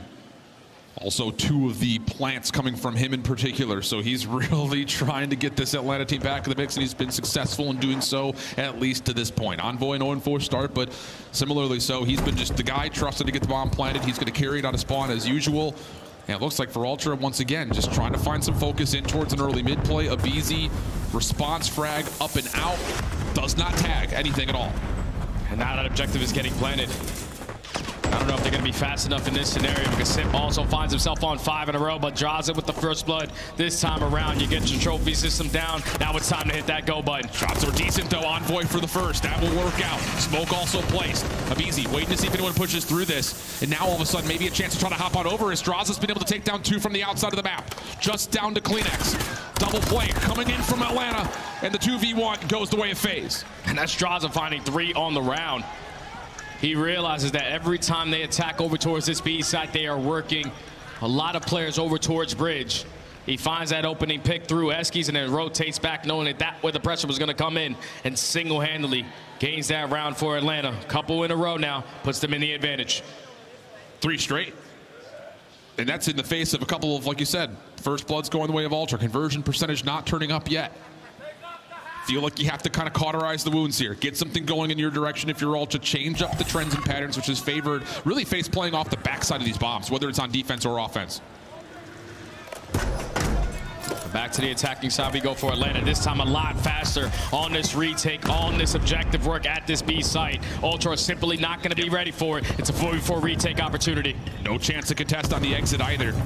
Lots of pressure sent over towards Ultra, but a couple of deep stuns will land. Abizi, the first one to try to make contact over the top of the bomb site. Here comes the full stack. Decent shots for Abizi. Tries to back up door in his way. Response hit marker starting to come through as Ultra have regained the middle of the map, but they need to find some kills. You need to find something before you can hop onto this bomb. Sip, backside vending, dealt with. Abizi still tucked in the corner. Draza looking for possibly a pinch, but he gets shut down. All the retake looking good, and wouldn't you know it's a 4-for-1 exchange. Ultra continue to find success on the re. And Atlanta are consistently mind-blown right there because you're thinking, all right, time is getting away. There's still 20 seconds left. Someone from Ultra have to be trying to stick that defuse, but they knew that as long as they hold down those power positions, every single angle was going to be cut off. They started off with that first blood. They were trading efficiently. The teamwork was on full display. Another successful retake there for Ultra to tie the game. Unreal stuff. And I think if you're a Faze fan, you're looking at that round develop and you're like, wow, this is incredible for us. 4v4. We've got the post plant set up. No one's nearby. All we need to do is just trade out our ones. Easier said than done. Back to offense, go Ultra. And this may be one of our first gut check looks over towards A. Cell has been the sole defender for a while, but opening nade from Draza this time. That elongated 1v1 we've seen towards the B side of the map will go the way of Atlanta, and the rotation in also met by this Faze defense. And now it's all left up to Insight in the 1v3. Bomb being down around that A bomb. And it's not going to be easy because positioning already known. Atlanta Faze starting to pounce on him. Draza just simply not trying to turn this into a one-on-one gunfight, just running away with his life. Take the safest route, you know. Just get away from him. Don't give him a chance to isolate. And it looks like Faze have also read that, yep, the bomb is down here right in front of boxes on the stairs. So no need to move anywhere. Just set up a lockdown triangle here on the A site. Yeah, they didn't even budge on their setup. No. They know that the bomb is down. The only way Inside is going to walk away victorious here is by collecting it. So with only 30 seconds left, it's just not going to be easy to get past the setup from Atlanta Faze. They find the first blood. Draza and Scrap have had that engagement the entire map so far, but it has never led to that first kill. But this time the nade gets it done, and Atlanta back in the advantage. And the thing about that nade landing and finding the kill so quickly is that you can commit another defender over towards that play. On the cop car side, and that's exactly what comes through, and the timing is just perfect for Faze. Legitimately, they just get the absolute most beautiful read you could possibly get. And now if I'm Atlanta Faze, I'm doing the same exact thing I did on my previous attacking round, just a little bit better on your post-plant setup. Because Ultra, they have been playing slow and steady wins the race on their defenses. 2 successful retakes at this B site, and they're going right back to that aggressive play at B, but they only sent in a bomb carrier. Yeah, this is different. Ultra are also stacked up here on Eski. Scrap going to join them. Do they get Abizi off the bomb? Yes, they do. Plus, they get the first blood. So now you got mid-map control. You know the bomb is down, and this is a very difficult round for Faze to try to reclaim. And now you just have to hold down this position. You have 2 of your SMG players holding down top mid. Scrap watching the overextension. Every single angle is cut off. Atlanta Faze have to try to work their way over towards A. Yeah, the only player that could possibly do something crazy is if Draza can find an isolated exchange on a crossing angle. It does push Scrap right back over to Atlanta, though. Ooh. Maybe taking a step too far away from Draza, and that leads now to a 3v3. Plenty of time here for Faze to work with. Yeah, you're giving them an opportunity now. That kill comes in from Kleenex, able to stabilize the moment, keep the numbers advantage in favor of Ultra. But this route getting hit by Celium is at least able to find one. Now everybody from top mid has to turn around. The immediate snap from Kleenex. No follow-up engagement yet. Draza and Celium looking to work this thing together from bridge side. Envoy the one in the way. First shots are perfect though.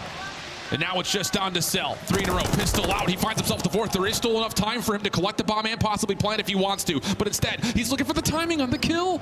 Doesn't find Envoy, who just slips away. No chance for the plant. Envoy gets the read and says, I'm out of here. We're tied back and forth. This time, Ultra says slow and steady is not going to win the race. But if you are Atlanta Faze, someone has to go with a BZ through top mid because Ultra found the perfect timing to take care of your bomb carrier. They had all the info gained. Bomb down through top mid. That's the only way you're going to be able to defeat us on this round. The SMG stays strong on their setup, did not budge a single ounce. And they're able to tie the game up at 4. Man, what a map 5. Tensions are thick. Here in the Madame Athletic Center. Heavy stack for Faze on this defense over towards B. Lots of nades thrown down towards the staircase, but really nothing hitting here. So Faze are going to be a little bit questioning where exactly this Ultra setup is. But it's different now because Draza isn't playing it deep over towards that B Street side. They have all bridge control. So if you are Atlanta Faze, you slowly have to work over towards A, and that leads to a BZ finding that first blood. Selling him great shots to at least back down insight from his positioning. But now in the 3v4, Ultra have to find some ice. First blood's unbelievable from a BZ on that angle, especially. Draza stepping in towards bridge side. Kleenex still hoping he can get this plant off. That may be the lifeline for Ultra here in round number 9. Scrap also an extra step forward. Would Faze expect something like this? Little cheeky plays for Ultra, but Faze are taking the safe run around the back, and Scrap has only seen one member so far.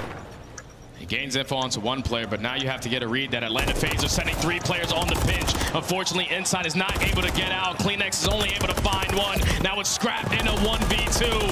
Draza, I was waiting for the moment. He getting the last lap here. Atlanta at game point. A little early? Oh, I mean, that's a bold time to start pulling out some body shots. 5-4. But he's letting them know. Has that fueled the flame, though? You just have to wonder. But again, that first blood from a BZ is a miracle. I mean, he just slides across through bottom ramp, somehow still finds someone deep over towards that top plat. Unreal. That's just big-time players making big-time plays. Staying strong in what he's been able to do all season long, the king of first bloods. He finds one in the most important moments. Now it leads to Atlanta being at game point, back on the attacking side. Toronto Ultra found a lot of success on the retakes every single time at B. And this time, Atlanta are going to send everyone alongside of BZ to try to work that objective. No bomb this time for BZ. He's just trying to be the first Vanguard player forward. Ultra allowing this mid control largely to go the way of Atlanta. Bomb now planted. 4v4 retake on the way.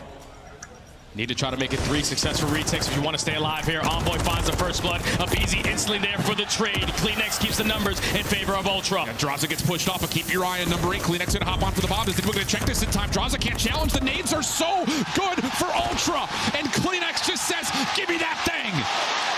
Round 11. Could you want anything more? Maybe a 1v1? It just simply does not get better than this.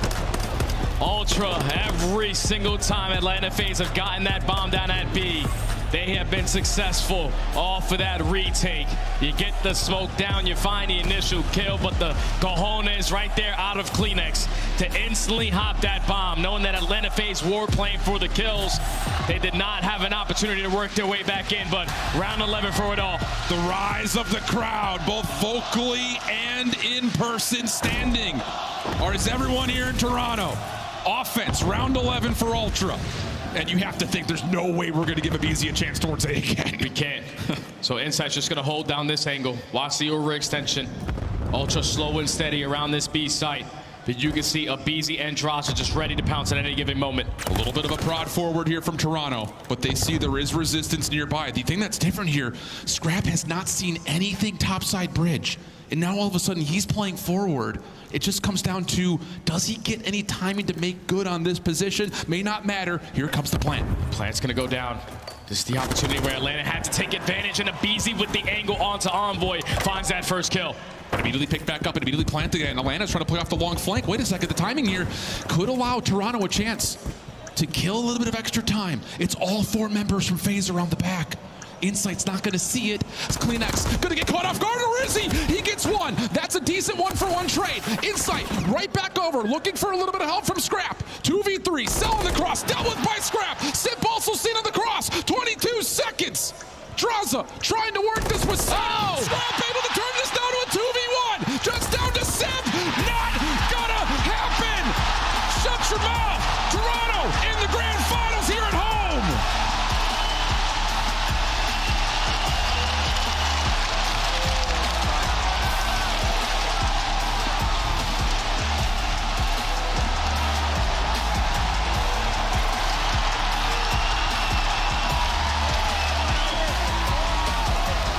Ultra, Ultra, Ultra. You can always count these guys to be icy in these kind of moments. Scrap, the MVP of this series for me. Just put on an absolute performance to not only keep them alive in this series to force the game 5, But in that final round, he finds a couple kills. You look across the stage, you say, I'm so damn happy to play with these guys, man, because it's Scrap who gets the final laugh in this matchup versus Atlanta. You're going to shoot my body? Not today. Hello? Oh, man. Someone at COD events that precede unfortunate events on Twitter, because yikes. Wow. The drama has just gone from 11 to 15 in this series. An unreal map 5 win, round 10, round 11, and like you said, no one better for it than Scrap. That is just unbelievable, man. What an unbelievable series between the two top teams that we have in the league. The home crowd is playing a big part for the success of Ultra.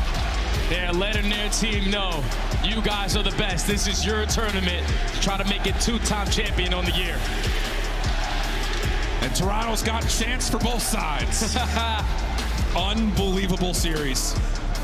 And the composure from Toronto just in the last two maps in particular, so damn tippable. A comeback effort of the Karachi Hardpoint comes by way of Scrap turning it up. The round 10, round 11, after a couple of stray body shots come through, a little bit of a wall bang, Scrap lets him know not once but twice. And well, let's be honest, there's only one guy that's on main stage. Toronto, give it up. It's Scrap on stage with Blaze. You heard him, Toronto. Make some noise for the home team, as they will be the first squad in our grand finals. Scrap, peak Call of Duty being played here on the main stage. 100%. How you feeling getting that win? I mean, fucking seriously, are we serious? Are we fucking serious? Come on now. Wow. We talked about the beef and everything coming into this one. You know, how do you feel having your teammates, the way that they had your back in a Game 5 Round 11 series? That's too fucking icy right there. That's way too icy. You know, we came out, they're breaking down. I don't know how, bro. Like, I'm getting told they need a person for confidence. Get the fuck out of here with that shit, bro. My whole team got confidence. Every single one of us. Every single one of us. Now, a little bit, talk to us about the confidence in that Round 11. What was going on through the comms? Because it was intense. What did y'all want to make happen right there? Yeah, no, we just said big dick them, bro. Run at them, bro. They're fucking ass. Like, let's just run at them. And then, you know, they break down 2v3, 5-5. Like, come on, man. That's too much fucking ice. Too much ice indeed. I'm going to let you get ready for this grand finals. We got one more matchup on the stage. But what do you want the city of Toronto to know as you get ready for the grand finals? Toronto, it is my city, fam.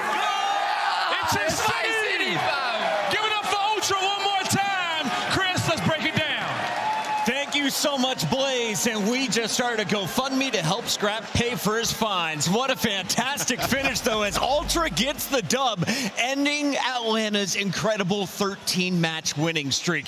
Allie, you were the only one in this venue, at least on the analyst side, that saw it coming. Why do you have faith in Ultra? It was just a search and destroy that Atlanta started to show a little bit of weakness in. And against all odds, Toronto Ultra went against being the 11th attack team, 11th in post-plant, and both search and destroys in this series. They win 4 attacks in the map number 2. They win the 2 biggest attack rounds in the map number 5. They get back-to-back attack, and they're able to get those first bloods going their way against literally all odds. And not only that, I have to give a shout out to Envoy. You're talking 3 first bloods in map number 2 going 10-4. And then the map number 5, he has 4. It was amazing watching this series for Toronto Ultra. And you think about that, he was 0-4 to start the game. So the man took a few rounds after those plants to get heated up. But Toronto Ultra now sends Atlanta Faze to the losers bracket where Optic Texas is waiting.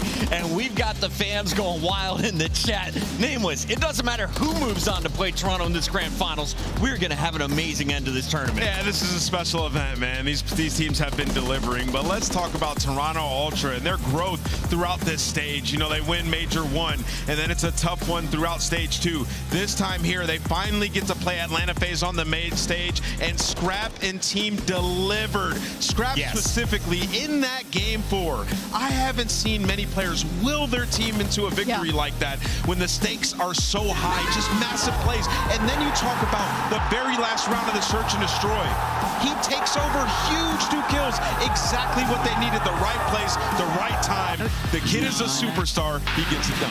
After the win, he runs over to the Atlanta side, throws his hands up, the crowd goes wild. Goes back to his side, hands up, The crowd goes wild. I think you can expect this guy to be signed, locked up by Toronto for multiple years to come. I just love this rivalry. I love that we've had 2 Game 5s today. I love the energy. All of us, even up here, were on our feet watching that round 11, and we still have 2 more matches to go. Shout out to everyone who is waiting to get into the venue. I think that match definitely paid itself off, and we have 2 more to go on the day. Nameless, when we come back, we have Optic playing, but before that, we got to take a look at your scuff play of the game. Let's walk ourselves through this one more time, Allie. So this is where Scrap calls game at map number 4. Atlanta Faze had the lead the entirety of this map, and Toronto Ultra didn't even have the rotation. Kleenex made an attempt, but unfortunately was in a 1v2. He gets shut down, and it's Scrap with a huge 2-piece in back gas that alleviates a lot of the pressure for the rest of his teammates to then fly onto the hill, play their trades, and shut out this game. Yeah, he did such a great job. And I mean, it's not just the 2-piece at the end. It's earlier in the game. Yeah. You're talking about the junk hill where Atlanta Faze had so many great pinches. Well, Scrap, he gets a spawn in behind, wins a massive gunfight, back-to-back lives, and then on the P1, gets the cleanup on a BZ, finds the majority of that time, and goes on a 5 streak to put them back into that game. This team is special. Toronto Ultra, winners of our first major, the first team into that championship match here at Major 3. The final question remains, who will join them, Allie? We got Faze and Optic loading up next here in about 25 minutes. A tale as old as time, and unfortunately for the Green Wall, they have been on the losing end of that fairy tale.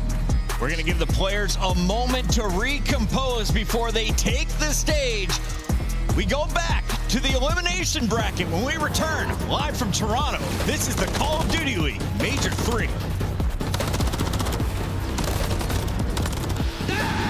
Oh my.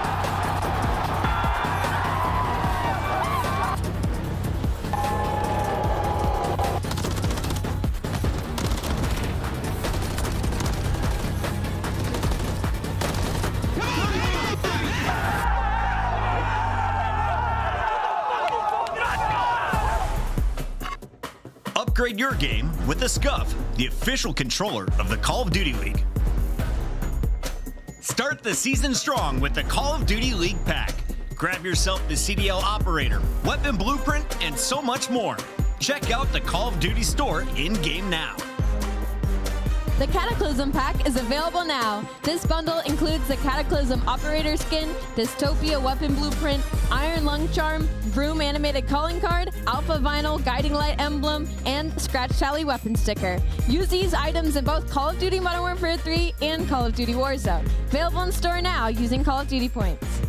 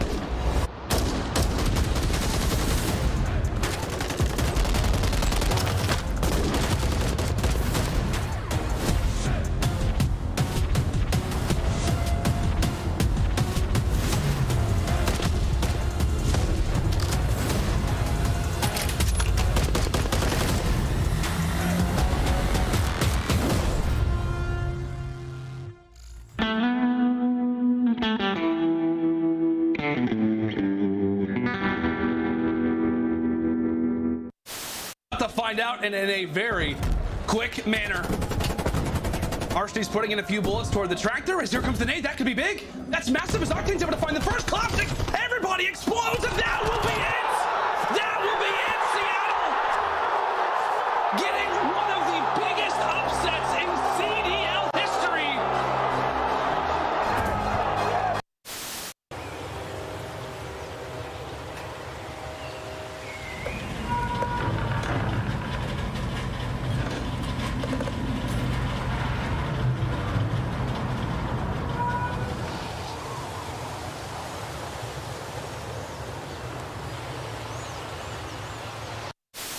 Hello, everybody. Welcome to this week's show. This weekend, we saw the top Call of Duty teams compete at the U.S. Championship held at Full Sail University. In a surprising turn of events, strictly business, the 9 seed came out of nowhere to dominate the bracket, defeating 9-time champions Complexity twice to secure the #1 seed at the Call of Duty World Championship. With the help from his teammates, actually. What is this? What is this? Hydra from Mars. What do we have here? It's nothing left but 3 in the backpack. Ace for Hydra, a magician early in the round. Team working on the ace. That's 3 for him in this round. It was plant or hold for the kill. Dashy chooses to hold. Get a chow, not gonna happen. It's an ace for Biggest Seam. What a brilliant moment for the newcomer on this Boston Breed squad.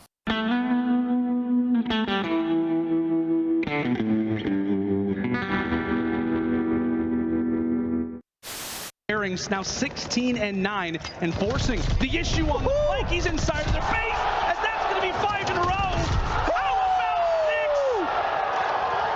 6? It's 6 for Capsidal. He is woken up and erupting right now on the Sunliners. Make it 8 in a row. Boston feeding off the hype that this man can provide. 21-10. Big Cap. Welcome to the series, my friend. Lock in, fans. Does he get timing again? Oh, sure does. He finds Hydra. Red went 1 for 1, but the trades are decent. We're going to go 2v2 early. Does he catch the timing? Doors pop. There's the first. Skies tries the battle back. Not going to happen. Optic take the round 11. Woo-wee! That's how you get it done if you are Optic Texas. Shotzi might have the timing on the flank. No one's going to turn. Bonus as well. Oh, come on. Shotzi's playing real good tonight. Nice tags. I don't have a clue as to how he has managed to survive. Shotzi versus the world. He can't get the 3rd, but here comes Shotzi, 10 in a row. Looking for the 11th. That's the round. You may never see one like it.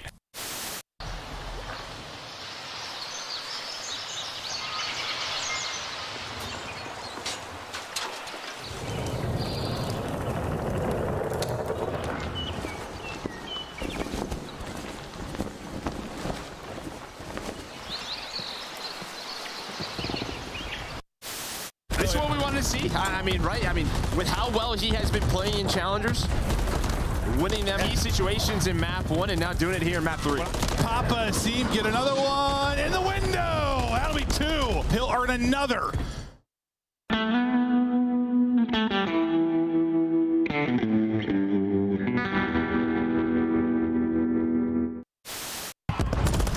Now to Cell. In the stun catches Kenny again. He's gonna check the corner. Oh, he didn't check it. Doesn't clear the corner. And Atlanta Faze take it. Your Major 2 champions for the 2024 COD League season. Atlanta Faze.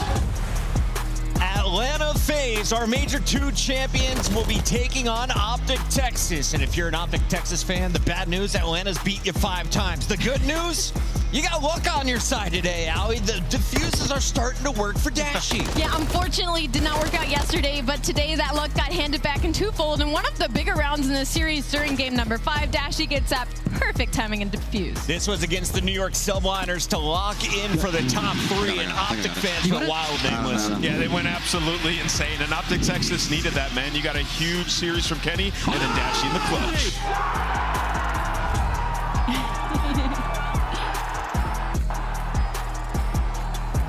Fans on their feet for the last matchup.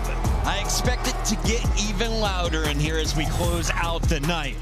Optic ready to take the stage against our #1 seed, and we got to break down all of the action we're about to see. Welcome back in, everybody. Chris Puckett alongside Rosalie and Nameless at the headquarters desk. And I want to start with you, Wizard. What do you expect to happen this time around, Alley Cat? I expect, unfortunately, history to repeat itself. If I was Atlanta Faze and I just heard that post interview by Scrap, I am fuming to get into that grand final. Let's take a look here at another team fighting for a spot in the grand finals. Optic Texas rocking the green, Nameless. What have you seen from them this weekend? They were able to get to the top 2 last event, but now they're fighting for their lives in the elimination bracket. Yeah, I've seen a lot of fight from these guys, right? I've seen, Sunday Kenny come out to play, which is scary for the opposition. Obviously, you go all the way to a Game 5 where you show your ice up against a New York team that has been strong at that map, Invasion, Search, and Destroy.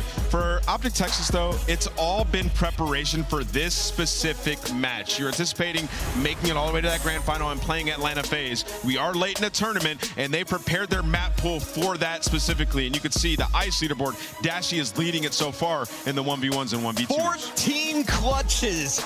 9 of those 1v2 pluses, Allie. Dashy has been the Iceman in Search and Destroy. It's been unreal, and I think all of Optic Texas have been incredibly clutch. I mean, you look at the numbers, and they're actually really average across the board, but when it comes to records, they're top 4 overall in the league, and that's because they have just such a talented roster that when the thing's going and start getting tough, they're able to close out these matches and get these series wins. So for the Monster Energy pregame up against Atlanta, the good right now is that their map ones are 10-1 record with 6 straight wins. So early on in the series, they are coming out swinging. The bad, though, is their control hasn't looked as strong as it had previously. They are 2-5 in the last 7 maps and 1-3 in round 5s in that span, meaning in the invasions, like they just lost 3-0 to New York Subliners, and we just watched Atlanta Faze bibbity bop Atlanta Toronto. Yeah, I mean, the most important thing in this match is like Optic Texas, I mentioned they've been preparing for this specific matchup, and they've played high-rise control 5 times this stage, a map they previously did not want in the lineup. 3-2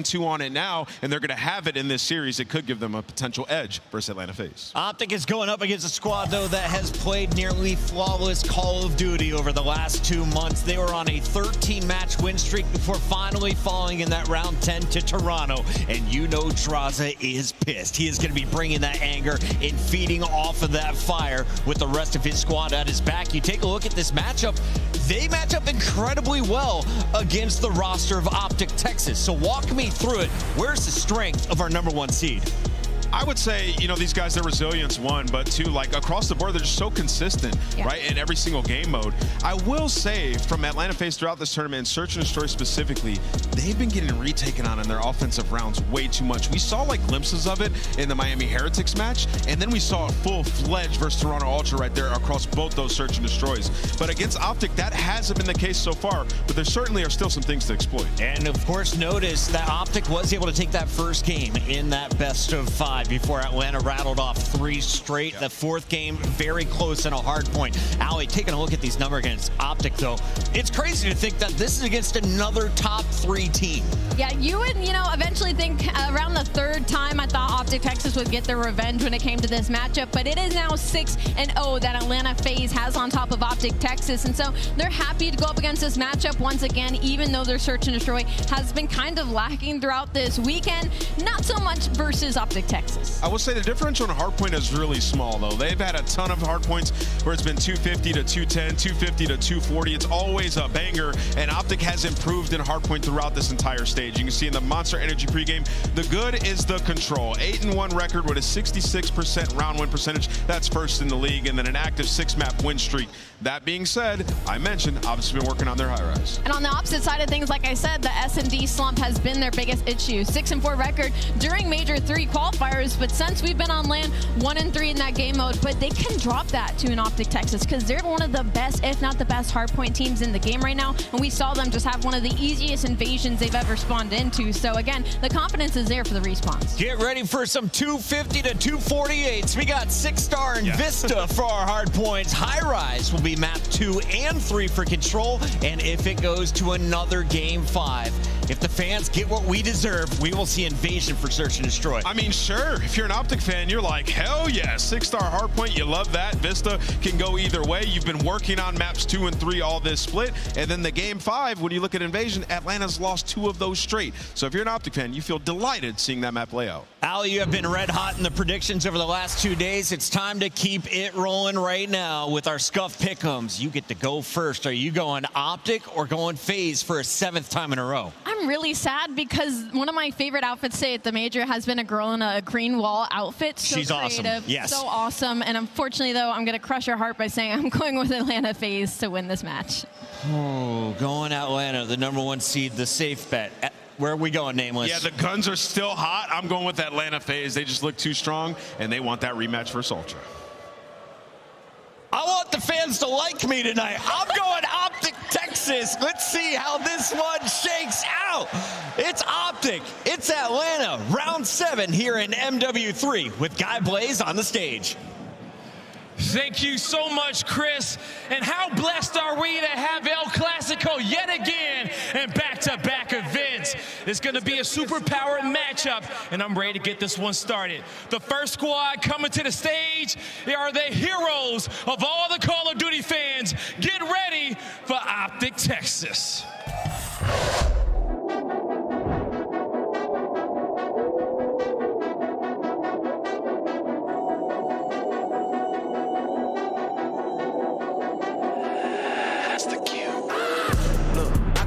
City, you hear signs when we sleep. Heaven sent, hands down, vibes so unique.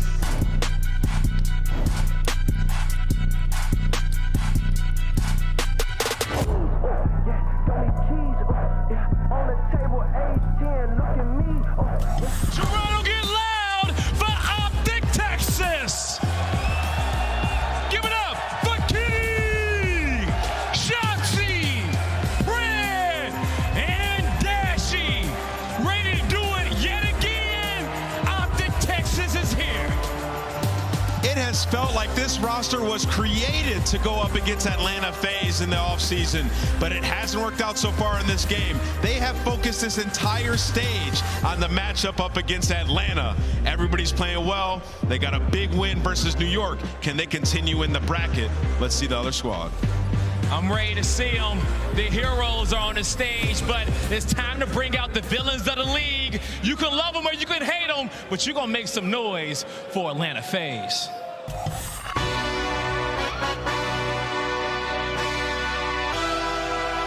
Yeah, let's see how you do under pressure.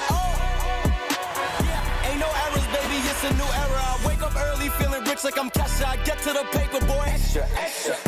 Work with me, you know that I got it. Come with me, let's take a trip to the islands. We up on the jet, we'll do more than just fly on it. Stand on that hill, you gon' die on it. Boom, boom. Back with a vengeance, I show you the ropes. Peace in my town, I can show you the coast. Up in the shots if they wanted to smoke. If you know, then you know. Hey, let's see how you do under pressure. Let's see how you do under pressure. A moment can live on forever.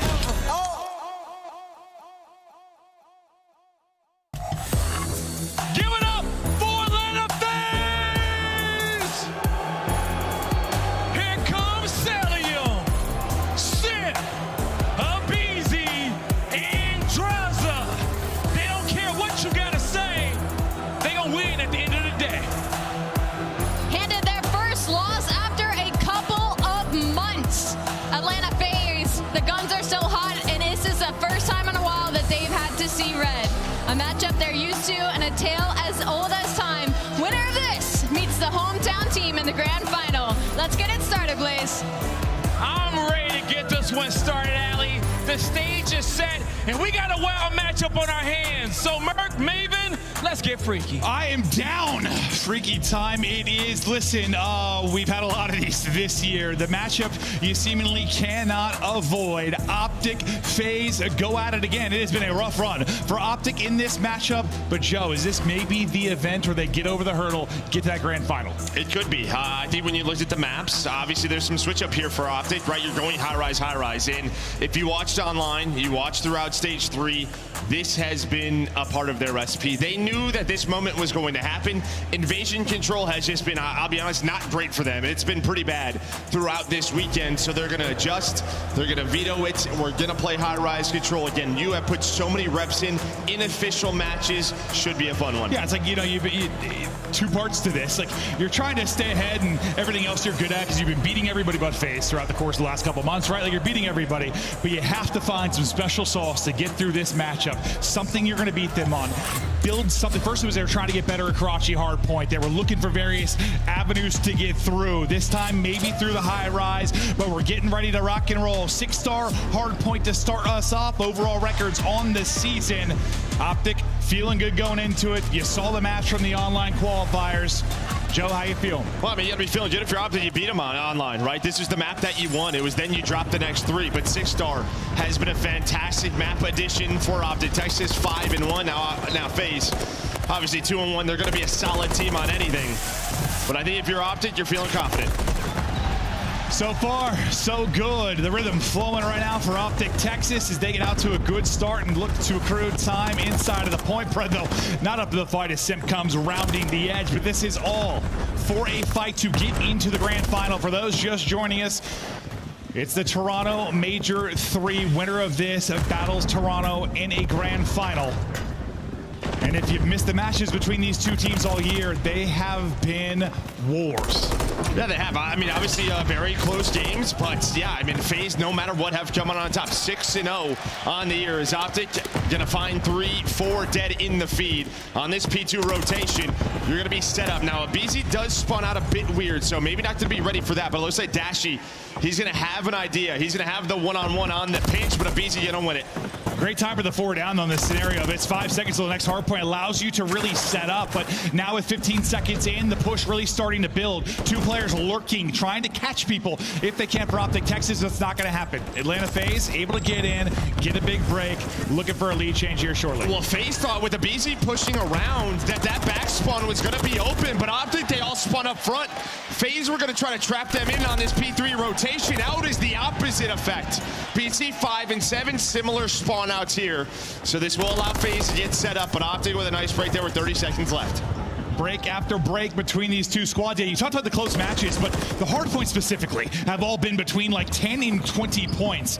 They've been nuts. If you're talking about just like minor improvements to maybe get a series win, is it the Hardpoints for Optic Texas? Is Cell, he's shooting bodies early in this one? Yeah, I would think so. I mean, it's 8-3 sort of hardpoint count in that matchup. A couple of those go your way. Maybe you are winning just so close. Those series. Obviously, the Search and Destroy, I think for Faze, maybe struggling a bit. Feels like Ultra always plays them tough in SNE. If you look back towards Major 1, well, we are right back to that scenario where in Winners Final, Faze lose to Ultra, and then right away, Faze has to play Optic. Yeah, it feels like deja vu. We've been in these scenarios over the years since the inception of the CDL, that is for sure. But bursting on through, it's the boys from Optic Texas. Shotzi will get 2. Shotzi will dial up a triple. As that'll be 4 in a row for him, and another break and into the point. Go Optic Texas. 12 already for Shotzi. You'd love to get that streak going, but not going to happen. Only down 30 is Faze, but Dashi was so good against New York earlier. 10 seconds left on rotation. Abizi versus Shotzi. And Shotzi, he struggled at times in this matchup throughout the year, right? It's really been about bread in this series, but Shotzi, when it went like that through the bulletproof glass, he is a magician with the doors. He shows you why. Oh, we are trolling. That was great. Now Pred finding an opening from the rear as well. The 40-point lead, kills through, breaks through. Optic Texas, once again, you are here. 1 player remaining. It'll be Shotzi at 14 and 7. The other 3 spawning out, trying to get there. How long can he lurk? Can the teammates get there in time? They're able to collapse. Can he? Dashi bursts on through. The lead is building. Yeah, I mean, you had Abizi pushed up to turn off the reinforcements. He doesn't get one on the opposite side somehow. Shotzi gets a kill with the hip fire. He's hitting again. Double positive is this man. Dashi is now locking down the hill, but I think that's the big thing. Shotzi has struggled versus Faze. Abizi has taken over. Time and time again, if Shotzi's playing like this and he's in his pool, this one could be done. Listen, you were on 13 straight if you were Faze. It's been a while since you've been tested. You get dropped, you get beat, and now Optic Texas, while they're down, drop kick them, lay them out, put them away if you can. Is so far so good massively, but at this particular point, finally, Atlanta Faze may be able to get a break in an early setup as they'll look to rack the time and get something positive going, because it has been all Optic Texas and this crowd roaring for them. Yeah, Sim locked in down the middle of the map. That's pretty much 4 dead. So Shotzi the next one up, and yeah, get that cut. Don't allow him to get into the water. Give him the shark, his other form. So far, a clean 25 seconds here for Atlanta Faze. You can already see in the top right a slow start for Cell. We don't see that very often. On the opposite end, it has been Shotzi leading the way with 18, and here he goes. Swimming, buying time. Of course, just able to get across and then win the gunfight. The man is one with the water. Let's go to a listen in with Optic Texas. I have new cover out, new cover. Y'all can put me in. Run in. Yeah. Blue, easy. Watch that play. Wait, I'm getting stage. I'm getting stage. I have blue. Watch that play. I have blue stage. He's 20 feet. I have blue stage, guys. Listen, two blue. I have blue. Stay down. I have stage. I just water steps. Full steps and 2 blue. I left stage. I'll tell him that. Blue. Now weak. Nice. Last 2 mid. Nice. Last one here. He's there. He's left. Yeah. Absolute. Okay, he might read it. Hold blue. I'll stand blue. I'm trying to carry BCG on me. Alright, one spot. Blue dead. Archie, are you? Sips. Are you not telling me? I'm hitting mid-steps. I can kill mid-steps. Wait, Get straight. Low blue. After the vision point. All right, listen, take your time. Somebody go take her out, right. Yeah. Or left. I spawned out behind him. I spawned behind him too. I'm gonna exchange. I'll wait. Stay shit on. Nice job, I'm behind the blue. It's a really good scrap, guys. Stun you, I stunned him. One splat, One G on me. I'm behind him, I killed him. Absolute. I'm running up, lane on play. Nice job. I hear. Listen, Brad, they get left off. DJ dead! DJ, I help you out. One more hitting me out. Two out. 2 steps, it draws it out. DJ. One more out, kill. One shot out. Absolute no drop. I spawned out, they're going to the back. BZ's on you too. Fucking Brandon. Nice. There's one on stage. Yeah, whole stage. I will get our pinch. Yeah. Can I spawn front? You three in the back. You one shot up to Sim. Alright, Sim's late P1, bro. He's late P1. I'm going in, I'm getting back. He's late fuck front. I have a Q ban, I think. Yeah, he's in the stairs. They're going top. I'm just holding back. Absolutely. I'm staying ban, I'm waiting for you guys. I'm here. Shot shit. I'll sit down. Give me out of time. I'm shot shit. I'm dead. Drop, let's go. Let's go. He's close right. He chatted. Out front left. One in the back, hit the front, hit time. Yeah, they told me what got time right now, Jaws. By himself. Sorry, Jaws after the time. He went to Tails, went to Tails. Tails, one shot. Hit him again. Nice. Right top left. After a bit of run there for Atlanta, Faze, Sip is able to get a cruise, dashing though with a double to create a mess and get inside the point. Just about a 40-point advantage. We'll get right back over to Dashia. One-on-one on the other side of it. Abizi is able to win that. Looking to get set up for next. Since his second P1, you have just felt a lot more Faze slays in the feed. They're starting to get a little bit more locked in. They're flowing with the map. They're picking up the pinches. Shotzzy, another chance to make a play. He's able to get on in. This is going to buy his team some time. But as you said, Sip able to earn that cruise. When will that come into play? And now Faze will have to take their time through the back. You're going to see Abizi's going to spawn out. It looks like Shotzzy's going to be able to read it for now. I thought Shotzzy was going to get eyes on it. Looks to be the case because Kenny will pick that up as he'll wrap back to deal with it. And then Kenny able to get another one. Shotzzy wins his one, and they'll stay inside of the point. Still spawning in the back will be Atlanta Faze. Still trying to fight in with a healthy chunk of time remaining here. But you're winning your close-up ones. Kenny nearly get a second, but not quite back to full HP. Will lead to a flurry of kills now for Atlanta Faze. Joe, what do you see on the map as we have 15 seconds till we head to the next Hardpoint? So it's just a question here, Phil. I mean, they're going to keep fighting this and keeping them spawned in the back. As Dashi with the double on rotation is Simp. Again, you still have the cruise for a break. I thought maybe Faze were just going to go all out at that P4, use the cruise at the P3, use the cruise at the P4, but they're going to save it for bridge, win this rotation. Draza locked and loaded, was able to take down 2, sheeting forward, but it's Shotzzy. That'll close the door. The collapse starting to come in. Working through the back will be Kenny. Kenny will pick up the reinforcements, maybe, or will he? He'll be able to win that one-on-one. Cell gonna suddenly be the last guy up. So much stuff to deal with. Collapsing from both sides. It's a perfect pinch and trap there from Optic Texas. You get back into the point. So close to bouncing up over that 200-point mark. Lead at 50. Here we go down the stretch. Yeah, you might just go all out for this, right? What I was saying with the last hill and push this scrap time. That is a big 20 for Optic, but Cell is there. Now, again, you still have the cruise, but if you look at the rotation, you're going to have 2 players there, Simp and Abizi, versus Kenny. Kenny soon will have the help from his teammates and the reinforcements, but already inside of the point. Of course, Shotzzy sees him. I don't know, the guy's got some super goggles. Once again, making the plays, come water side. Setup is Optic. Time here to technically get the W. Streak, though, ready to go. One of the tiny tears of Abizi able to get the kill. Sip now trying to follow it up, hunting for one of the reinforcements. It's not going to hit, but the teammates are finding the kills, and they're right back in. Here come Optic Texas. Yeah, this is where Faze got into the game a little bit right on the first rotation, so a very strong hold. It's similar. Like the first 30 or so, yeah. Yeah, it looks like Kenny's going to try to pinch through mid. Shotzzy, you got to deal with him. He's just going to waste so much time on the hill. Abizi going to go for the gunfight, but I don't know, man. The guy knows something about the water. I am telling you, he is up to 32. In his natural habitat and holding it down.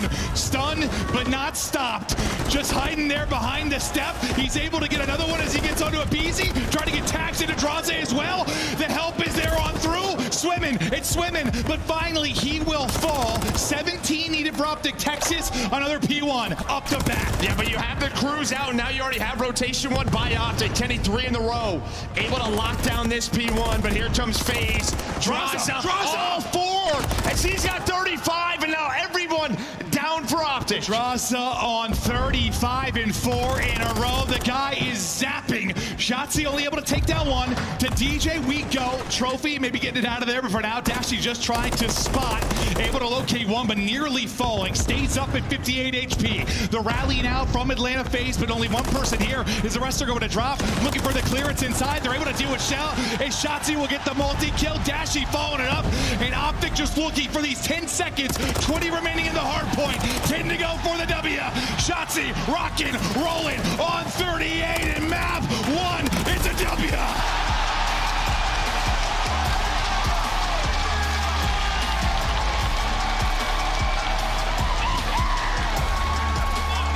They have had so many close hard points, and it feels like against Faze, finally, you're closing one out on land. Like, listen, I know you were to beat him on 6-star when you talk about the qualifier, but on land, the series we cast, what the winner's final was 237, 250, 237, 250. Tight ones in the grand final. In the ice, it has been Faze in this matchup. In the ice, today it is Texas. Well, thankfully it's not ice, it's water. It is a beautifully heated pool. Sun's out. And Shotzi just lives in it. I don't understand.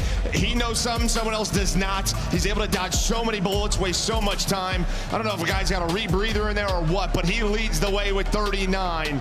6,500 damage. On the other side, I mean, you get a hell of a performance out of Drots. It just feels like you started a little bit too slow from the Faze side. 39 and 26, all 25 non-traded kills from the pool. No, I'm kidding, but like, seriously, like, it is unbelievable. Like, is there some cheese to it? Certainly. But, like, there's also, like, this weird skill gap in the sense he is better. Absolutely. Once you get him in. It's like, he, like, shaves his legs for this or what? That's what swimmers do, right? Yeah, maybe he does. Yeah, dude, maybe it's body waxes. Oh, just a wild one from start to finish. I mean, Optic Texas, they go up early. They seem to be, I don't know, some semblance of control. Shotzi playing with his food here. Finally, it's like, who's going to win this battle of patience? It's Shotzi. Yeah, I mean, they held on to this 60-point lead. This is when Faze maybe starts to bring it back a bit. But again, you wasted maybe 20 seconds of this by Shotzi's play. Then this is when Simp was able to earn that cruise over towards that P2. And it's just like both teams really couldn't have a feel for these spawns at P1 over towards P2. You needed a big break, and it was towards the P3 side from Optic. Multiple players finding multi-kills. You then force the crews to come out over towards that pool. And it's a good start. Maybe first 15, 20 seconds there for Faze, but then guess who? Yeah, no, absolutely. But it felt like early on, though, like both teams were doing a solid job of breaking. There were a ton of breaks. Just felt like Optic were getting more time and value out of there. It's like you're dealing with that next wave a little bit better, where you keep some people in, even if it was only 5 to 10 seconds, like a little more time, maintain that lead until Shotzi goes bananas, nearly putting up a 40-piece. And Shotzi is cooking. Pred, his dynamic duo, gassing, roaring there with them. As these guys are fired up, the venue is fired up. And you just feel good to get that hardpoint victory on land. And the way this series look, yes, you've been putting in the work on high rise, but on paper, obviously the advantage to Atlanta Faze. But that map one starts to shift things. No, it does. Yeah, I mean, able to get out in a 1-point lead, but similar to the online, right? You win the 6-star, now you're going into a back-to-back high rise. You've been working on it time and time again. You have been studying Faze's gameplay, the VOD, trying to prep for a moment like this. And for a team like Faze that's been so good on high-rise in general, I mean, New York's a team we'll talk about with high-rise control as well, because they can beat Faze, one of the few that can do it. But, like, what is it about that team that maybe has made them so strong on this particular map? Well, I think high-rise search and destroy, it's unconventional, right, in a way. But I think we saw it like earlier today. You have someone like Abizi who could just find these first bloods, get out with his life. Now, when we get to high-rise control, their ability to sort of play the B point, get off it, get on it, I don't know. They just make defenders very uncomfortable. And we'll get to that one a bit later. But yeah, as far as the map, I mean, we saw like earlier, you know, Hydra making plays early in rounds, finding doubles. But when you're in like those 1v3s, it's like you get trapped. It's hard. Once your position's given up, it's so difficult to make plays, make clutches. All assuming the teams are making the right plays. And the other side, and fire extinguishers don't blow up. True. Propanes, fire extinguishers, you name it. Everything blowing up on the map. But high rise to continue forward. Optic, strike first. Faze now try to answer. We continue on now into the search and destroy. As once again, Faze look to eliminate Optic Texas from a major.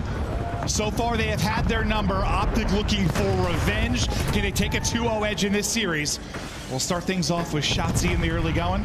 See his vision towards bottom mid. Yeah, trying to get near standard setup here. You have Draza just watching that B ladder on the one side of the map. It's Celium just spotting down low. We know how creative Shotzi can be. And well, Draza gonna find the first blood. Smoke is out, and the smokes were so important versus Faze from Envoy, right? In the match ago. Oh yeah. Right through the middle of the map, doesn't finish the kill, and now it's down to Dashy. Just thinking about the next gunfight, not quite able to finish it. Some bullets going into the tower, but yeah, Draza with the first. Smoke can't save Shotzi as BZ gets the second. Things continue to unravel from there. As the first round now over to Faze, as the teams will continue to make adjustments as we continue on, but we'll keep it on the first blood count. Kills wise, 2 for Draws, 2 for BZ. Optic's chance now. Yeah, just be a question of how often are you to go towards that B street time and time again. Are you gonna challenge it, try to get there before the trophies are down? Right, I mean, if you're Optic, you may not have some, so that might be the call here early for Faze. Just knowing you have trophy advantage, trying to hit your nades and going for a quick B plant. Trophy eating on one side of it. Slow and steady so far as you look for an opener from deep. Now they'll start to push up the map. Begin to work and execute. But you've got Pred tucked away over towards B, always kind of guessing what corner. Are they going to be in? Cell and Kenny, I think, exchanging some shots at range as Draza looks to get up towards top of brand. See what he can get from this power position. Yeah, and again, Dashy has to play a bit of an off angle here. Just no trophy. You hear the nades going down. He's just waiting for this from Draws. Shotzi down low. Pred in the bomb site. Where are things going to kick on off? Well, it's going to be Shotzi. They stayed patient for him, and they're able to find Dashy. So with those nades, they buy a lot of room towards B. Nice win there from Kenny, because now I was going to say if Pred has been lurking this whole time and gets one, suddenly into a 2 versus 2, but instead it's going to be all on Big Ken. He's been able to get 2, 20 seconds to go. You got to get the plant down though if you're Atlanta Faze. They're going to recoup bomb. You don't want to get an awkward timing here with 2 players left. That is exactly what can happen.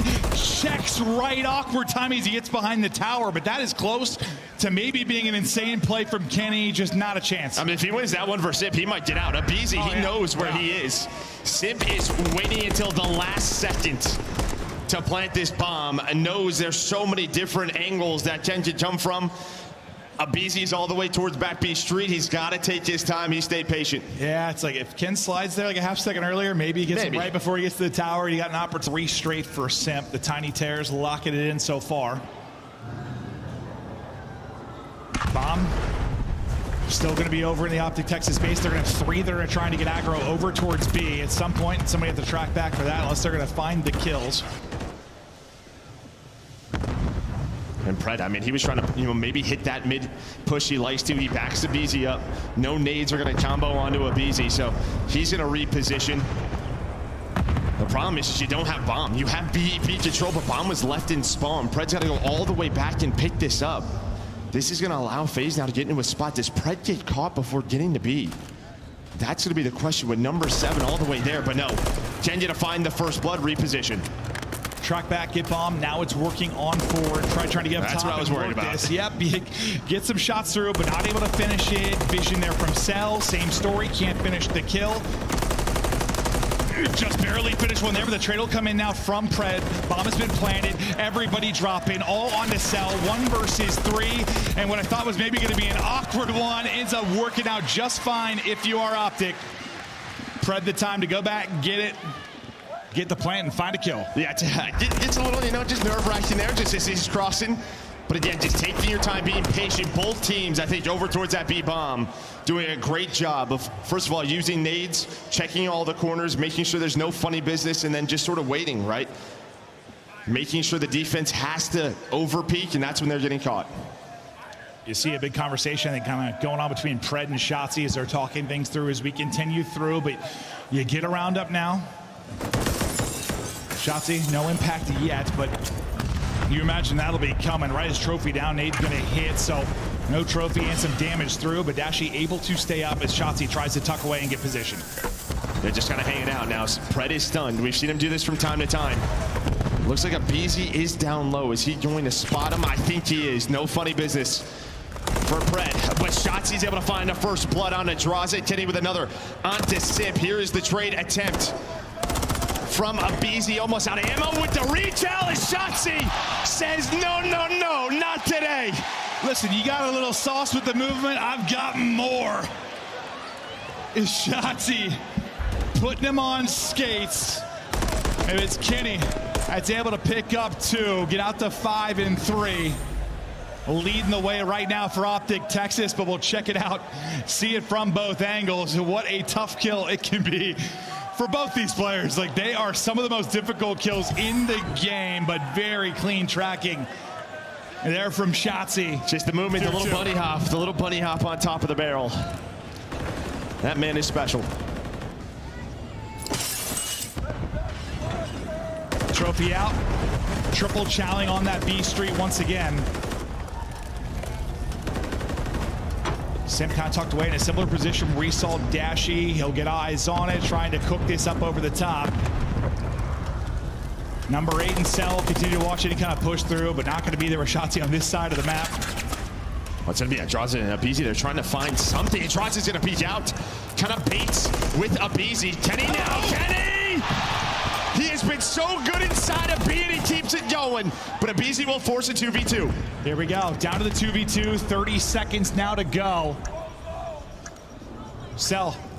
Abizi looking for the openers. They move on forward. You got to clear so much. 20 seconds now left in this. Is Cell continues to try and spot. Able to get eyes onto one. The shot will be true. The trade not quite there. On to Kenny now to clutch up. He's found an opening. Down to a 1 versus 1. 5 in a row. 10 seconds to go. Not going to be able to track back. No time to do it. You'll get the round win. Yeah, no streak for Ken, but the round is what counts. Yeah, that's what counts. I mean, huge plays. He's able to spot both as he mantles up, selling him from up top. He spots the first, but not the second. And then it just comes down to time. He knows. All right, 7.5 the defuse. There's 13 on the clock. Just got to waste as much time as I can. He does just that. A clean first kill, but this was Kenny. We saw this from him earlier in the map. Just taking that first gunfight out of B, jumping down, finessing his life. Nearly the ace, nearly the streak, but the round you will get 3 to 2 in round count. Triple chow out from Faze on the B Street. We've seen it from both sides. Sells nade after the shots, able to connect though and get the kill. Now where does the next setup come from? Dross gets the numbers even more to the side of Faze. 4 versus 2 now. Maybe Shotzi the one to make the play, but there's one in behind. Not going to happen. Sim picks it up. Again, every single first blood on offense. Faze is just waiting after it, right? It's like similar to what we saw from New York earlier in this tournament. They're getting the first kill and they're just waiting. They know that off they have to try to make the move. Dashi left in a 1 versus 4, as you said, able to find the first. But nice teamwork with the nades, shooting the trophy. Able to find that first kill on again. Yeah, I wasn't sure if a nade like landed in before the trophy or they smoked the trophy. I mean, I think they just threw enough stuff, yeah. Probably, yes. I mean, that's kind of what you're trying to do them, right? Overwhelm them. Just take that kind of strong side attack. And they play behind that opening pick as we continue to go back and forth, just like these two teams have done since the dawn of time. Round number 7, ready to go. Draza, shooting bodies in the last series, then the loss. You wonder if he's going to brush it off. He sure did with the big map 1 individually, but you get the loss. Now you're trying to do in the search, but it's Cell. On 4 in a row, maybe looking for more goodies. Yeah, I think Faze is going to know something is up, right? Because it's been very B dominant here on the attacking side, so they get aggressive up towards B. You have Cell playing safe in case there's anyone on the outside of the map. But it's really just who's going to find that first pick. Pred from up top. Trying to find the shots. Has him so weak, but it's Shotzi from down low. Damage in, teamwork on point. Now Dashi. Thought maybe wrapping around, but you've got one tucked away. Just continues to check the heady, centering on point, looking for that fight as they begin to push up the map. Shotzi now What kind of timing is he going to get? Because it's going to be on Celium to likely read this. You can see him just kind of bobbing back and forth, looking for it. And the timing is when he goes for the other kill, that's when he will pounce. Now to Simp. He's been here this whole round. They have no idea where he is. It looks like someone's going to check it. That's Dashy. Bomb being planted at A. He's got 9 HP, so 1 versus 2. Time to work with. The timing of that, you have no idea where he is. It zooms. Well, yeah, no, I mean, Dashy's literally cleared everything but inside the elevators. That just looked insane, but does have a nade. I may hit. They get a shot in. The nade hits, but couldn't get a bullet or two. Through and on the cross, he will get dropped. They're loving it in the crowd. This is another round. Over to Optic Texas, they once again take advantage. And honestly, I mean, both teams just winning these offenses, finding these first bloods, and then the defense just doesn't know how to react, right? They're staying patient on the flank. They're controlling propane side. They're just waiting for a reaction from the defense, winning with the numbers. Time and time again, who is going to adjust, maybe try to switch things up, just all out hit the B Street? Optic We shall Texas, see. Yeah, they've been putting in the work. On high rise, so far it's showing. Up 1, 3 straight for Shotzzy. 2-man work. Up towards bottom mid, but it's a BZ, the first blood Reaper that's able to hit the frag. The team nade will combine and you'll get the pick. I mean, that's literally inside the window. Yeah, hold that. that. It's inside the window. So double nades come out. And now again, right? It's so early in the round, we don't have to do anything if we are Faze. Just make sure a player like Shotzzy, a player like Pred doesn't find a multi-kill as they start to work up the map. Play behind this 4v3, close it out, try to get the 4-4. A BZ, spotting for info, also gonna get spotted, and Pred able to finish it. Tuck back behind tower to a 3v3 we go. As a BZ maybe a little bit overzealous, things fall apart. Now a chance to challenge a 2-on-1. You think you're lurking it for yourself, but that is not gonna be the case. Shots to the cross though, through from draws, 2 versus 2 now. 30 to go. Simp's got bomb. You got to execute. Shotzzy is still lurking inside of B. Where are they going to take this? They're going all the way around. Inside is Shotzzy. You win it on the other end. Another clutch scenario here for Optic. And this time it's the duo. It's Pred and Shotzzy, right? They're able to find some opening. There wasn't 4 players over towards the B side. You find the first one from a BZ, but he's by himself. And then Celium, he's the only player propane side. So what? They take the risk. They're able to find the timing. Give themselves that 3 versus 2, and then the entire round, they have no idea where Dashy is. Simp and Draza just try to take it through the middle. Hopefully they get a timing, they just don't. They do not. Now you are a round away from a 2-0 series edge and complete control in this best of 5 if you're Optic Texas. Now it's just closeout time. You got to rip off 3 straight if you're Atlanta Faze. Nades hitting, Shotzzy 5 straight, Dashy a first blood and able to back away. You got numbers, you're going for the throw. Trying to close it out here. Don't give any glimmer of hope over to Atlanta Faze. Is Pred still sniffing around any kind of bottom middle push, but Atlanta Faze, they got a presence here. They're gonna go. Pred at least able to get one. Simp's gonna get challenged, tries to snap back. Not gonna happen. All on to Cell. Last up, position given up. Tough fight through the fence. Slide is in across. He's going to fall. And Optic are up 2-0.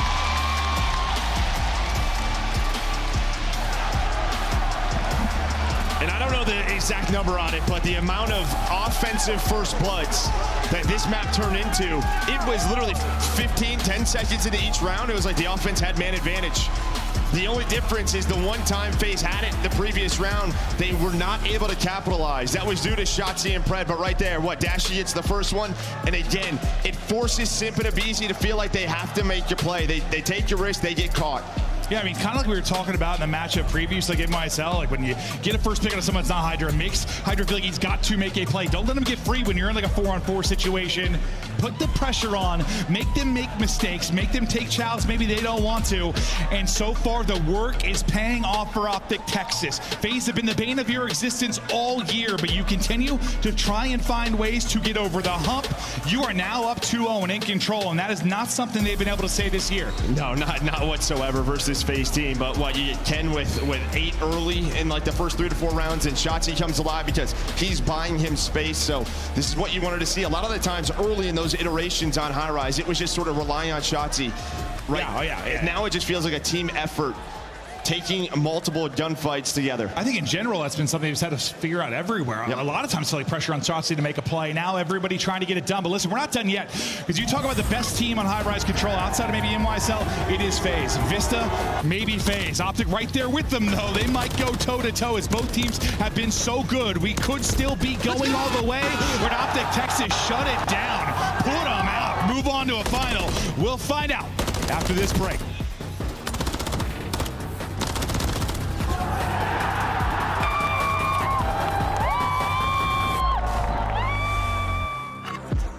Upgrade your game with the Scuff, the official controller of the Call of Duty League. Scuff Gaming is doing an ultimate giveaway where you and a friend can win a chance to go to COD Champs this year. The giveaway includes 2 VIP tickets, travel expenses, and more.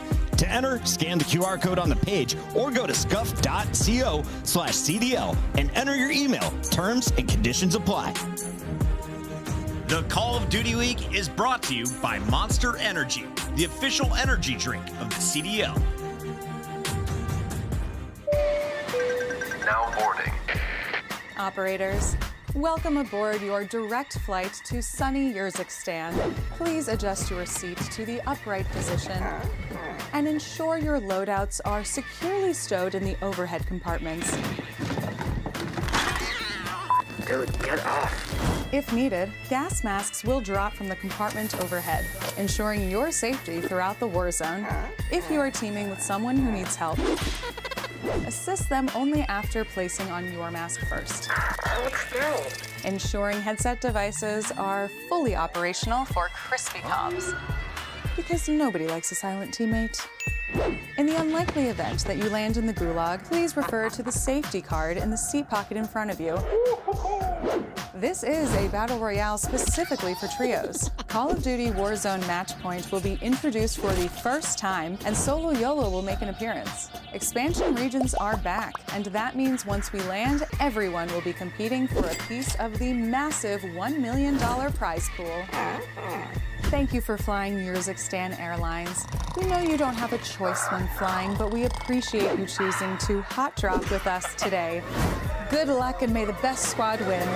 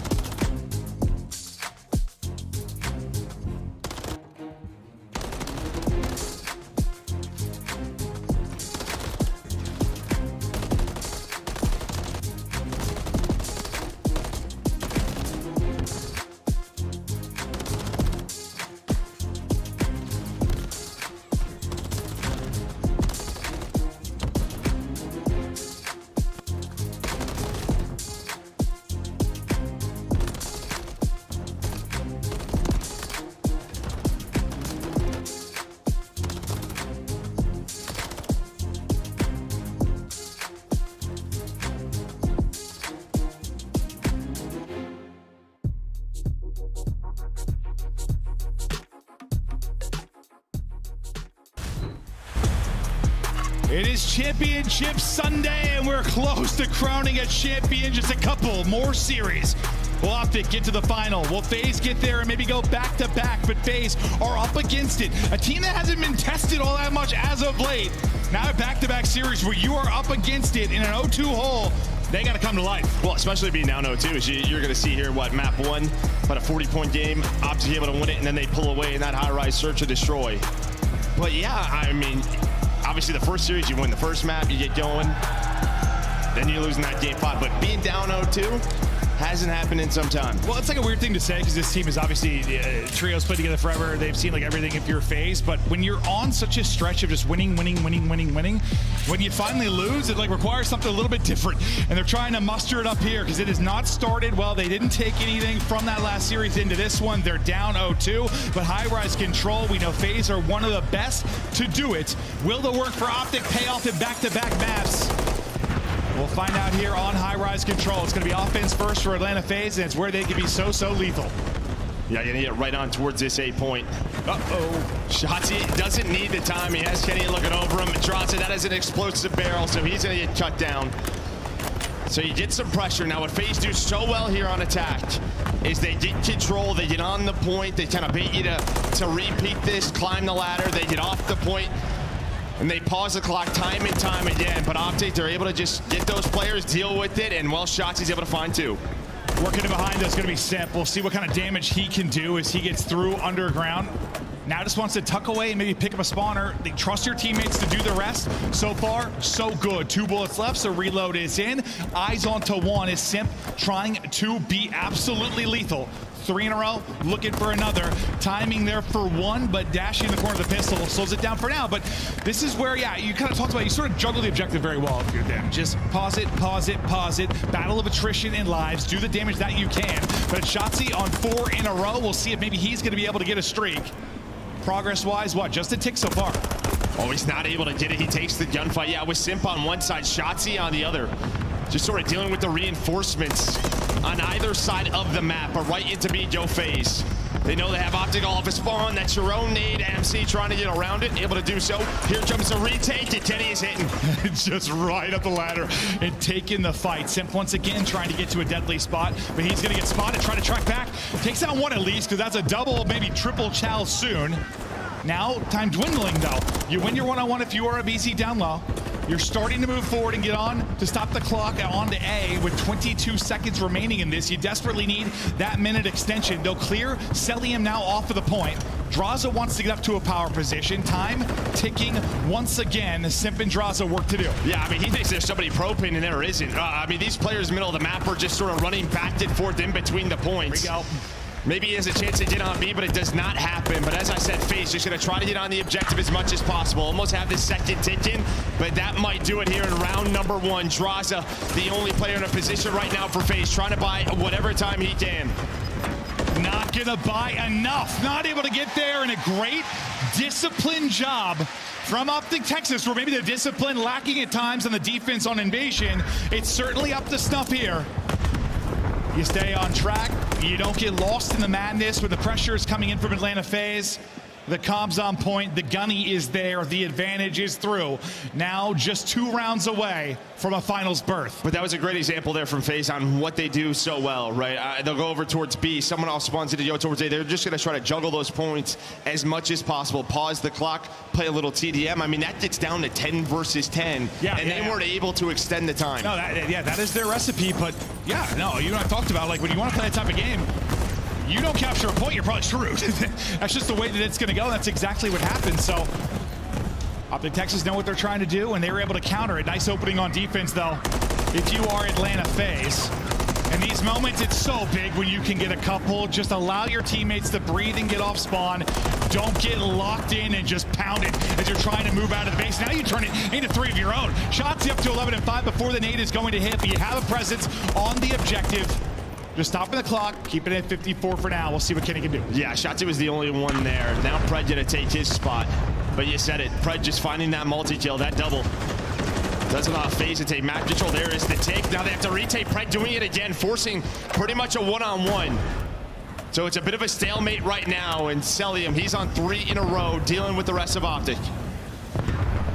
As Celium pushed up on one side, Shotzi up to the task on that. Pred, who they kind of lost for a moment, he's looking to re-engage. He got 2, tucked away underneath, and now maybe looking for his moment to shine. Can he time this with his teammates, though, and get the most production out of it? He's just getting an awkward timing at the base. This one he should surely have. Gonna be a freebie there. How do you deal with this if you are Faze? Everybody's dropping, though. How they're going to deal with it? It looks like they're going to drop. 20 seconds, though, remaining, Joe. Yeah, I mean, the problem is, right, it's like if that timing, Joe, is wrong, Pred is just kind of screwed. Had hasn't worked out too well, but he's still alive. He's still here on 4 in a row. It's similar to Faze. You're down to a 16 versus 13. The second hit coming through here for Optic. Yeah, very, very similar styles here. The difference, though, you might be able to get the minute extension, or will you? You clear both off the point. You're clearing the progression towards that final tick. You're winning the fights in and around the point. Under 10 to go. Maybe a similar result, or can Pred be the hero once again? He's the one in behind enemy lines, but you're keeping them off it on both sides. The utility is on point, but you stopped it at .8. Kenny on it, but not for long. The Simtex will hit. You'll deal with the pressure. You have a, 2-to-1 tick advantage if you are Texas, but yeah, pretty similar type play styles and pretty similar results. Yeah, I mean, that's just it. It's just a question of, is someone on offense going to make a crazy play, right, and get a 3-4 dead, to where then all that progress they've been working on, they can, stack it as 3, get B, transition over towards A. But this is the type of style these teams like to play on high rise. A battle of styles. Who will come out on top in the map 3 as Faze are trying to rally back in this. Obviously the ability to reverse sweep just hasn't really had to do it. Shotzi up the top, Propane, double challenge him, and the nade gonna hit as well. So opener there for Simp and company. Abizi getting lost through the railing, not the easiest of fights, but he's able to bring it on to another. That'll be 5 straight for him. Maybe a chance to get across and work number 6 for the Crews, but it's not gonna happen. It's Dashi with the beamers and a significant kill when you talk about streaks, and just not allowing Abizi to get lost in your back line. Yeah, Simp's going to find one. Shotzi continues to play in the spawn on these defensive rounds. One thing I will say, right, Abizi towards the end of that second round, into this round, pulling out the rival, maybe things not working out too well, wants to find more aggression on the objective. It's been working out as Dashi, that'll be 3 dead. Sorry, well, Kenny goes down, so they know where Dashi is, and right back on to B. Get in, trying to pause this. Everything in the kitchen sink coming at you is Abizi. He gets hit by 3 stuns, I think. He got 2 onto it now. First bit of progress done. Watch for Pred. Moving on forward, second bit done. Andraza gets 1. Pred tries to pounce, but Abizi's able to snap and get 2. Close to getting B done in the minute extension on 4 life advantage as well. They let Abizi get saucy with it. Sends it right on forward. They lose him. You leave the heady, and Abizi will make you pay. B secured. Minute extension in. Trying to reset now if you're Texas. Hey, now you're what? You're in a 17 versus 14, 2 minutes on the clock. I mean, great kills by Kenny to get them out of those power positions. But yeah, that's just it. Abizi has changed the game since pulling out the rival. You know how good he can be here with MCW as well, but the rival is working, and that'll be the weapon of choice for now. Pred. Eyes on, looking for the opener. Snapping out for 1, taking a second, making the plays right now is Pred. I mean, he knows he's got to help his teammates in spawn, but he mantles, Shotzi able to win it on 1. Every kill is so important here for Faze. Shotzi trying to get a pick through the fence. We all know it in this building. You don't get aim assist through that. This is the exact recipe you're going for if you're Faze. Get that minute extension, bleed them out. 11v6.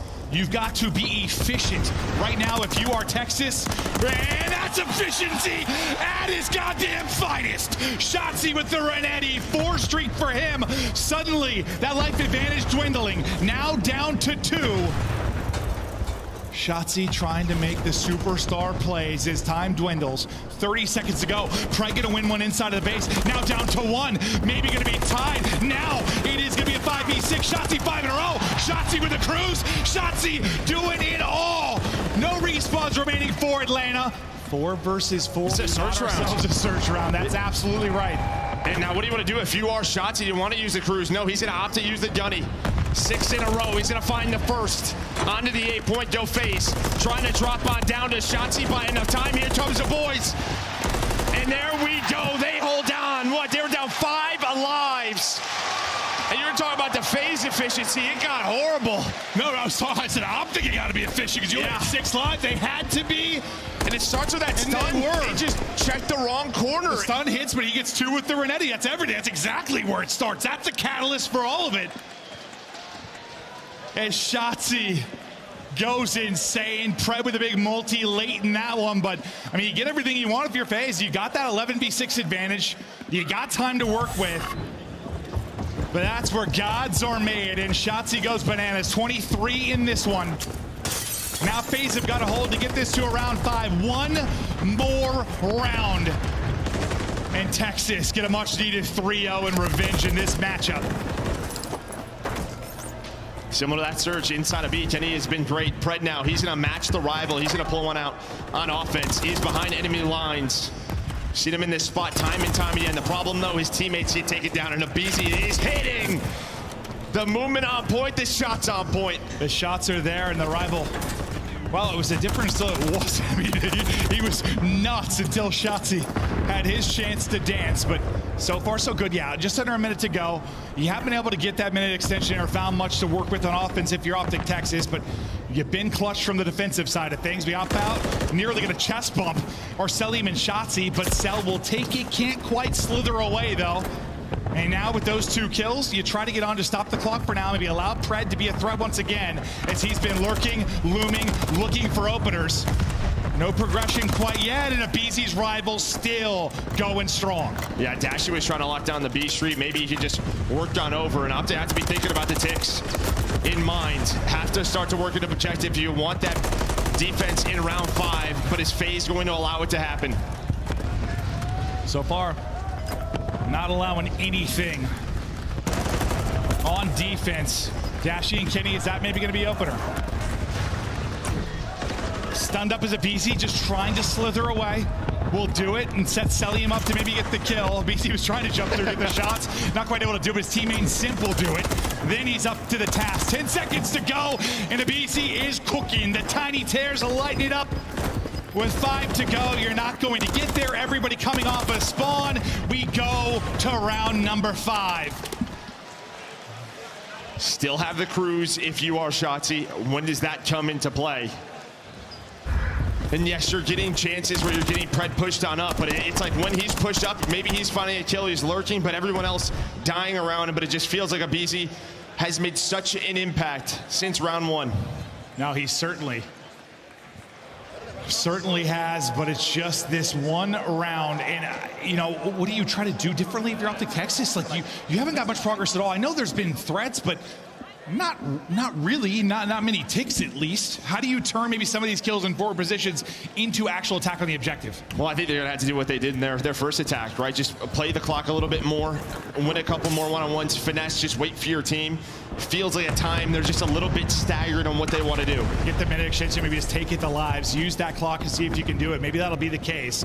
Shotzi will take the Shotzi route. Cell will try to spot. He's late on this. I don't think he saw it. Yeah, he was getting shots in on the cross. Not quite able to do it. Wins a tough one, but that should be the chance for Shotzi to now pounce. Not going to happen, though. Beasley's going to be able to pick that up. They lock down Pred. So far, the defense holding out for Faze. And that's what I mean, like right there. I think Ken maybe baits out those shots, but he's got to play his life. Wait for Shotzi. That's who you're setting up. So off spawn, come the rest of Optic. Shotzi right back to it, though. Trying to get in the base of the defense. He's all alone, and he's going to get picked. I thought they might get locked in for a minute. He'd have to use a cruise. Instead, Shotzi's just marching up mid-map, killing multiple. That helps. An awkward team kill going to come in. You had to allow you some breathing room as you get out. Try to get towards the objective. Abizi. I don't even know what that movement was. A little too high because Pred is moving and grooving. Celium, though, lets him know as he puts a few extra bullets in with the progress starting to work over at B. You've got 2 players there. You've got a second tick. Trying to get more forward progression, but it's Abizi right off a spawn who's going to get both. Yeah, that's just what it's been. The rival. You're going to have to use this, right? 30 seconds on the clock. Optic going to have to go. All of Faze going to avoid it for now, but there is a chance. There's an opening now. We'll get 2 players on it. I mean, Faze, they don't have to worry about this, though, too much. Worst case, there's a minute extension. You defend A. They're going to play around the kills. Here's the contest, though. Guess who? It's Abizi. Yeah, I mean, he's farming at B. He's got a rifle in hand. Let the man go to work, but it's 30 bomb up for Shotzi as he tries to continue to move and groove. 15 seconds here to go. Shotzi looking to get lost and maybe make plays. Can he do just that? Trust your teammates to make the play as he tries to get the kills for the teammates. Players coming off the spawn, but they read it. They know what Shotzi's trying to do. They lock it down, they lock it in, but you've got people here again. It is Abizi on B. And it's a map victory for Faze. The rival call out from Abizi is the difference maker at the end of the day in the series. Stays alive. Optic can't close them out. Yeah, obviously, control a big talking point for Optic. Certainly. Throughout this weekend, Invasion's not going well. You veto it, you opt for a high rise. You've been working on it. You get it to a round 5. Just didn't have enough objective work to win the defense. And listen, I know a lot of times like stuns are hitting, nades are hitting, crossfires coming in, players are weak, but like how many times did a BC kill 2 people on B? It was a lot. 4, maybe? Like the multi-kills were unbelievable for him. 34 and 26, 5,200 damage. Wanted a change of pace, or maybe not pace, more just a shotgun in your face is what he wanted, as the rival was going nuclear. You had your opportunities though if you were Optic Texas, but the openings just weren't there on offense. The defense too strong from the Faze side. Yeah, and this is like round 2 when he starts to pull. I don't think he had it out in round 1, not that I can remember. And this is a map where we're starting to see 4 more MCWs, right? Teams playing with that, using the Renettis around that B point, but maybe he just wants to get going a bit, take over, and that was the right call. Does get a little messy when they lose that round on offense, but able to win the round 5 defense. A lot of time, I mean, we talk about New York, and New York many times will have 4 MCWs, and like we've seen the battles they've had with Faze. You know, they've tried BC kind of using both. I think he's comfortable obviously using both, but here, it is definitely the rival that's the difference maker. This moment from Shotzi was truly remarkable. I mean, gets them back and around. They probably had no business winning. You probably seal this, well, you do seal this earlier if you're Faze, if they can win that one, but some dramatic plays from the Optic Texas side. But then it's just a BZ. Too easy farming it B. Yeah, I mean, listen, throughout this series, what Optic's done well, obviously you've had Kenny and Shotzi hitting at such a high level, but they've made like Celium and Sims sort of look human, right? Not saying they're not playing well, but those guys have had pop-off moments versus Optic this year. Not really getting that throughout this. We'll see, maybe that could happen here on a Vista Hardpoint where both teams are undefeated. Faze 5-0, Optic 3-0. It's all about mid-map control. We've seen some crazy comebacks on this one. Should be a banger. Listen, when you talk about the top squads, top 4 squads, like you're all just mega stars. And yeah, it's difficult when these players are like otherworldly to try and make them look pedestrian at times. But in this matchup, yeah, it seems to be who's going to get caught, who's going to get shut down. You can't stop everybody from popping off, but can you shut down somebody, or maybe a duo? As the teams try to lock in, strap in for this Vista. And we were chatting, like, I feel like over the past like couple weeks, we're like, are we ever going to get like the 2 new maps in a rotation? Because usually it feels like you get either a Vista or a 6-star, either a Karachi or a Rio or a sub base. Like usually you get one of them. In this, we're going to get both. That's just how it will break down. And I think it was probably on Faze whether they want to pick Vista or Karachi. I imagine it was really the big one. They just lost the Karachi right to Ultra, so that may be the call. Well, I mean, the way their Vista has been looking, you can't really blame them. No, right? no. That's the advantage of having a lot of strong hard points. Yeah, I can't really blame them at all. Obviously, that 6-star that Optic's been just unreal at, as they are now, 6-1 on that one. But yeah, Vista, both teams undefeated. But with these addition of these 2 maps, this is what it kind of creates. You have these buildups. Normally, we would just see that sort of Karachi that Optic had to work on, but as you said, because you lose it in the last series, maybe you just stray away from it. Let's play this straight up. And I mean, it's like, yes, you're undefeated there if you are Optic. They have looked so good. A sub base when they're undefeated on as well. Like, you're getting that one out, obviously. Yep, Vista, like, you've been very good if you were Faze on Vista too.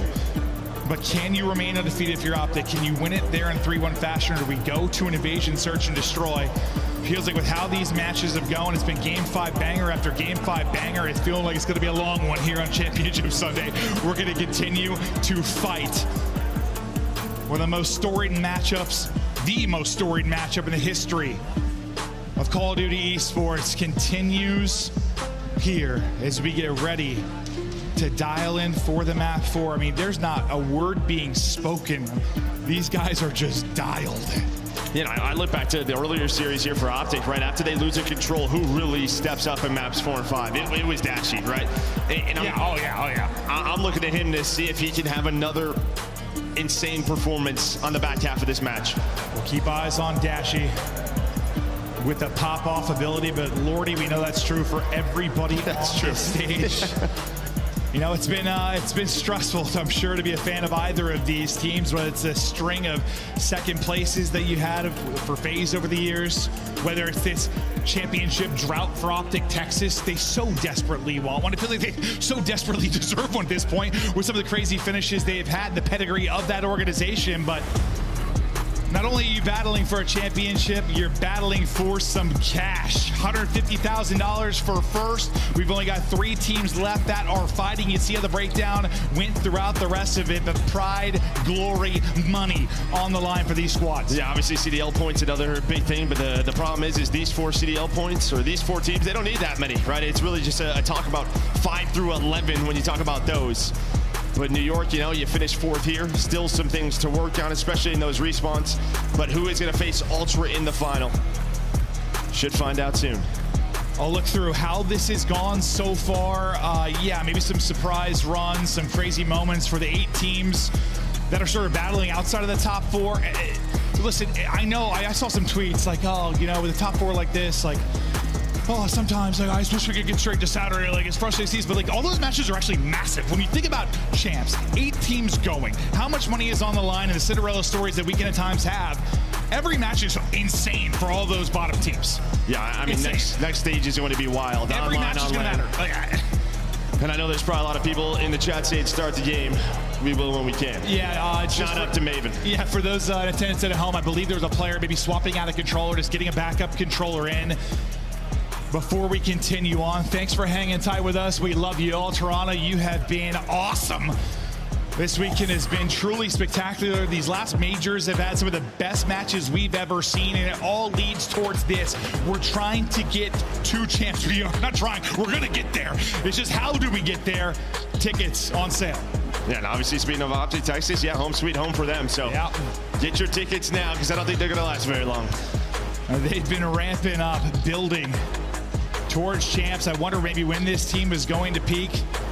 Maybe you got a chance to do it now. Still in control of this one, still up 2-1 with a chance to close it out in the Hardpoint. But the Search and Destroy, I mean, it'll be interesting. I mean, neither team is absolutely look lights out in the mode, that's for sure. But the Hardpoints have really been the story of these matchups. They have been so close. Faze have won so many by, I mean, the one major we cast, I think it was like the 4 Hardpoints that I think Faze won 4. It was like 70 points separated between all 4. They've been ludicrous. It's been a talking point amongst everyone in the matchup. We have another one in front of us in the Vista. Something tells me it'll be a nail biter again, and people are going to be sweating. Yeah, and I mean, if we do get to that game 5, that map 5 invasion, it's been one Optic's been improving on throughout this stage. On the opposite end, it's one where Faze looked at times unbeatable on it, and now they've slipped up a couple, so should be a great one if we get there.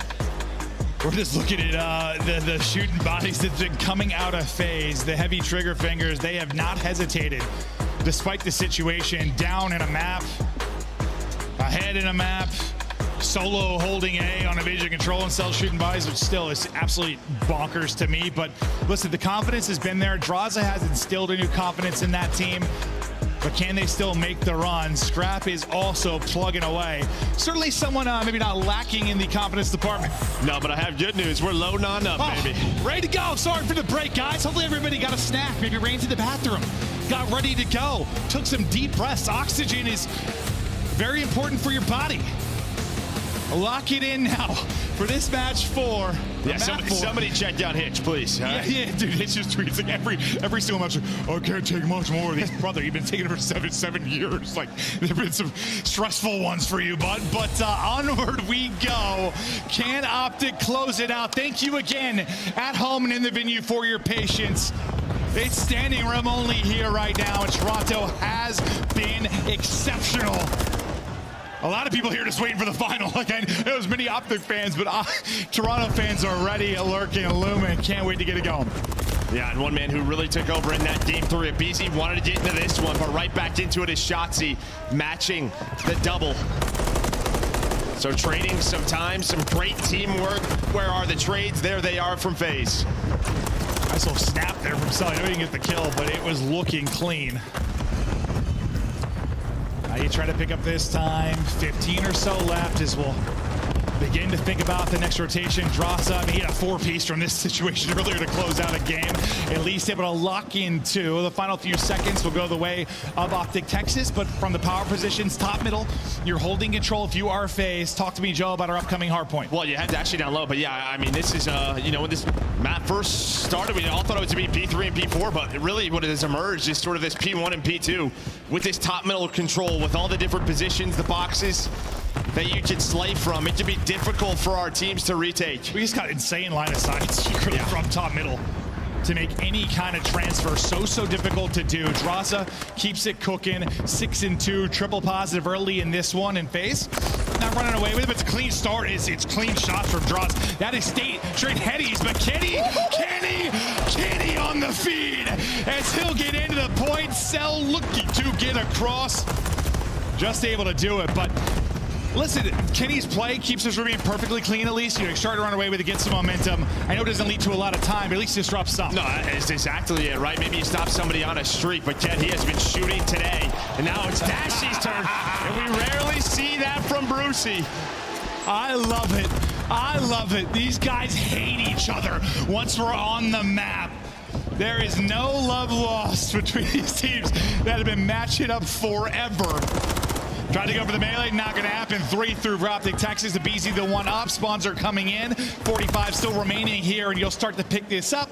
Battle towards a change, maybe in leadership, but a BZ is popping and cheesing as Hill will take down 2. Last person will be in the point, and it's Drossa with the multi. It's a break for Faze. It's frustration for Optic Texas. And that's what I mean, just some of these doubles that are coming into play. In a stat line, I don't know if I've ever said, but Sims starting off 1 in 10, but his team still in the lead. A BZ, he's now on 5 in a row. Well, you had Dashy on 5 in a row. I think 10 was close. Is someone gonna find a cruise? Well, listen, Hydra, Simp, similar conversations. We've seen a very slow start from Hydra, and he's erupted and Huge win for Ken. Map. Can Simp do the same?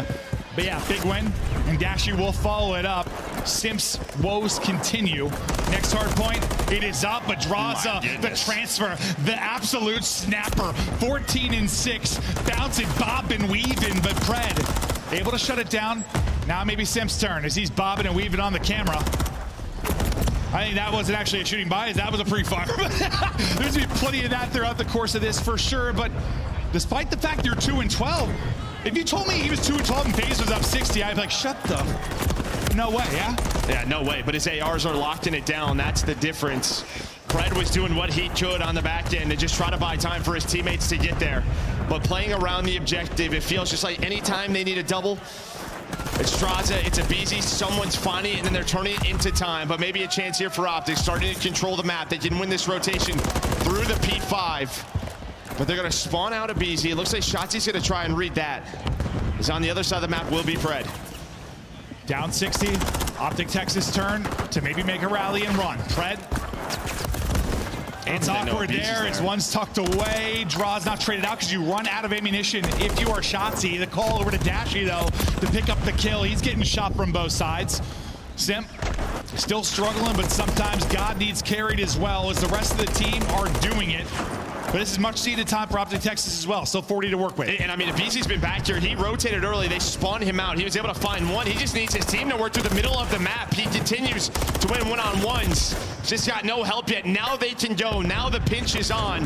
Trying to get 10 out of the hill, and they do. That's the super mega ultimate pinch. I mean, you got left side push, breach side from mid. A BZ still lurking. They collapse, spawn them out in Narnia, but you try to track back, but it feels like every inch you gain if you're Optic Texas, it's 2 inches to Atlanta Faze, doubling the height of the Tiny Tears.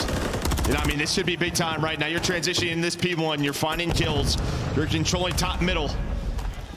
If they find 50 or 60 here, the game, it'll be close to over, and we're headed to a map 5. They need a break. Does Optic? It looks like they're going to find it. Okay, this is, yes, exactly where it starts. As you said, maybe 3 and 4 we thought early. It has been a conversation about 1 to 2 in the mid-map presence and control. An absolute chance to flip the script, close out this series, make the run and rally now if you are Optic Texas. They're in the point. The chants are roaring.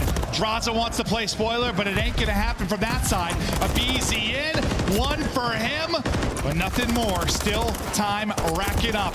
Yeah, Shotzi's been here. He's been here. He's just been lurking, being there for his team's trades, but now Optic only down 50. Shotzi's able to find six. Again, he's had moments throughout this series that we have not seen from him in this matchup this year.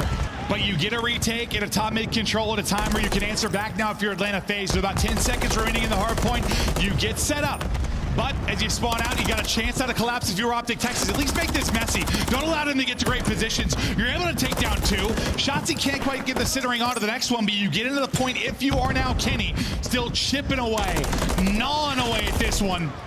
Just trying to desperately get this lead change, or at least keep it close enough that maybe you can make a late rally. Well, really, if you're Optic, you want to hang on to this so you don't have to invest into the cruise. But now you might have to. That's going to be a 3 dead. It's kind of a stalemate here, so maybe they don't need to quite yet. And Dashy, a huge win top middle. Well, did sip out of that power position. You're right back into it. You're only down 50 now, and like I said, you don't have to use the cruise on that P2. And it feels like they haven't had like an insane run yet. When's it going to come? I know they've chipped away. At the end of this, though, I mean, yeah, you're down 20. Like, it feels like it's been just a battle for every point, but this is starting to get a lot cleaner than I was saying. You're right into it. Shotzi looking for more. Beamer on point. +5, 4 in a row. Simp, despite some struggles, he's really rallied back. 14 and 21 now. Started to put together a much better game than it looked early on. What are we seeing here early, Joe? And this is where Faze was so good on the first rotation, right? Just around the objective near P3 and P4, finding kills, not necessarily having spawns, just keeping it scrappy, winning by the objective. They're doing that so far, but Ken on the pinch, buying time for his team to get there. Nobody in the point, at least for now, if you're Faze. They'll get back over into it. Pred looking to pounce, able to pick it up on the other side of it. Multi for him, draws a lone man up. Yeah, he gets one, but you get them out of the point, and once again, you're just fighting for whatever time you can get. Keep it close for maybe a late run, but coming back over the top, it'll be Atlanta Faze trying to do the same on the other side of it.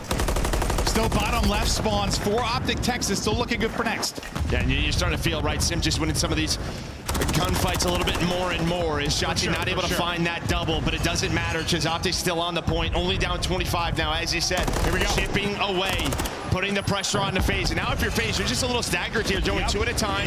You have to wait for one another. Someone's going to make the call to slow down. They're going to do just that. It's been chipping away, chipping away. Here's where you try to break their back. Can you get an amazing hold here as you try to win these one-on-one fights? A chance for a lead change now if you are Optic Texas. It's a flurry of kills there for a moment. If you are Atlanta Faze, you'll transfer and get over into the point. There are fights all over the place. They're all going the way of Atlanta Faze. So an insane moment in sequence, maybe you think for Optic Texas, does not happen. You shut it down, you break back in, you push this lead up again if you're Atlanta Faze. Yeah, but you're going to have these parallel spawns right over towards the P3 for Optic, so we're right back into the point we go. Seldium's going to have to reposition. He's going to lose that one. Break on one point, break on the other. But Faze going to rotate again, still with the cruise in his pocket. Does Shotzi have it? When will that come through? Transition kills to Atlanta Faze. Lead. Might be now. It looks like he's opening it up. Here we go. Up 3 points. Cruz is in. Dashy finds a kill. Cruz able to hit. A BZ dropped in out of it. Working through on one side is going to be Dashy as they start to collapse, just like we saw Atlanta Faze able to do. Pressure on Faze to win some big gunfights. They've traded back and forth to a degree. Last person in will be a BZ. Not gonna be easy. Optic in, down 11. And they haven't got a ton of time from it yet. It's been chaos, but at least he made sure it's not an easy time for Faze, yeah? No, that's just it. Yeah, it's been really just a fight through P1 for both of these squads. That's where we're going next. Still 25 seconds left. Shotzi's on the pinch this time. He's up to 31, leading the lobby again in a hard point. It's been so good in these respawns. Abizi gonna find him, you're gonna be able to take him down. Now, who's gonna fight and take P1 here before it pops? P1, so important. Simp was once 1 in 11. Now up to 24 and 27. Abizi looking to get it mixy. Early control. I thought for a second going to be to Atlanta Faze, but is Shotzi able to get a multi? He should keep things in their control for now. Still that 20-point advantage. Simp and Cell pushing through, trying to make power plays. Simp just locking down the bar.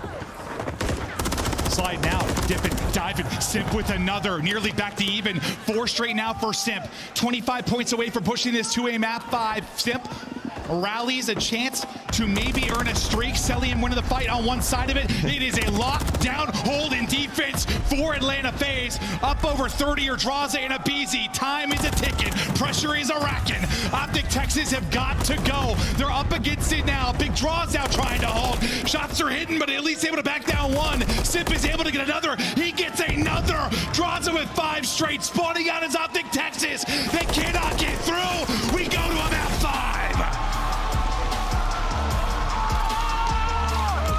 Of course we do. Yeah, this has been the trend all day. It's going to be a long championship Sunday. I don't think anyone's complaining about that. Nah. But this team always fights back. They're able to win the control. A nice start on this Vista. Optic bring it back with some great teamwork to get some players going, get Shotzi on that streak, but Faze able to hold on. Yeah, and it just, listen, it's not as simple as it's a team game, obviously, but you would hope, I guess, if you're Optic Texas, considering Simp is 1-11 to start the game, then maybe you have a lead, or maybe it's a bit closer. The fact that you're in a 60 to 70 point hold, despite that is rough. And then God comes alive. He brings it all the way back to the point that he goes 28-28, puts up almost 6K in damage despite the rough start. But it's the other 3 that get him there. They were the hard carries early on, but I mean, they go toe-to-toe. But honestly, that's one of the larger deficits we've had. Like a 65-point victory in this matchup feels like 200 compared to how the rest have gone. And Dross has been so consistent today. He really has. Just winning so many gunfights, putting so much damage in, but there's just the game flow, right? Faze have this lead. The second P4 gets close. That's when you use the cruise, right? That second P5, what does it turn into? Time for Faze. So it doesn't pay off. Faze then able to win that rotation. You're at 181 to 185 through 3 hills. That's never a good stretch. Yeah, I mean, Dashi gets a kill, and I think the streak he's able to get one, but you still have pretty close spawns if just weren't close enough. Yeah, then it's just like this skirmish. We've seen this multiple times this weekend where you use a streak there, but it's not, people aren't close enough to kind of get them spawning out where you can take advantage of it. Instead, it's just like chaos. Yes, you get them out of it. Yes, it's messy for the first 30 seconds of the hard point, but then you kind of get a semblance of balance if you're Faze. You get back in, you rack up some of that time, you push the lead out again, but another wild one between these two squads. That's all we're going to get. Yeah, and I think just, after watching this weekend with Cruises on this map, discussion between coaches, but I feel like P5's so chaotic already, maybe save it for that P1. No, honestly, or just get somebody to a position, like a power position. Even if it doesn't get a kill, maybe it moves people around and lets you to get aggressive on the map. But here we go. Faze Optic, a tale as old as time. Optic wants up as old as you. Oh, dude, bro. That's true, though. It's 2-2. They're up 2-0, but it slipped away. Faze have made the run.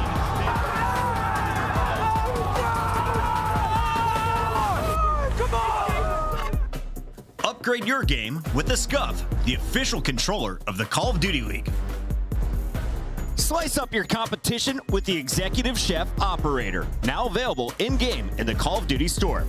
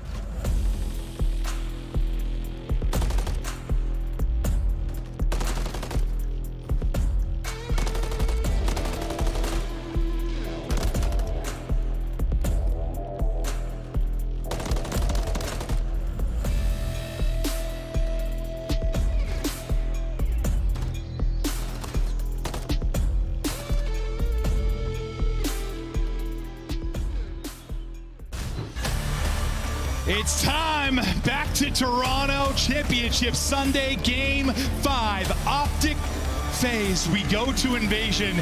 And this has been an interesting one, not only between these teams, how they've done throughout the stage. We just saw Optic play this and look great, obviously, against New York. But Faze, who historically so good in Surge, Joe, they're still looking for their first victory here this stage. No, they are. I mean, map 5, I mean, you can see here, Optic leading the way.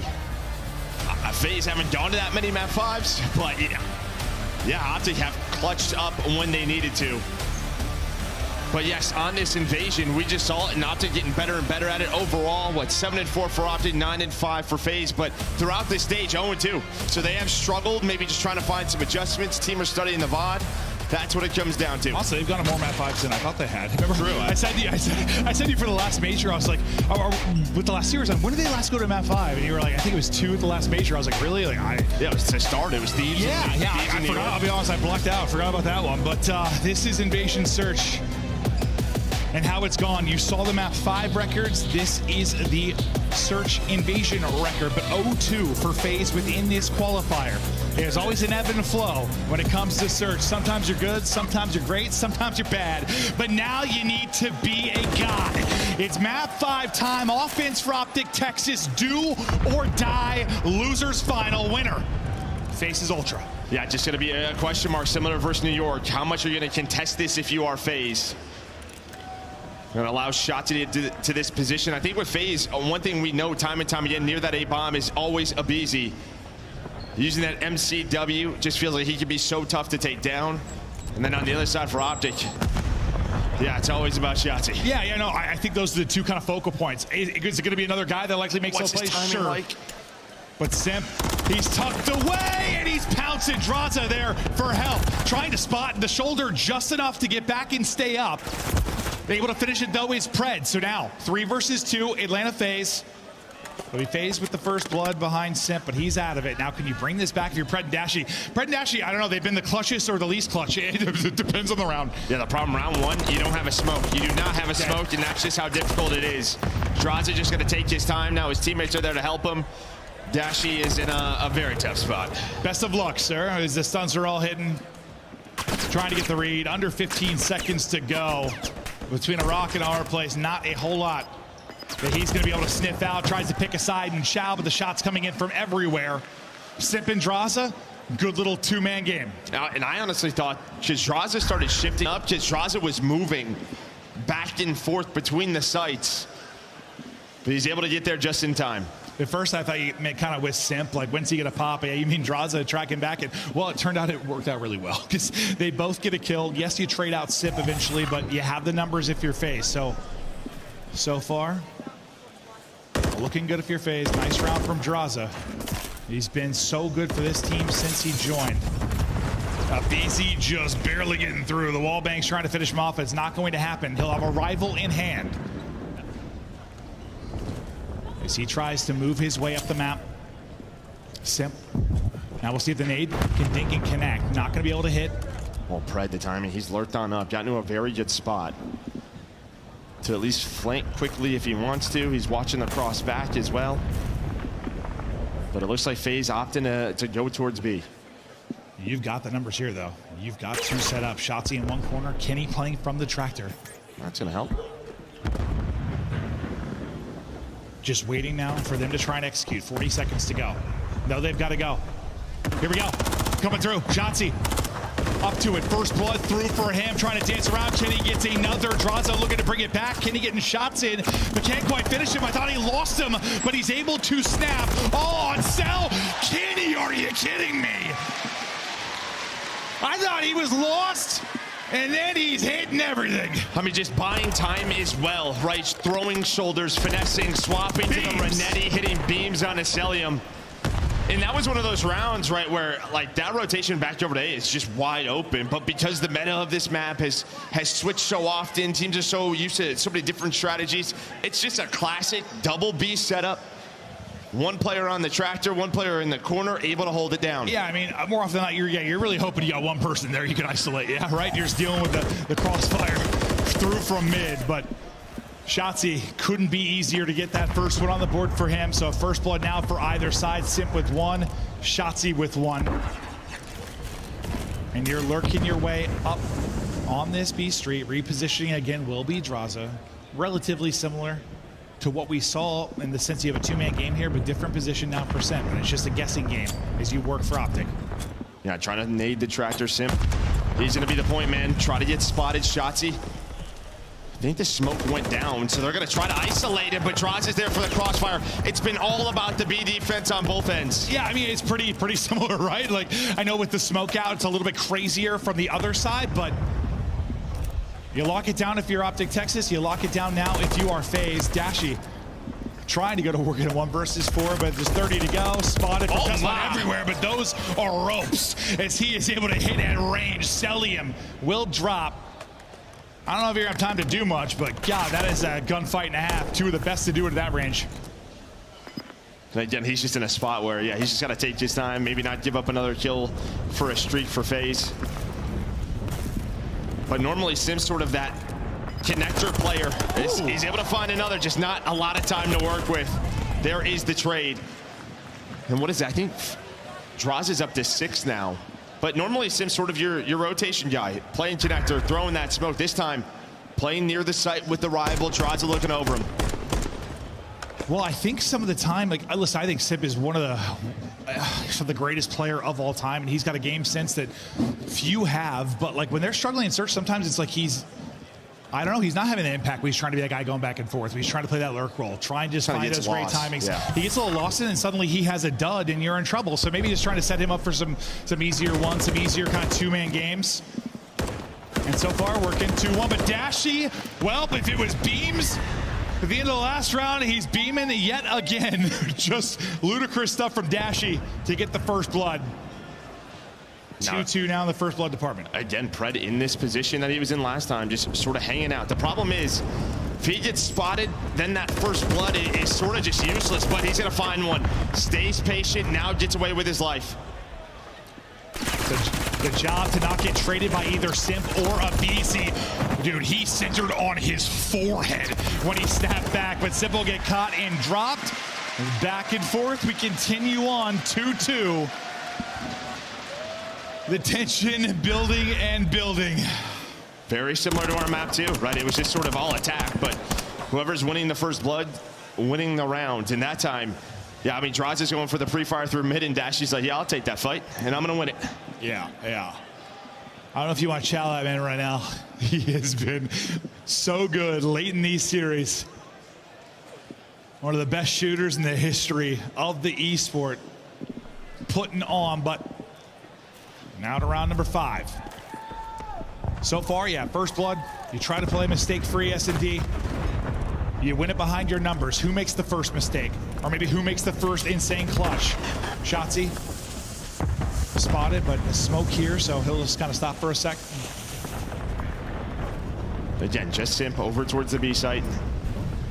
But nothing has really worked over towards B. So do you start to adjust if you're the defense? Maybe it takes some risks. Just go for it again. The smoke is down. Right now, Draza watching the cross, and the stun is perfect. Perfect for Draz. There's a quick trade, though. Pred has lived around the cafe area. Abizi now has to try to play his life, and Pred able to find a second. Pred making plays in the mid-map to a 2 versus 3 now. You get eyes, and what kind of timing is this going to be for Cell? Wraps it out, Pred repositions. Pred locking him in, 3 for Pred. Working on an ace, but he'll get eliminated. Simp, though, so much to do. Not able to do it. Optic Texas take advantage and go up 3-2. Yeah, just finds the timings right. Does Pred as he's able to find onto a BZ, maybe repositioning. Then on to Celium. And he kind of said, like, you know, it's been a story of first blood and controlling that. Right before we asked, like, when's going to be the first time you get first blood and things fall apart? Maybe somebody clutch up. Well, quickly, it's Pred with an answer. That Draza, first blood is nullified. You have a monster round if you're Optic Texas. You now take control of this game 5. Pressure to Faze to come up with a moment. And Celium right now, 0-4. And we know how good he can be in big-time moments in Surge, but not here right now. Well, there's just been so much presence at B, right? Like, True. I mean, saw it with Sky. Sometimes the A Street guy is just in an impossible position. But again, look at number 3 in Pred. Pred is taking so much room. The problem is, though, Shotzzy gets caught and broken. But Pred could be the difference maker like he was in the last round. I thought you stayed alive, Shotsy, if you're long enough to maybe at least drag him into getting traded, but not quite able to happen. You get info there on Pred, just, well, at least with the door, you know his position for now. Kenny, hoping maybe he can just catch one. Can he just catch one, take a fight? Draws a good job getting low, staying alive. I thought maybe you send it behind this, but the help comes over in the way of Dashy. So well, now they know there's 2B Street. That's the info that Faze was looking for. Now Pred on the reposition. Just too many players to deal with. 35 seconds. Sim trying to move the bomb over. Cell on the board. On to Ken. It was all defense. Now it's looking like back-to-back offense. And guess who's left in another 1 versus 4? Yeah, Dashy trying to do it all. But honestly, I know this is like a silly thing, but just great job not getting picked and like getting prone in spots, whether it was Simp there crossing through mid, just don't give away like a free one. Draza on the Chow, but Kenny just get prone and don't drop. I mean, I know these guys have lightning quick reflexes, best players in the world, but we've seen it. You just get caught, you get picked, suddenly the round's on its head, but good job just staying up. Well, and just the fact that, I mean, these guys can ego chow whenever they want. True. And a lot of times I think they do, but in this matchup won't happen using their numbers to their advantage. It's Faze back on defense. We'll see what Opti opt to do. 4 first bloods now for Faze out of the 6 rounds. Optic Texas start to work the attack again. Simp getting back over to his spot as he'll be working with Draws on one side of it. The question again is what position will he be in? What kind of timing will there be for Draws? But looks like he wants the challenge broken this time around. Yeah, first time here. First time in this position. Draza has to stay low. And Optic normally very good at this, finding the nades, finding the angles onto this player. Last time through, though, it was Pred through mid-tank in Cafe. So Celium's probably happy. Maybe he's going to have someone push this way. There's not a whole lot of help. When you talk about like B-Dom area 4. Yeah, mid-tank's wide open. Look, there's 3 players there for Optic. Yeah, it is Abizi kind of by himself, and Abizi just pushes forward. The confidence to get aggressive there and find a kill, absurd. The damage comes through so Cell can finish one. Dashy, the sneaker's not quite fast enough to catch another. So to a 3v2 advantage we go for Atlanta Faze. Simp, he's been this side and he's been lurking, can't get caught. He at least gets one. It got scary for a moment. Dashy, I think he spotted him. Celium, this is just where the area he likes to play. Of course, Dashy would love to chow. 12 seconds, though. He's got to get to a bomb. And they know that. Only time to get to one position. So has to take the fight. Are you serious? Soaring on through. He got it. He goes to planet. He gets it through. Are you kidding me? And he gets away. He gets away. He's a magician.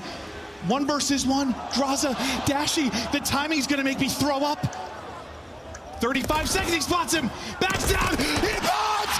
Dashy! My fucking God!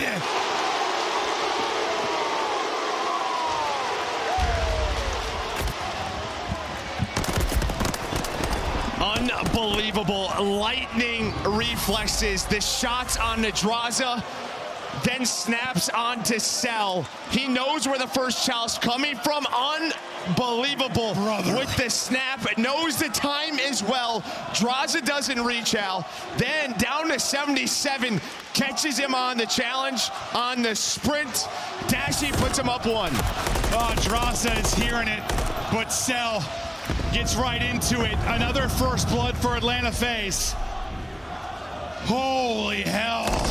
Draza and Faze wanting that one back, that is for sure, but they have the 4v3. You have a chance to silence the crowd as you start to work this towards the B-bomb site. Kenny repositioning, hopefully catching somebody sprinting. Just continue to shoulder this for info, maybe catch someone, set up Pred deep. Well, I think someone to high rise, right? They get a first blood. They're just going to wait if you are Faze. Hopefully, like, Pred gets aggressive through Cafe. Not going to happen this time through. Smoke is down. But Kenny's going to get the info. Chig come down to Big Bruce again. What is the timing like? He wins the first quick trade. Celium just watching the flank. There will be 2 on him, though. He's got to buy as much time as he can. I don't think he's going to be ready for this. Is Kenny just going to leave him? Feels like you have to deal with this player. Yeah, he does. Cell's just like melee in front of him. I don't know. He gets it dropped. 2 versus 2. 35 to go. You had a clutch from Optic Texas. Can you answer? If you're Atlanta Faze, Simp gonna get dropped. They continue to win fights. 1 versus 1 again. Lord Almighty above. Abizi versus Pred. He gets dropped. It's a clutch again for Optic. Abizi's trying to catch him sprinting and get info. I don't think Abizi's full health yet. I don't He was like 105, somewhere in there. I don't think he's full health, so Prejudice snaps onto him. Abizi wants to get to the mid-tank. If he hits the mid-tank, round's over. Round is over, and you're going to see it here. Yeah, I mean, just too wide of a shoulder there. I thought he spotted him at first. Deep courtyard, was just going to play cafe. Tries to get to mid-tank, instead gets caught. Big round 3 or 4. I said, is it going to be clutches? Is it going to be heroic moments? Because the first bloods, it's all been Faze. There are 2 first bloods right now for Optic Texas, but they have a 5-3 advantage. It has been the ice. And where that has been lacking in this matchup, it is not lacking right now. In control. One more round. A couple of snakes, very slippery. Just not trying to get spotted maybe by Abizi, trying to chow together. And now pressure onto Abizi and quickly, and he's gonna get caught. They go so fast, smoke down, immediate aim plant. This is beautiful from Optic. Now you got a 3v4 if you're Atlanta Faze, or is this one done?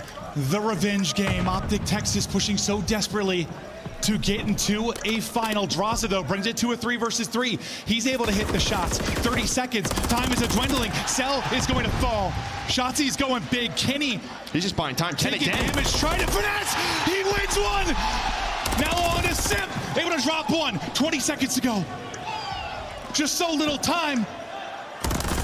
The shot's through, gets in damage, stun will hit, he won't fall! Send him packing, send him home! It's an Optic Texas win!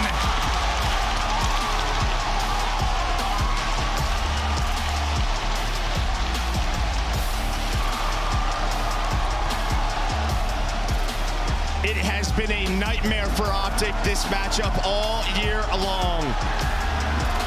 Dashi getting the crowd fired up. Some of the most emotion we've seen from this guy in his hometown. And now he's in the final. The clutch master. Even when they've lacked the ice in moments, he's had that clutch factor despite it. And he has the moment that flips the game on its head. The 1v2 clutch. Dashi, a monster. Optic with the revenge. Atlanta Faze will not be going back-to-back. They are done at Major 3 and now waiting and looming. The hometown heroes in Ultra will match up against Optic. We check out the stats before we get ready for an interview. I mean, it's balanced kind of all around for the most part. Just 1v1s? 1v1s? The first bloods, too. You've got 6. First bloods if you're Atlanta Faze. And oh yeah, I'm sorry, no interview on this one, right? Because we're getting ready for the final. Yeah, no interview. So you have to wait to hear from the winner of the final because we're going back to back. Getting ready to get right into this. This is how it went. You go up 2-0 if you're Optic. You're in control. You nearly bring this one back. You get it to a game 5 if you are Faze. But the invasion search struggles you've had, you're 0-2, during the qualifier, you come in, you lose this one. But yeah, I mean, it wasn't like misplays, it was just, well, yeah, I guess, I mean, it was just the ice really from Optic winning some insane gunfights. Normally that's the Faze side, right? Yeah. And what I say, like coming into today, their search had to be better if they wanted to win a championship, and so far it has. Able to take down New York, now able to take down Faze in 2, and just like that, they're in a final versus Toronto. Woo, we are setting up for an all-timer. This final about to be insane. This venue is about to explode. That'll do it for Joe and I. That'll do it for Faze. Adios. To the desk we go to break it down. Great cast there, gentlemen. You got to be exhausted, and so do these players. Another game 5. But this audience is giving every ounce that this COD team can give us. Optic putting on a show, Faze putting on a show, and now we have another rematch of Optic versus Toronto in the grand final. This is insane to me. That is now 5 S&Ds Atlanta Faze have lost on LAN, and that is not something I thought I would ever say.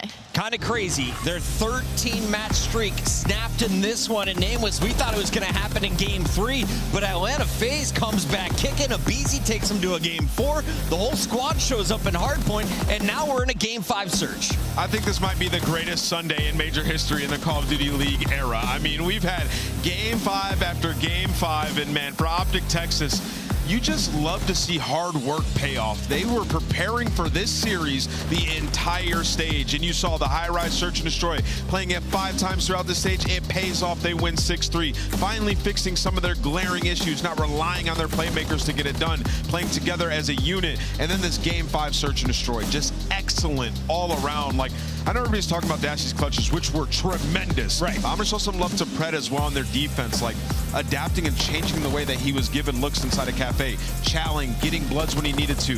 He played such a great game. Allie, is Dashy the MVP from Optic for you in this series? I think in the map 5 he was, but overall it was definitely Shotzi. I mean, that map number 1, 39 and 26. He was absolutely shooting 6,400 damage in almost 2 minutes in time. You follow that up with the high-rise 9 and 4, a first blood demon, and then in that game number 5, it was Shotzi, 4 first bloods across the board.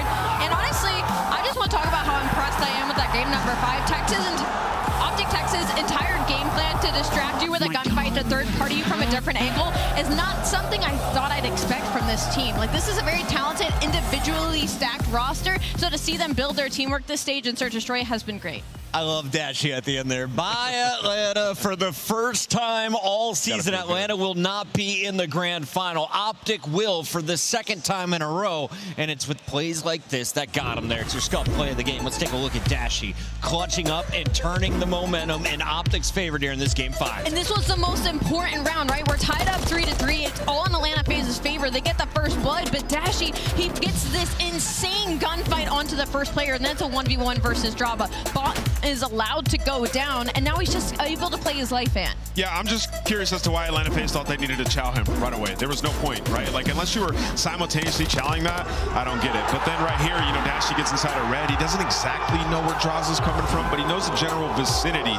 And then you see him go and check bomb. He's like, okay, you're not on it. I'm just going to come back and get ready for that gunfight. Wins a nasty one with the pistol in his hand. Toronto fans, get ready to frame your tickets, because this may be the greatest Call of Duty tournament of all time. Look at that winner's bracket. Not a single 3-0 sweep until FaZe took down the subliners. We thought they could handle business against Toronto, but Ultra clutch up.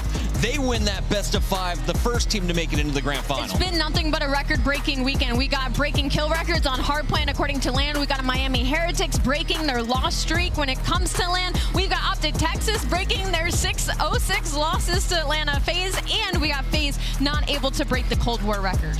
Yeah, I mean, this tournament has just been special, man. Like I keep saying, this Sunday, it's been a treat to watch, and I think this final is going to deliver. Hit us up on Twitter with your prediction, because when we come back, it's Toronto Ultra, the hometown squad, fighting for their major title against the fan favorites Optic Texas. Major for the ages. Upgrade your game with the Scuff, the official controller of the Call of Duty League. Start the season strong with the Call of Duty League Pack.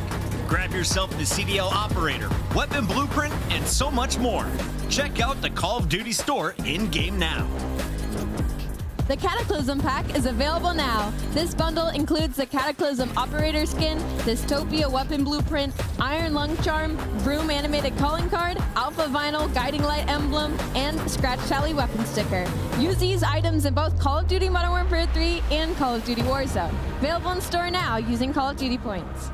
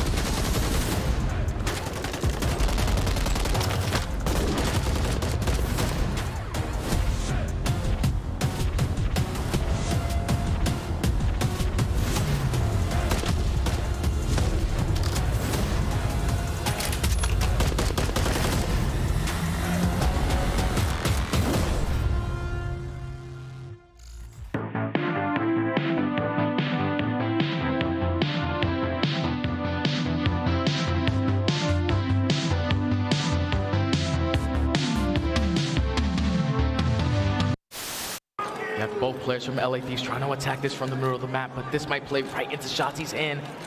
They're going to get completely caught off guard, and the bomb is going to be able to go down at B. LA Thieves, let's see how quick they do realize this. Dashy just fell off the map. Whichever bomb site they choose to go to, 30 seconds on the clock, and well, if he's been seen, he will drop off the map. On bridge, yeah, our bridge shield. What's left? I'm cutting mid. I'm not sure if I'm getting old, but I swear to God, Joe, sometimes when Celium talks, all I hear is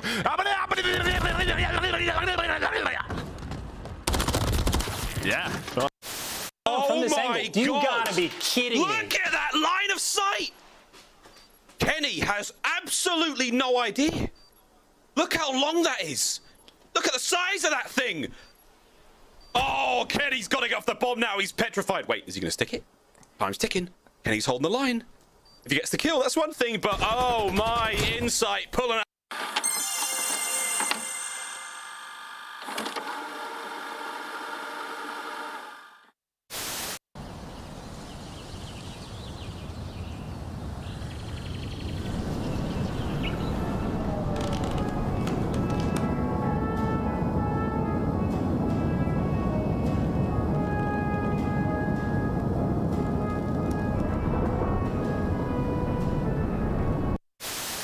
Hey, chat, watch this. All right, let's go play the game. Let's take a look at this bad.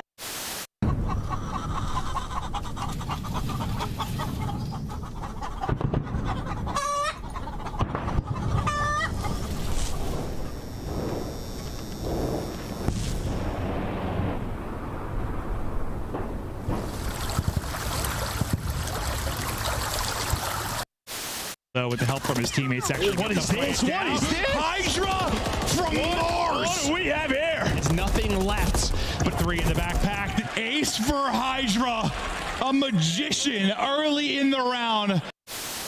A single second, the Seattle Surge, they are going to send it. If any team is set to fall apart in a crazy way, go. Oh my God. Reggie, what a play! Oh my God. Go, man.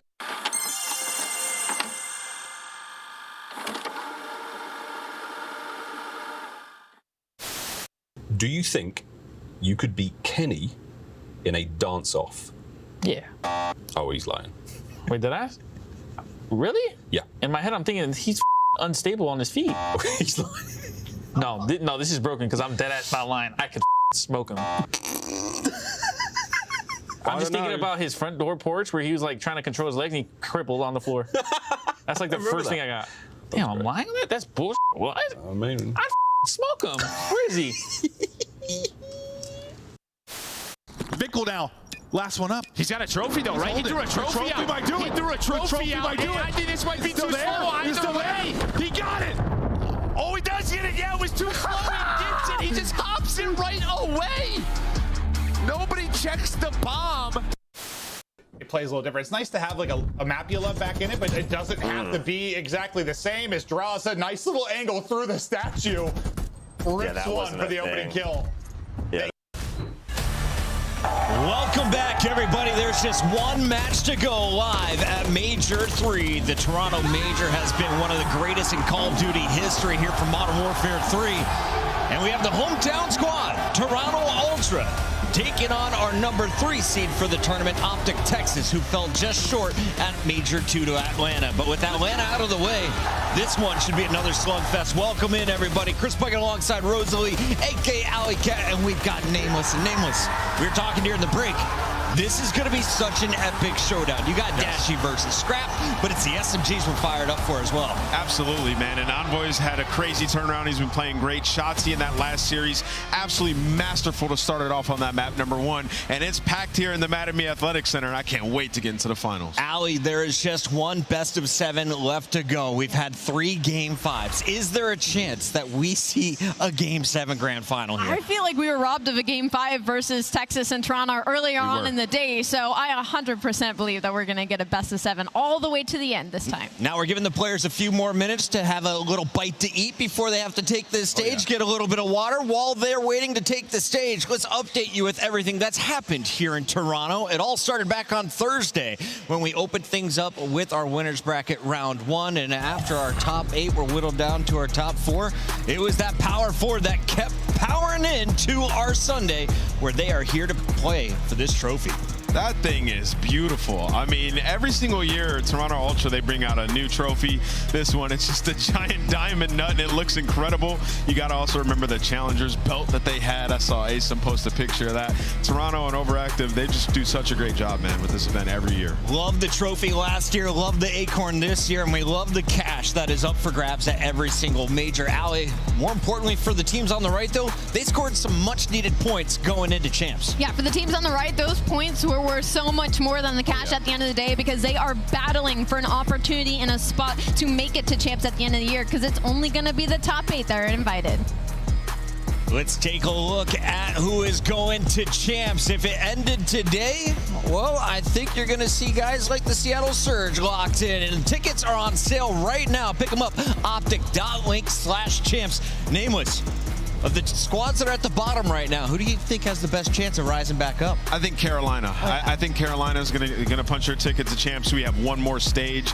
And listen, get your tickets because it's in Texas. It's Optics is going to be hosting it. The crowd is going to be absolutely jam-packed. Could be one of the best champs of all time. One of the squads that you can expect to be in the top 6 after this weekend is the Miami Heretics. They got a top 6 finish, surprising everybody. Not only was it their first LAN win, Allie, it was their first run to a Saturday. Yeah, for Miami Heretics, big ups for them. They are a team that faced a lot of adversity right after the beginning of the season, because their roster, some of their players couldn't even play, but they spun into this tournament. They take a search and destroy off Atlanta, which little did we know that foreshadowed what would end up being Atlanta Faze's downfall here on Sunday. But they lock in some points, they lock in some cash, and we got kind of the preview of what Real is going to be like as we continue to move forward. Yeah, he's been incredible. I mean, he was the missing piece for sure. I think we've seen glimpses of Heretics before. We're like, hey, those guys can be pretty good, right? And then they pick him up. He's been unbelievable. They went 5-0 in search and destroy at this tournament,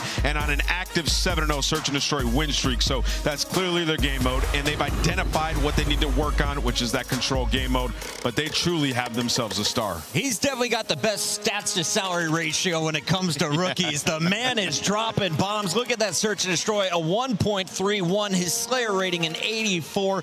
Basically, you expect him to win a straight-up gunfight. Yeah, and this is from when he was on Carolina for a couple of matches at the beginning of the season. Obviously, much more comfortable at home here with the Miami Heretics and players that he have teamed with during the past 4 years. The Spanish speakers getting it done for Miami, but it was the French speakers doing work for Seattle Surge. Let's take a look at what Abuza and Brezzy got done, especially Abuza here. A lot of pressure on the young man. Hook had his stellar games, but I felt like Abuza was the consistent player on this lineup. Yeah, you know, in the offseason, he was like one of the hottest young rookies, right? We're like, okay, Abuza's frying in challenges. What will he do in the league? And, you know, Seattle Surge, they had a decent start, but he wasn't on his role that he came up playing, right? He gets put back over towards an AR. The organization decides to, like, hey, let's commit to this guy and build around him. They go get 04, who he's just going to run in front of everybody. Like, 04 doesn't care. And Abuza's had his best tournament yet. And Seattle Surge are actually a competitive team. And it's just a wild turnaround because they were at the bottom of the barrel just a month ago.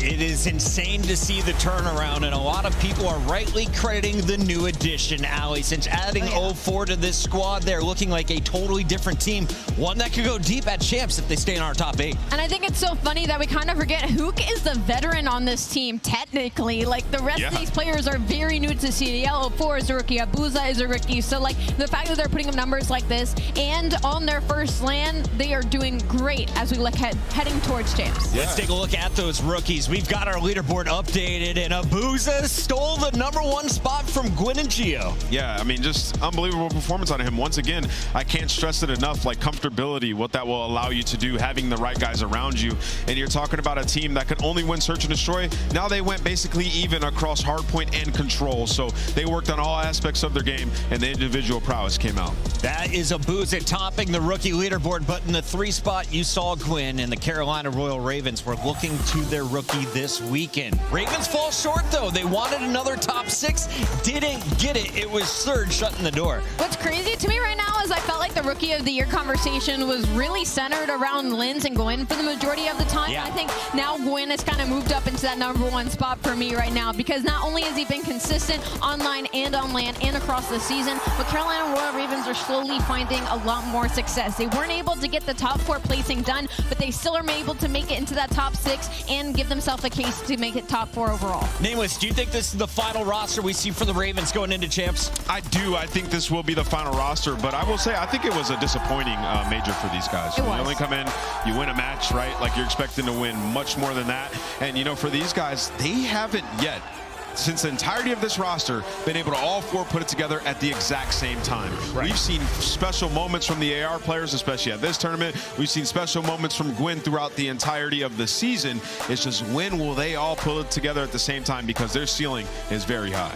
You take a look at their road. They fell to Optic after taking control in the winners bracket, and then, of course, beating LAG before Seattle sent them home. And you can see their road to Major 4. You have 7 qualifier matches remaining, 10 points per match on the line, and you're going through the big 4 right in the middle of your schedule, Allie. Yeah, you can't catch a break right now if you're Carolina Royal Ravens. But, you know, at the end of the day, you got to get through the best to be the best. So I'll see what they do online. They're going to have to dig deep. I'm being honest. Like, Fellow and Clay, they played great on land. They have to do that online. We have not seen that often.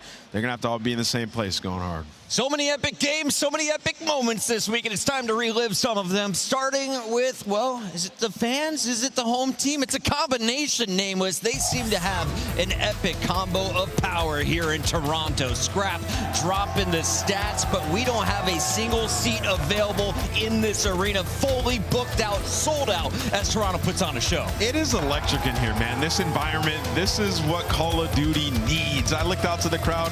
You know, I felt like a proud founding father. Like, I've been here for so long, and now we got a packed crowd going crazy. And, you know, you see in Scrap, obviously, he's the hometown hero, man. After that series that they won, you could see all the pressure. He's just like, nah, this is where I deserve to be. I turn up when my name is called, and I'm excited to see him in the final in front of this crowd. And the energy has just been so infectious, right? Because now at their hometown major, they are in high spirits. Toronto Ultra making it to that grand final. They don't have to have any falls, and maybe even looking to be the favorite up against Optic Texas. We're going to have the crowd going back and forth against each other. It has been so electrifying to be in this venue all day today and yesterday. I'm wondering how many Canadians are torn for this grand final. Let's take a look at the epic crowd who has shown up. We've had the hype squad every single night lining up at midnight, coming in and making noise from the start of the tournament to the very end. This has been one of the loudest arenas we've had all year. I've been cracking monsters left and right. I can't imagine how many deep the crowd is right now, because they are still on their feet ready for this grand final. Yeah, the teams are putting on a show for him, right? There's actually something to scream for here. And Scrap, like I said, he's just a guy that gets the people going. But yeah, every single year that we come to Toronto, the fans, there's more and more of them, and they get louder and louder. And can I just give somebody an award for best outfit? Yes. The woman that's wearing the green wall right there is the best outfit I've seen at an event. I love seeing the creativity out of the fans. She was part of that hype squad that lined up at midnight, and she deserves that front row middle seat. We're going to check her out in a little bit as the fans are getting ready for this grand final. But first, Allie, you mentioned it. It has been a ridiculous record-setting weekend. Let's take a look at Standy's record for Minnesota. Despite them bombing out in 3-1, the one game they won, it was search and destroy, and Standy dropped 17 on high rise. Yeah, he breaks that search and destroy kill record going on 17, and this is what they brought him in to do, right, is to help them out and search and destroy. Unfortunately, Minnesota Rocker hasn't been able to figure it out across all game modes to put it into some map wins, but at least we got a really exciting numbered record to hold at the top. Yeah, he backed it up. I mean, the guy has a 1.5 in search and destroy throughout the split.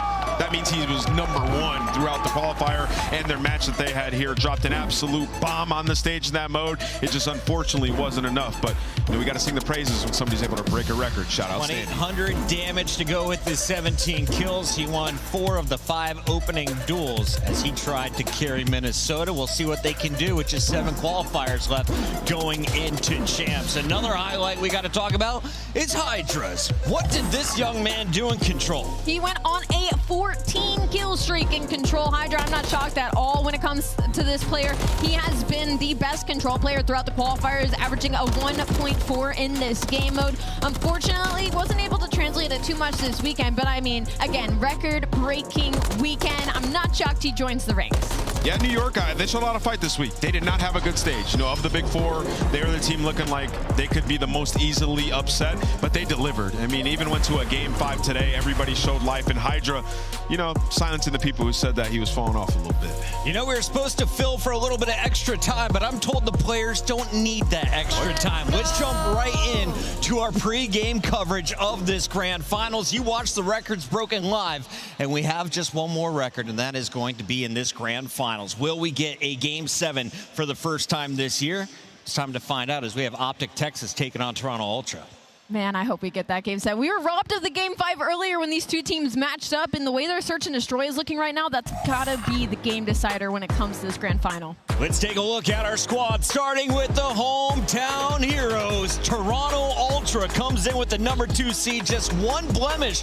That was to Atlanta in their online qualifiers, but they got revenge in that winners bracket finals and are now the team to beat in this tournament.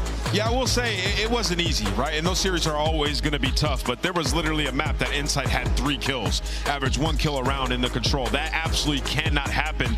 Scrap made miracles happen. He can do it, but you want it to be more of a team effort. They beat these guys once so far, and I think they know they can do it again. But for the Monster Energy pregame, the good has been the Hardpoint. 12-4 record with a +20 margin, first in holding and second in breaking. That's good because the rotations have not been there, going up against an Optic Texas team who are #1 in rotations. But to give you the bad, the attack on control hasn't been there. They're pretty middle of the pack in the league right now, and Envoy and Insight again are struggling in the slaying category. Toronto Ultra has made it this far to the grand final, and if there's any time to show up, it's not about how you start, it's about how you finish, and we know what these players can do, and they're gonna have to do it on this main stage. It's time to get this one started. The players are ready, so real quick, maps and modes. We got Subbase, Invasion, Rio for that Game 4 before Karachi and Rio close it out with a Game 7 S&D. I think we're going all the way to Game 7, Chris. I really do. I mean, I'm looking at the hard points. I think they split them when it comes to the Subbase and that Rio, and then those search and destroys. We just saw Optic masterclass on Invasion, but Toronto are no slouch. We're going all the way to 7.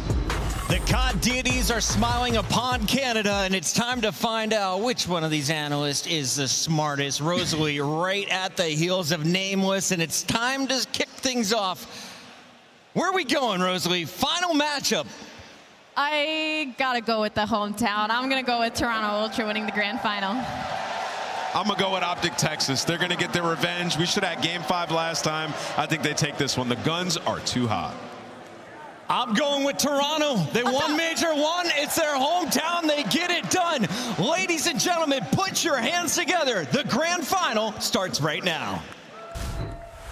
I mean, seriously, are we serious?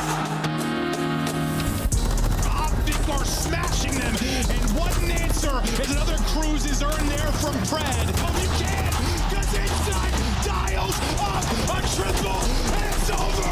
Ultra take it. Sonic gets dropped. He's got it. And Optic move on. Bang! 1v2 for Envoy! Shotzi 5 in a row. Shotzi with the cruise. Shotzi doing it all. Oh! Swap able to turn this down to a 2v1. Just down to 7. Not gonna happen. Toronto backs down. It pops. Dashi.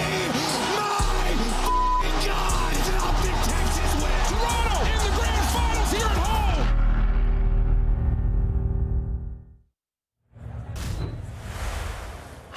This weekend, we had the 12 best Call of Duty teams in the world playing here in beautiful Toronto for this amazing trophy. And now just 2 remain, the fan favorite and the home favorite. Toronto, are you ready to get this grand final started? The first squad coming to the stage, get ready, because here comes the new Kings of the South.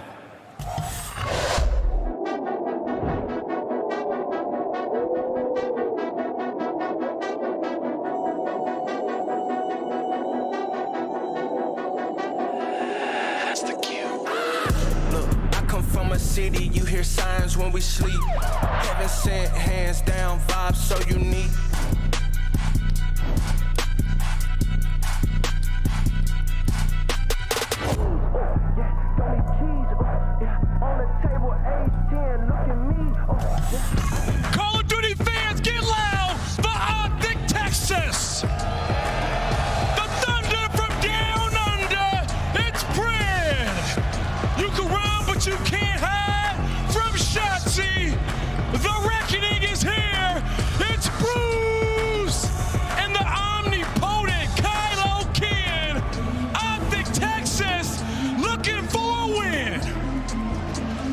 They fell to Atlanta Faze in the finals last tournament, but they got their revenge here.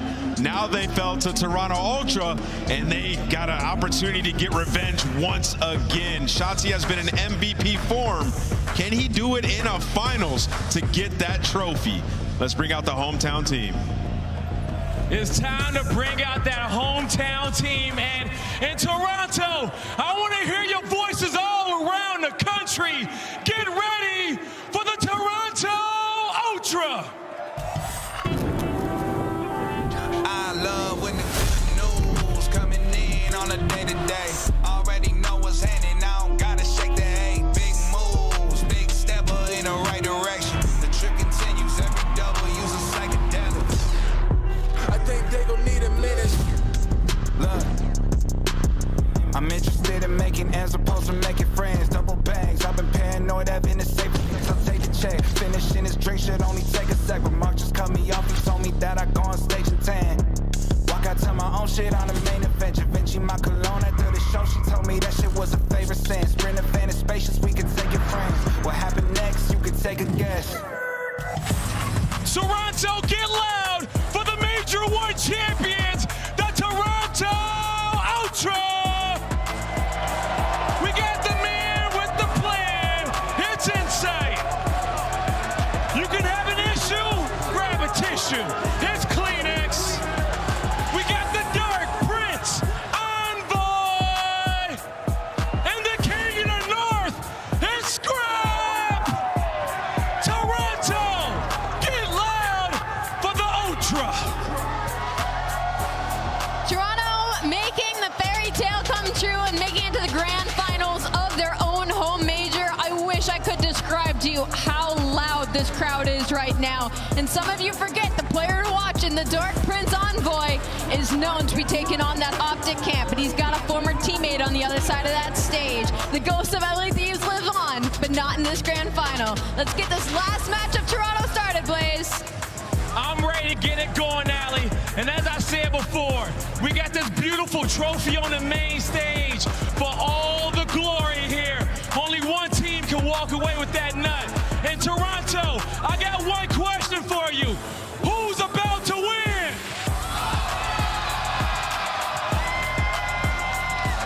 Miles Chance, let's get it going. Thank you, Blaze. Thank you so much. Thank you, Baphomet Athletic Center. This has been a really special Sunday. We'll find out if it truly is one of the greatest of all time after this grand finals. My name is Mars Ross, no relation to Bob, and this is Chance, and we are very excited to get you into this one. This is going to be an incredible tournament. My favorite camera shot so far is inside, just taking the tissues off the bottom and shooting. These guys are locked in, ready to go. Nothing can phase them, and it has been an electric time in this venue. And these two teams, they have leveled up their game. It has been absurd performances through and through. Dashy out here having the clutch of the year already, and Invasion Control, I know that was one where Ultra had the ice as well. The back and forth moments, it is going to be insane. We're very excited to get into this one in front of a hometown crowd, sold out here in the Baphomet Athletic Center. Only 2 teams in CDL history have managed to win in front of a home crowd. Back at MW19, Atlanta Faze won their own home series, and Optic Texas their own major in Vanguard.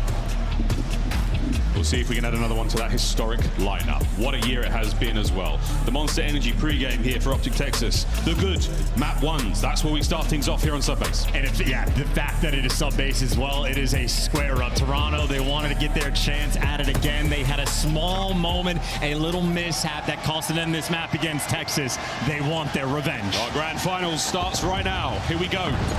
First to 250 points. The hardpoint will rotate every minute.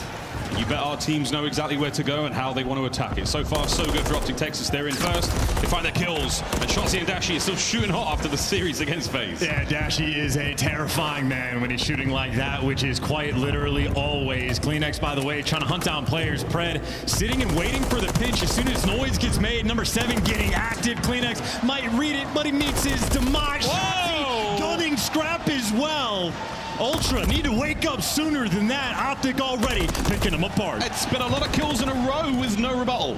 Finally, Kleenex breaks the wheel. Final 10 seconds of the first hardpoint will come to a close. P2's on its way. Left-hand side of the minimap, that's where we go next, and that's where Ultra are already. And Optic might have gotten every single kill, but yeah, forgot what side to actually rotate towards, so you lose the spawns and an opportunity from Ultra to maybe take some of that momentum back their way. Dashy, well, he's waiting for the spawners, but so much action over towards the time. Pred, camera to the sky, looking to make the entry move himself. That's it, 4 spree now for Pred. At 6, he gets a cruise missile, but there's a sneaky Envoy who nearly gets himself 2. Shotzzy, though, a tough customer. Kills now on the approach. Optic have got the hard point. They're soaking the time. In come Ultra. That's already a huge moment, though, just for Optic to get that quick of a break. Pred making those entry plays. Scrappy, though, around the time and inside getting the kills as well. So a bit of a slaughterhouse around P2, and Shotzzy through the forklift can't get it done. Scrap, well, he's the man heating up. Goes on a 4 spree. When you need him, he has been the master of MW3. It's a nice break. It's a good sort of 15 seconds to add to this one, but they've got to make the journey across the map where Optic are. Right-hand side. Next points up. Shotzzy and Pred. Tie up for a pair. Stun's not going to land. Scrap's going to be able to keep that final few seconds open for anyone. Ultra now on the long journey across the new. And they really are just so far away. Shotzzy, well, that is good information. Nice stunning kill from inside, so you have clearance on your approach. Everybody's from Optic, hanging on the back line. Hanging on the back line through the front line, though. One void there with a rifle 9. Absolutely singing. Can't get any more. Shotzzy has been shooting fantastically since the series started. Kenny from up top has a very important job in dealing with Kleenex. Pred helps him out there. You're covering all bases right now for Optic, and it's only insight, and he's now done. So that's going to be time to the green team. Yeah, absolutely eviscerated. This is big time as well. You got Scrap trying to set up for the kill, but Shotzzy maybe a little off angle. Still a turtle setup from Optic, and Scrap finds the timing just to get out towards the door, and look at those spawns. A similar situation happened the last time they played on sub base, so Insight gets caught off guard. This is going to be a rotation won by Optic. Toronto mismanaging the moment again. Well, they love themselves some sub base. Good shots from Kenny again. No one going too wild in the kills department, but it doesn't really matter. Final seconds go to Ultra, and again, they are being caught unaware on the transition from point to point. And this could be prime time, too, because you got the cutoff kills. 2 players from Optic playing over towards Warehouse. Somebody needs to actually get the time, but the front line, Ultra are going to struggle to get past it, but Kleenex trying to open that door, but those purple arrows, it is a long way to go before you get to this time. Once again, Optic in first now with a sort of moment to fortify this hard point. 40 seconds remaining on it. Kleenex now backed up by Envoy. Approach through long. Slight covering fire there. Kenny, he's going to back up. It's a tactical retreat for a moment, enough to get a lot of damage into Envoy. No, can't win the kill though. Trades will be abound. Teamwork here as Kleenex somehow finds 2. And here the Optic players just trying to slow him down because the pinch was coming in because of the spawns. Well, Optic still collecting this time. This has been a beautiful hill. Ultra, they make a dent, but you still get bullied on the point. And well, Shotzzy, superstar plays already. 13 kills, leading the charge for Texas. Seemingly out of nowhere, he pulls out 13. Dead silence activated. No noise, but no problem for Envoy. Finds it. Dashy immediately looking for that trade. But the teamwork you can see from Optic, it is going to be massive in the assists column at the end of this opening map. We cross over 100 points, and we move over to a new hard point, the final in the set, before we go back to the first one all over again. That ruined tank and this ruined lineup as Kenny has managed to fight on through. Great work from Optic. That point is theirs. I mean, they just took that with absolute ease. 0 seconds flat to make that break, and Optic making a statement while they are the best sub-base team in the game. Locking it down, holding the time once again. As we look back across the first set, it's all Optic. 3 in the feed. Ultra come out a little quiet. Can Insight get anything going here? Waiting for the boys to reinforce. Perfect nade from Kenny. Flush him out. Try to deal the damage. It's 3 in the feed once again. And he's already got the cruise. Dashy showing up 6 in a row, and you don't want to deal with them. Those Ultra arrows are running for the hills, and well, maybe into the lap of Pred. Good damage and a nice reposition.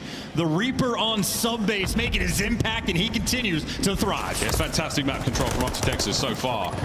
Brilliant work.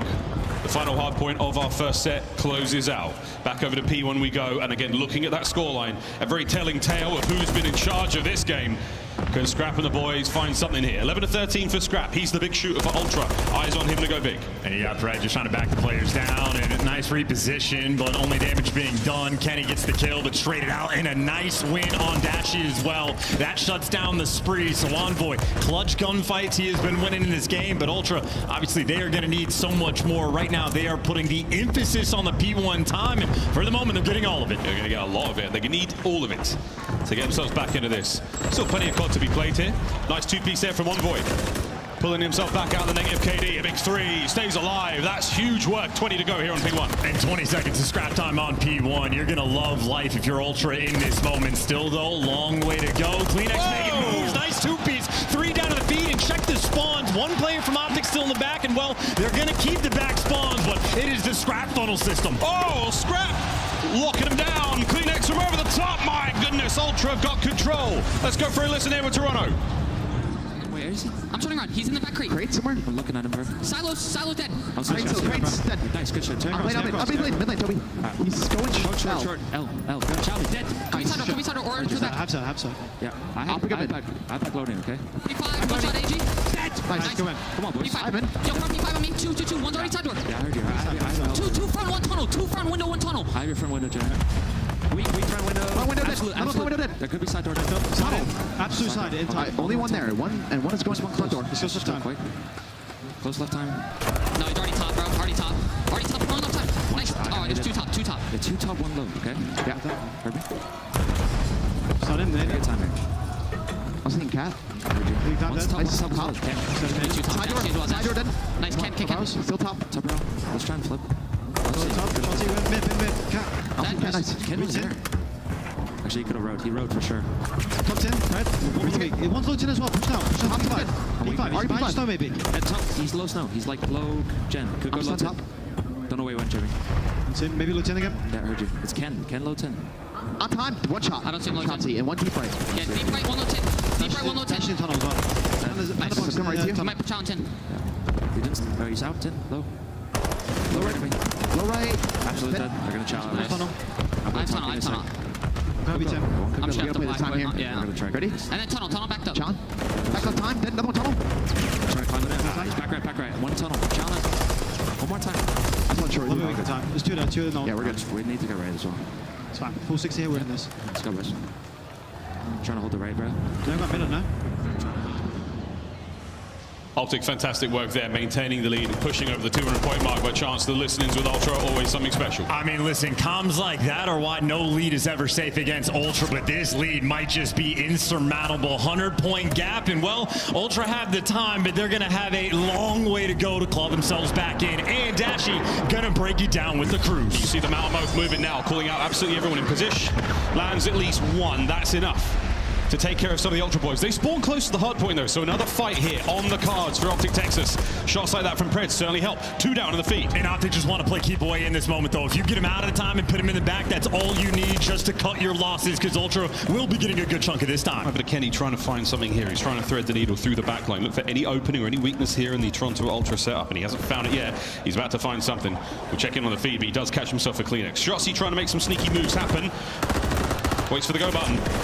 Oh, he finally gets it. Good break there from Optic, 15 left. And that's all you wanted. That is what you want. Ultra, though, going to be spawning out. But what could have been a big hill from Ultra, you still stop the bleeding and you maintain that massive lead. And now Pred, back in prime position, loves to play for the kills. And it's because typically he gets some nice shots from inside and scrap, though. Get him out of top warehouse, but no one for the moment in this time. We're very, very much in the business end of this hard point.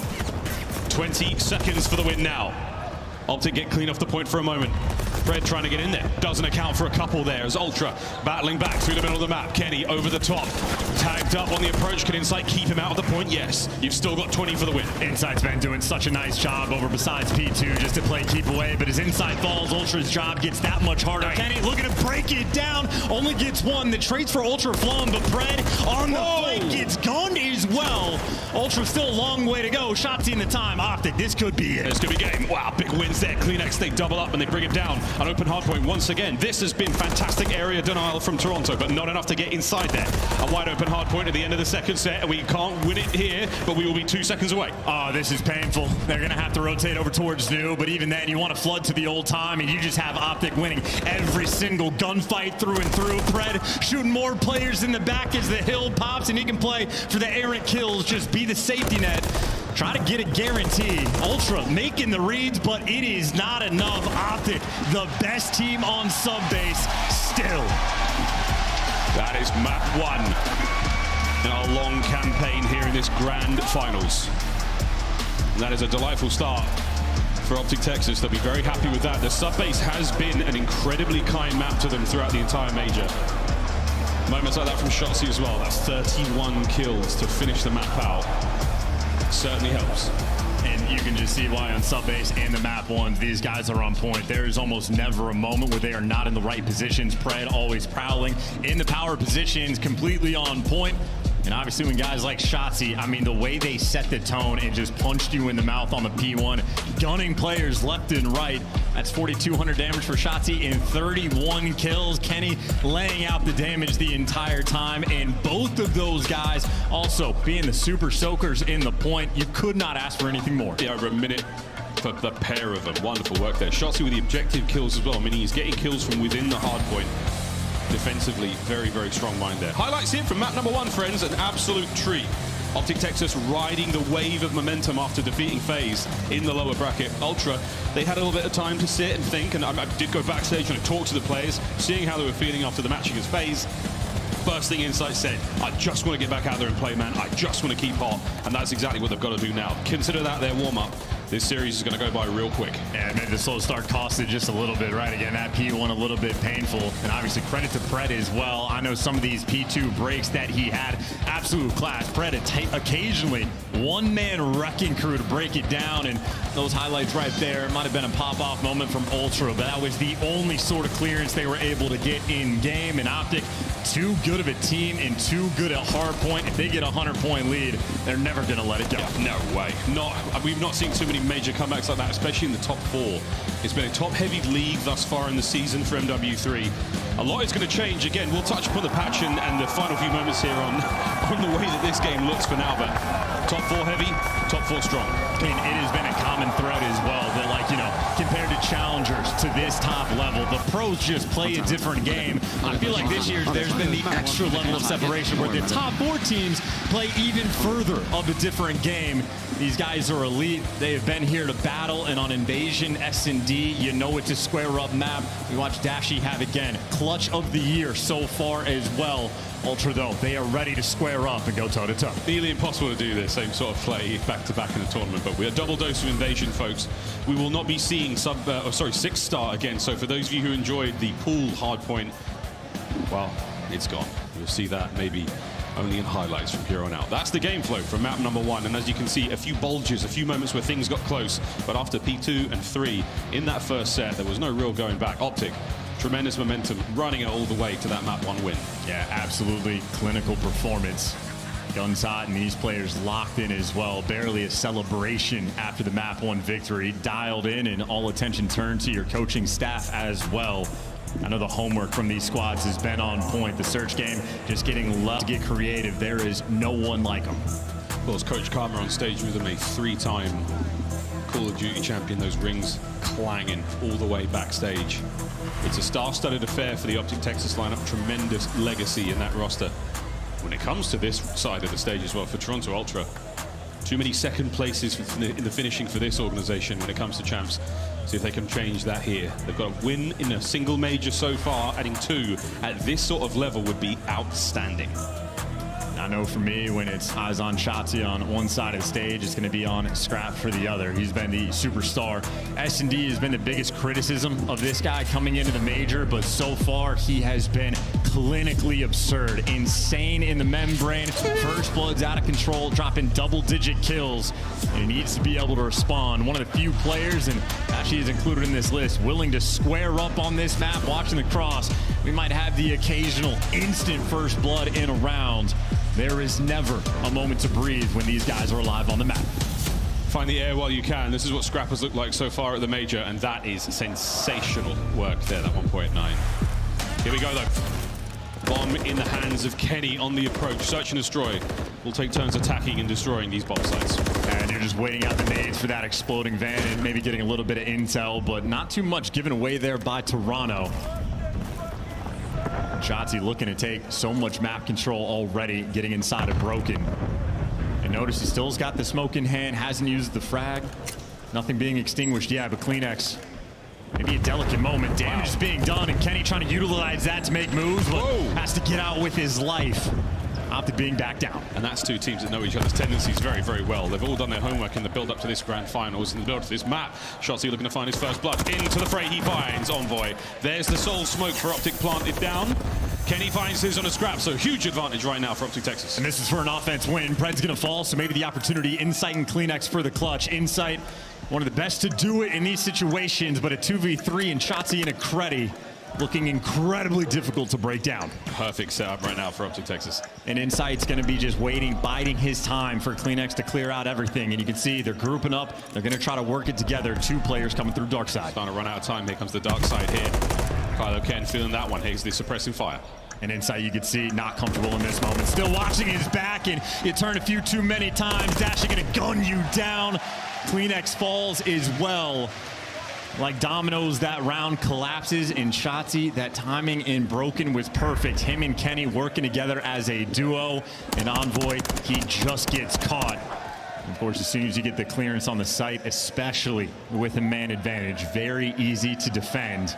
And Optic, that is a perfect, that's exactly what you want for a round one offense. That little extra advantage you have without the trophies, they capitalize. You managed to sneak in past that sort of primary defensive threshold. There's a single line where once you get past it, you're in on the site, finds that first blood, and never looks back. CleanX, he's going to be the man we watch here as he rockets forward towards that A-bomb site. Heavier stack for Optic over towards B. The Kenny is in a very lovely corner inside the park. The view might not be great, but a lot of information is going to be passed over here. He's just clearing everything out. This is quite literally just playing for the information. Stun check behind one thing. You had a teammate stun land behind the other side of it, so clearing out that space today. But this is just noise. Optic have stacked up B Street, two players and Broken. A delicate moment for the Ultra players. It's nice noise, and a couple of tags to just push CleanX back, make him possibly rethink the attack towards A, but for now it's going to be Dashi holding the tank position here. This is one of the most important spots on the map. And Envoy, this is careful. If you choose wrong, you might run into a blender. Stun gonna miss. Ultra don't have any information. They try to make a play towards A, and you get picked apart. Optic, too good of a setup, and the Gunny there to follow. I mean, poor Ultra. You saw every single stun clearing out, just a different spot on the map. They just couldn't suss out the defensive setup, and well, with no information, you just feel the obligation. You try to make a play, and they ran into the Kenny and Dashi blender. Take our word for it, folks. They were nice kills. That's 3 uncontested for Kenny, 2 for Shotzi, and 2 for Dashi. Pred the only player to fall so far for the Optic roster, so that's a good look there in the stats department. The streaks as well. If you get 6 kills in a row, you do get yourself a cruise missile to throw at the opponents. There's the opening hail of gunfire again. Players willing to square up, cross map straight off the rip, but that just means when Kenny's shooting, calling out how many players crossed, and a 2-2 split on the defensive side of things from Ultra. As both teams, you can see, they are just thirsty for the information so they can figure out what to do. Finding any morsel of intel.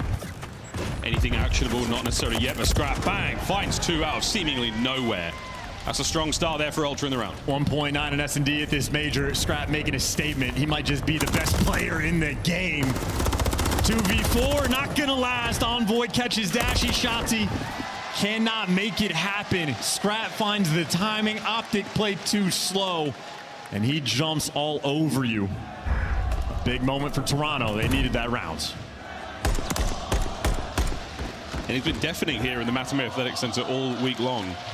Particularly today, 2 of our top runners here in the league when it comes to fans. And the folks at home as well, whether you're in a watch party, whether you're in the arena or a stream on your own. We're in for one hell of a run tonight, folks.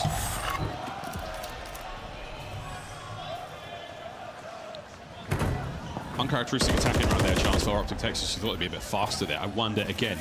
You only get a couple of chances to really mix up the playstyle here before the opponent reads on. In first to 6, you've got too many lives left. And Pred was aggressive enough inside a cafe that he saw just a 1 player cross through blue side. So I know someone's leaning over towards the Broken side of the map, but everybody else from Ultra is still unknown. Okay, Toronto. I thought Canadians were meant to be nice. A scrap. He's not redecorating the side of that hotel. He's basically looking for information on the inside, but no one home from Optic. All of them backed up on the far left-hand side of the map. Here we go, though. It's going to be a 4-man hit from Ultra. They're grouping up together. They're attacking Shotzi with Kenny right behind him. Kenny's right behind him on the inside of the doorwell, so you've got to go fast. Take care of Shotzi ASAP. Lying in wait. Opening salvo fire now complete. And Shotzi, oh, he plays his chances, gets himself 1. That's good enough for now. Kenny Trying to prevent the players get on towards the bomb site. Lovely shots. Here comes the pinch from Pred. There's the timing as well. Sent in for the kill. Insight. Well, you're being hunted down. Pred, though, too many things to check. Well, there's the kill, or is it? There we go. 2v2. 2v2. It's a perfect pitch. Polar opposites right now for the Optic boys. Pred wins his fight. Envoy now alone in the 1v2. Has got to stay alive. There's 25 on the clock. Easy pickings there for the Optic boys. Pred takes his time on the attack towards Broken. Guarantees the kill. Helps Dashi out there on the easy defuse. You need 7.5 seconds to defuse the bomb. Those boys had about 25. And I will say, retaking that site, not an easy feat, even when the odds are even. Pred making monster plays. The timing to go and chase down inside top Broken, but not just that. He's getting fed the information from Dashi about when Scrap actually flies out. So Pred does not get caught off guard, plays it patient, execute, and makes a massive play. Small window of opportunity for Toronto. Gets shut down. We're at the halfway mark here for Optic Texas. 6 will net the map win.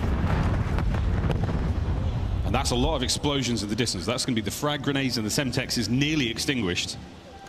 Shotzi's gone. He still has the smoke to work with, though.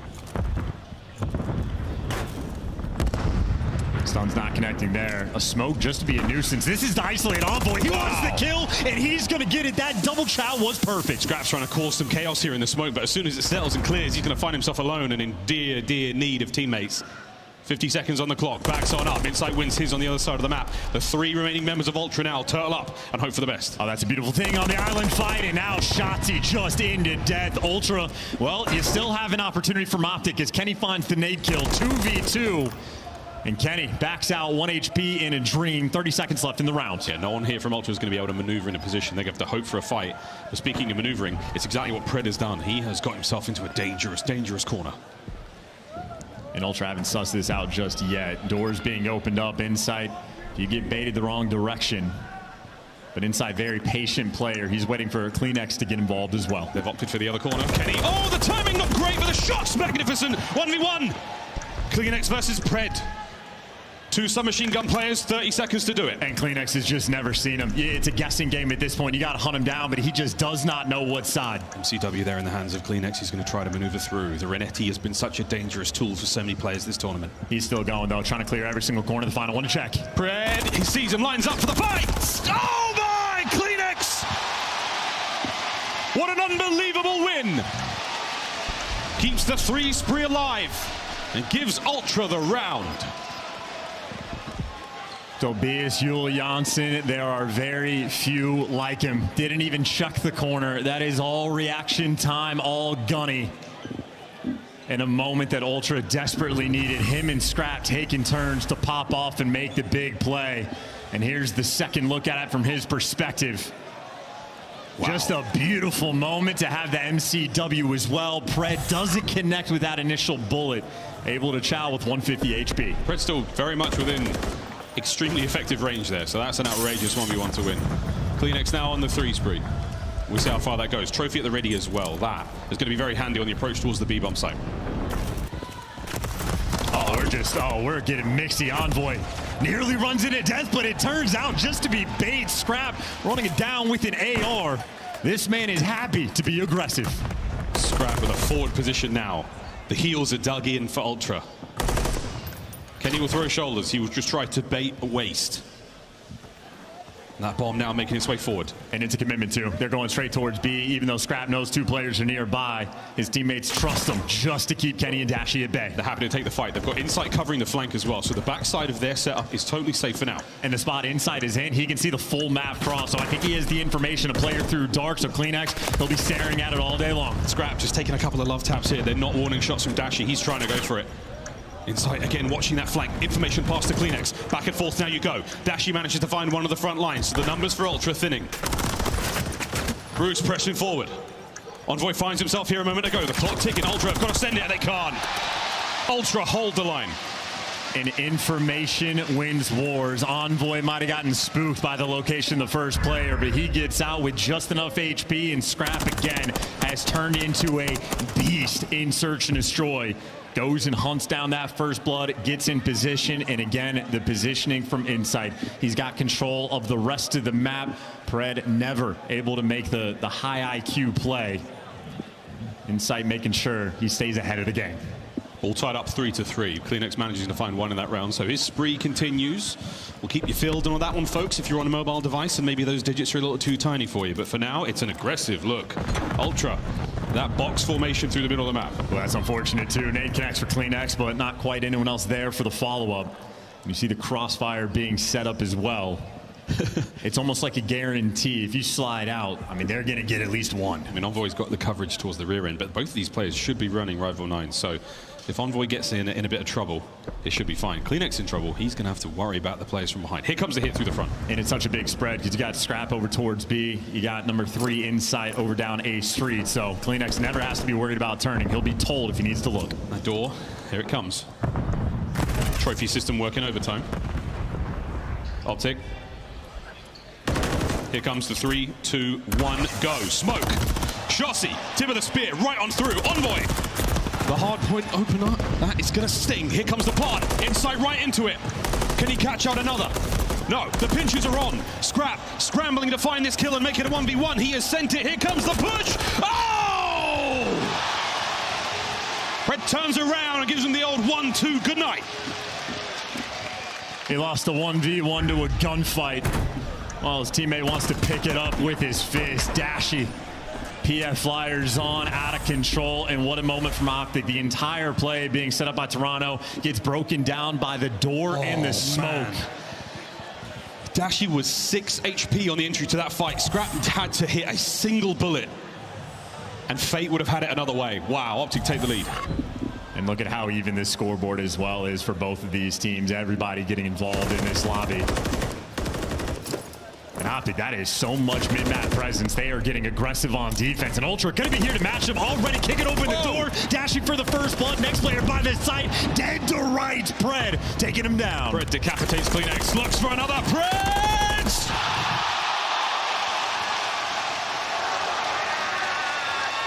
Map point. Optic Texas. There is one call out and one call out only. It is dead, and then the absolute roar as Pred dominates you in that round. His player cam has gone sky high.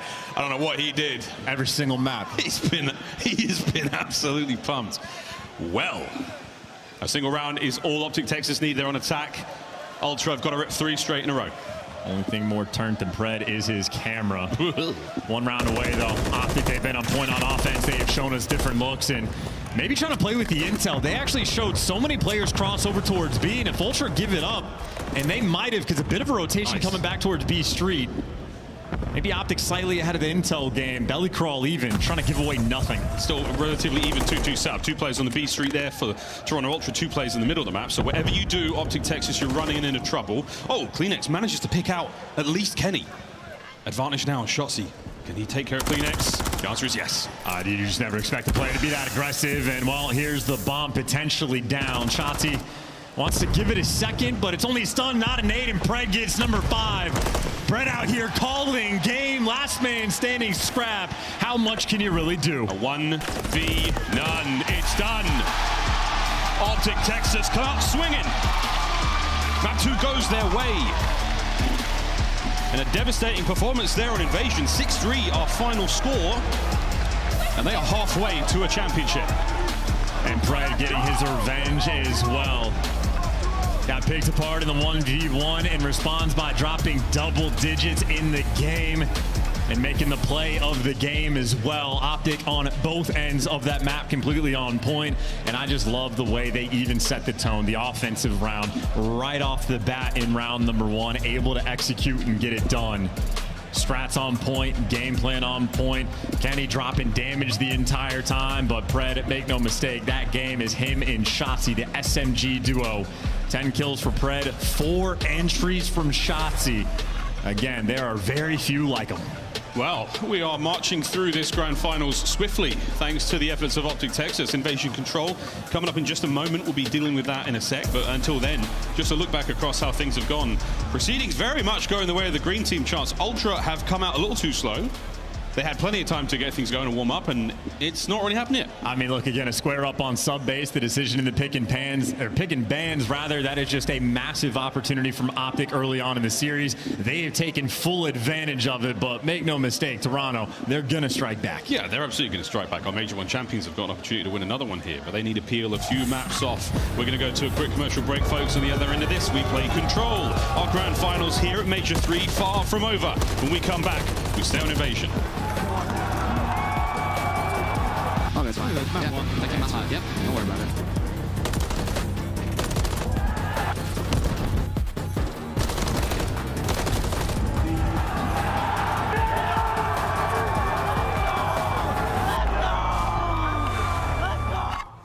Upgrade your game with the Scuff, the official controller of the Call of Duty League. Scuff Gaming is doing an ultimate giveaway where you and a friend can win a chance to go to COD Champs this year. The giveaway includes 2 VIP tickets, travel expenses, and more. To enter, scan the QR code on the page or go to scuff.co/CDL and enter your email. Terms and conditions apply. The Call of Duty League is brought to you by Monster Energy, the official energy drink of the CDL.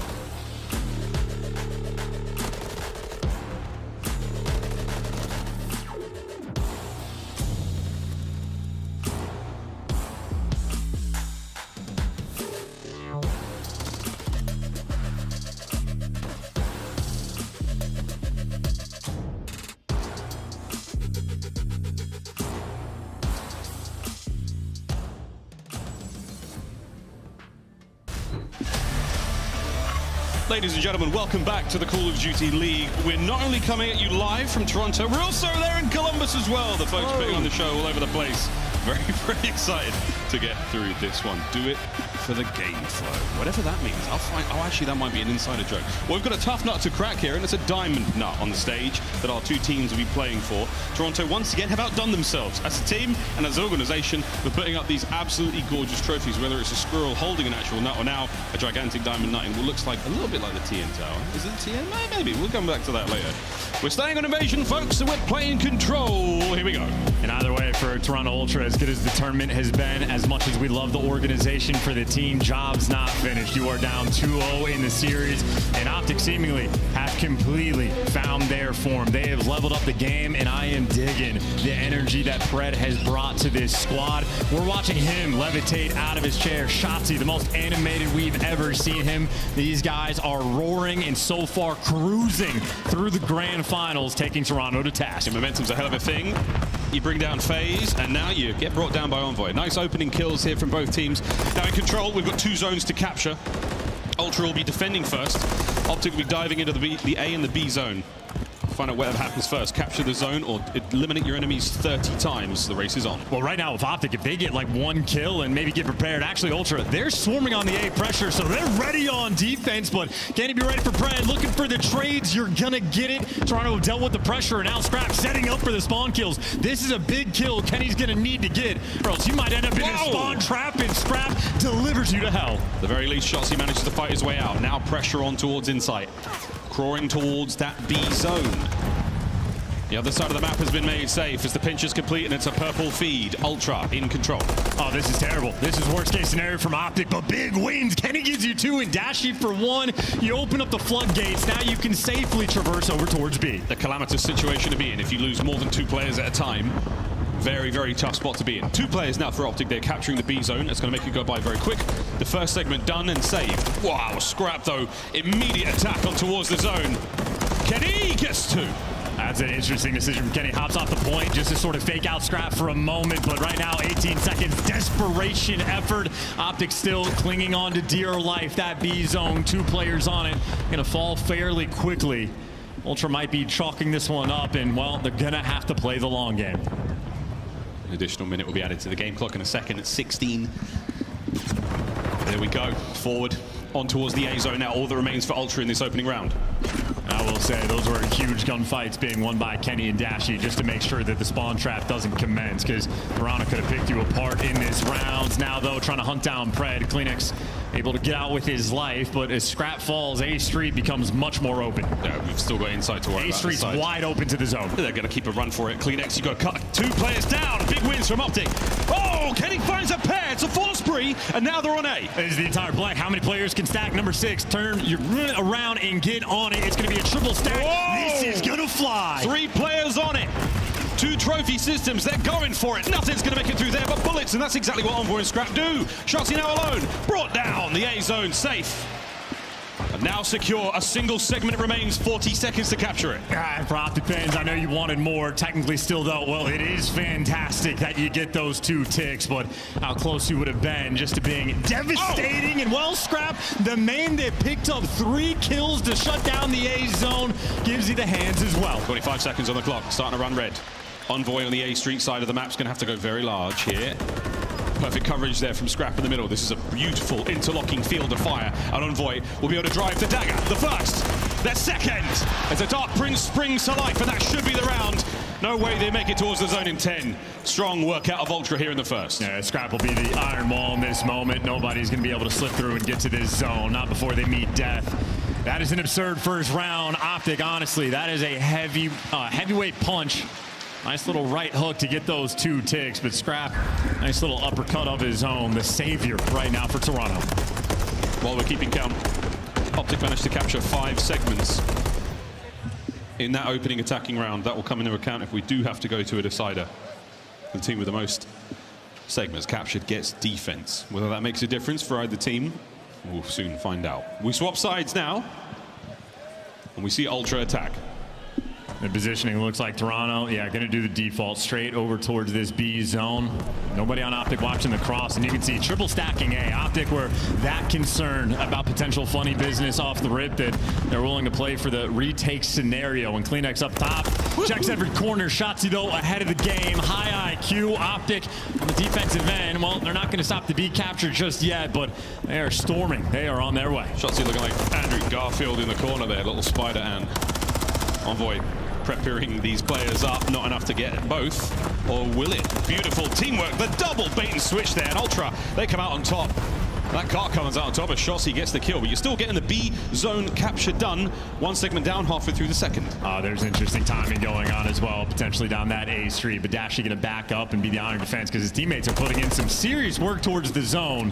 I mean, Toronto are having to battle and do absurd things just to try to capture it, but a solo cap for the moment. A free kill there for Scrap.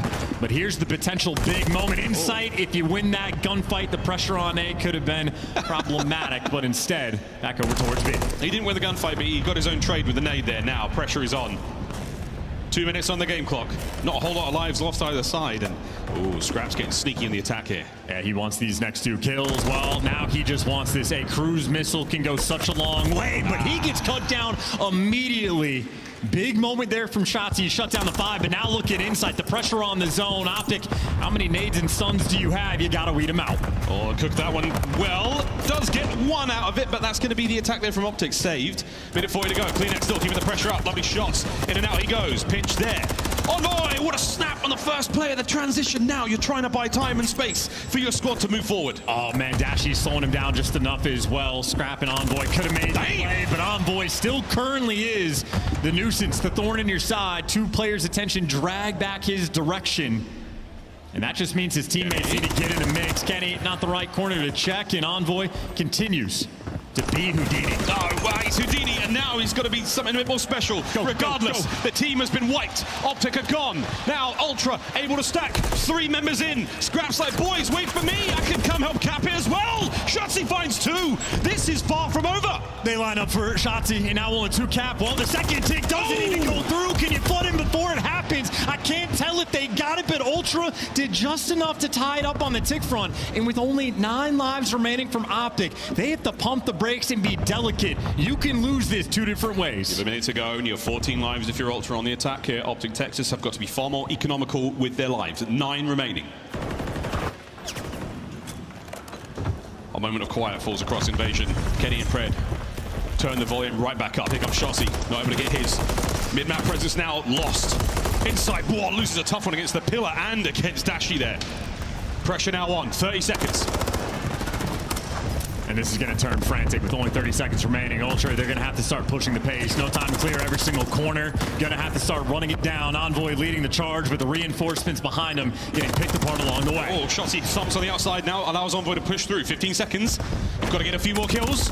It would have helped, but it's 3 in the feed there for Optic. Final 10. We're about to be all tied up. And these rounds, I mean, they are just being executed by the smallest of margins. Both teams having opportunities to capture the A zone, but the smallest of slips cost you the offensive round win. The 2 ticks of progress are fantastic, but that just means we are all squared away, all tied up going into this next one. And I know Shotzi, very proud of the 2-piece he was able to get when those players lined up. A mishap Ultra. Atypical for them to make. I know, it's a wild one. Scrap giving up that position. Oh my good God. And his movement even just insane. To have the awareness to know to hop on the center block. Shotzi, everything he does is dialed to perfection. Wow, well, Scrap got him back at the start of this round. That is a brilliant opener and a very, very important thing to have here.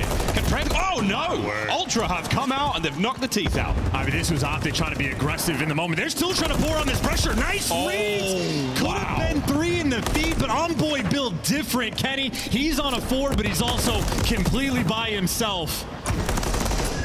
Great damage being done, but a long way to go. There's number 5. You want the cruise, you want the time. You bite off more than you can chew, but you also buy your team some pressure. But Envoy, the key gunfights he has been winning, he's on the pinch inside of Ice Cream. His Optic are getting aggressive on the map, but right now, I mean, no one is on either zone. It's nice kills again from Optic. Envoy still, he's that top left-hand side of the minimap. We call that area Ice Cream. He's roaming around by B now. His spree comes to an end. His little run is done. A zone. All Ultra boys for now. Shotzzy managed to pick Insight right out of the fight there. On to B for a second. And here comes the cap. Yeah, the value of Shotzi's life, by the way. Getting inside a cafe, Ultra is so careful to roam back over towards that A zone that it just opens up the pressure on the map. Optic can recollect and go capture B. So, Toronto, you can see they are happy to play a very safe game on defense. But for the moment, getting picked apart. And while Shotzi's going to fall, you still have Dashi on a 5. Dashi's absolutely staying alive for that moment. Beautiful work there from Scrap. That was purely a wallbang kill, so he didn't see him. Oh, Dashi saw that. Here comes the hit. That's the cruise.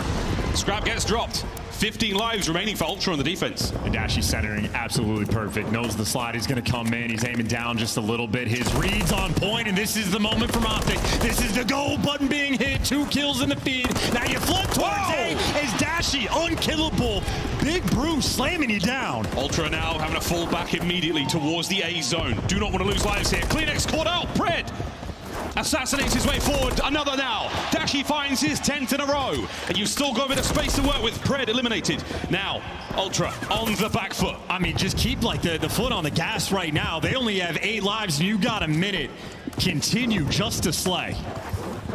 A very different round this time. Optic have gone for the absolute jugular. You've slaughtered Ultra in the kills department. Kleenex doing what you can to stay alive. Push forward. You've got 45 seconds of the round is yours. And Kenny, the most objective-minded player on Optic in this moment, when he was trying to get towards A, gets gunned across the map by Insight, wins a huge one-on-one. 7 lives remaining, and this is 30 seconds burnt off the clock. Optic might be missing the moment, but here comes the cruise. You might be able to get another one, the cruise. It's going to be good enough to push Envoy inside.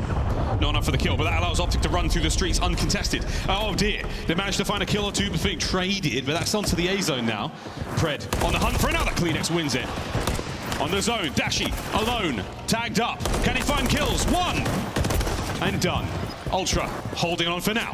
This is a missed opportunity from Optic. Like, the pace has just been slowed so much. 14 seconds on the clock, and look at this setup from Toronto, swarming around this time. They're pushing it back. 10 seconds though. There's still an opportunity to get in here if you're Optic Texas. They find 2 kills. Shotzzy is in. Kleenex wins his. He gets himself a cruise as well, and now the clock ticking. Stay alive for a moment. Kenny wins it. They're in. 1.2 on the clock. Insight has got to go big. Can he win the fight? No! Optic slay him out. The live count dwindles. And the opportunity this time is not missed. And that is how important moments like that are and how big the round was. Shotzzy getting on his feet. A moment like that could be decisive for the game. And Dashi popping off, gets 23 kills, nice stun, and easy wins for Big Bruce towards the end. 1.2 left on the clock, the 1v1. Insanity. A 10 spree from Dashi to set the entire thing up. Absolutely outstanding work from Big Bruce. They're not boos you hear, it's a Bruce. And for now, it's bruises on both teams as the opening hits land. A couple of contusions and confusion across Invasion. This is too much right now for Toronto. Going down 3-0 would be devastating. What has now been a nearly perfect series from Optic Texas in the grand finals. The onslaught just continues. Seemingly every kill been flowing their way. And, well, last man near the point is Kleenex. Shotzzy, easy reads and great hit fire. MCW reigns supreme. Absolutely brilliant work. And Dashi right back into it. Inside. Well, finally, I only had to land 1. Good enough for now. Shotzzy still keeping the pressure up. Desperately keeping Ultra away from the A zone. Less than a minute to play here. And it's another one of these moments. It's Insight sort of roaming over towards this A zone. Might be able to get the pressure and cross over towards time. Kenny, though, trying to back him down. Good tags through the wall. And this is the same situation. Wow. You can't even stop it. And now you might have the opportunity from Optic. They can go quickly back over towards B. Kenny, just absolute magnificent game knowledge. Beautiful teamwork here from Optic. Kenny and Dashi running the A street. That is their part of town. They're not letting it go. B, they might have to let go.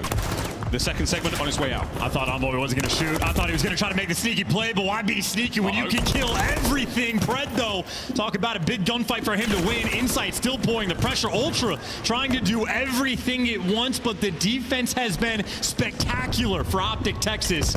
Still in prime position. That one gunfight from Pred basically saves the A zone from any sort of pressure now.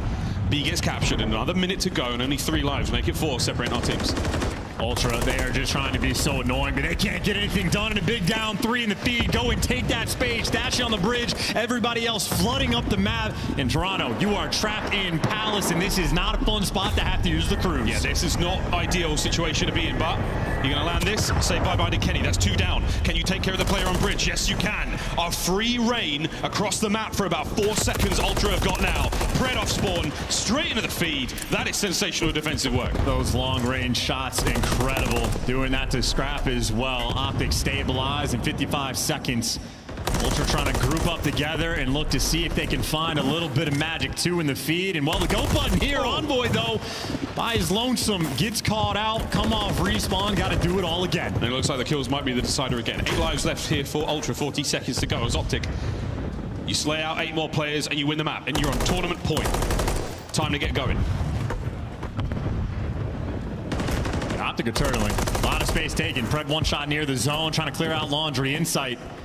One more set of gunfights, and Ultra, they're going to get to the zone, but Pred able to drop them. Now it's a 3v4. Pressure, no, still not losing space. Kleenex flies into danger, and he's eaten alive. That's it. That should be the map. The last few set of kills, the lives thrown from Ultra. And Insight is going to swing for the fences, but it is all going to be in vain. The invasion has been halted. Optic Texas, they have marched across the border, and they are well and truly feeling good here in this grand finals. Possibly the best Optic has looked all year. These guys have collectively achieved the flow state. Effectively 2 rounds of invasion against Toronto Ultra where they bullied them on the life count. The round where Dashi goes on the 10 spree Ultra, they have had no answer, no response. Optic Texas on an absolute tear. The defense is spectacular, but those offensive kills, Optic Texas, I mean, they might just be setting a new bar. It is tournament point right now for our Texan team, as these 2 squads have had their fair share of grand finals back and forth chance, and this is another blowout. And it's the offensive kills that are the separation on invasion. You have 19 for Dashi and 17 for Kenny. The ARs taking Toronto to task, and here's a couple looks as to why. Great information, big 2-piece for Kenny, and everybody is roaring. When you got the big call-outs like that from Kenny, you know, yes, in fact, they are cooking. This is a wonderful set of highlights here again.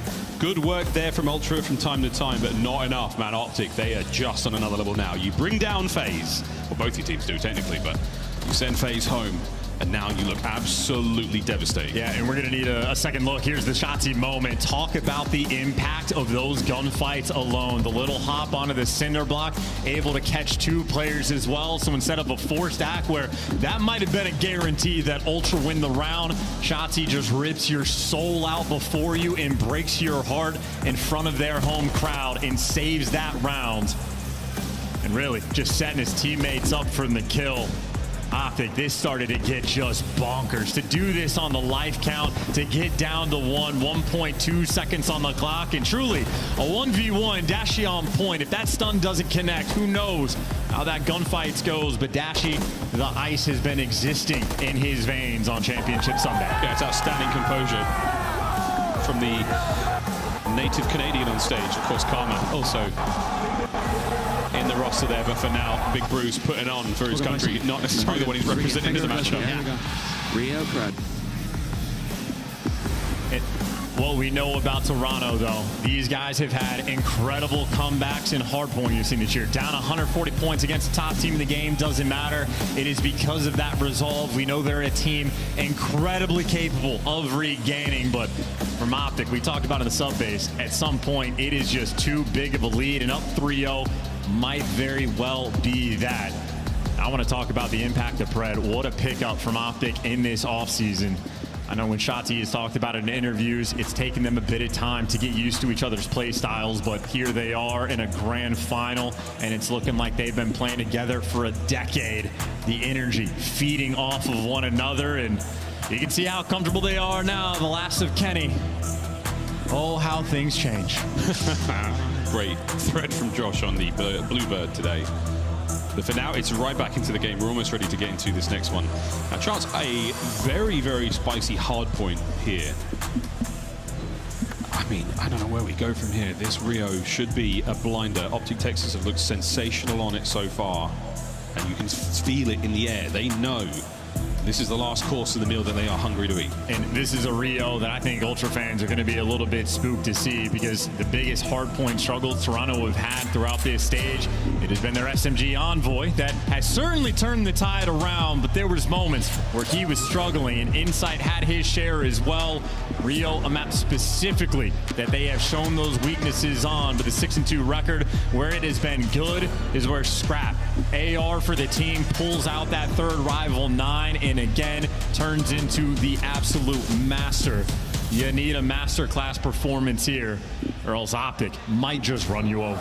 Tournament point, Optic Texas, one more map, and they get to lift that big old nut over their head. Here we go, folks.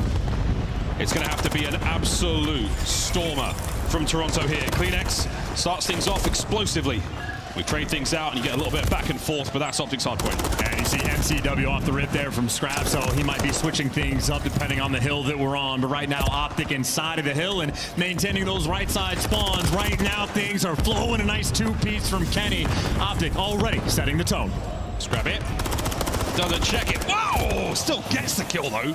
If you notice in the feed, though, Shotzi did take one extra player to the grave, so it looks like he got world starred. No, he got the extra kill. Optic still in control, except for they do not read these spawns until number 5 spawns out, so Ultra maybe going to be able to take advantage on this rotation, but still a long way to go. The iron grip of Optic across P1 pays off.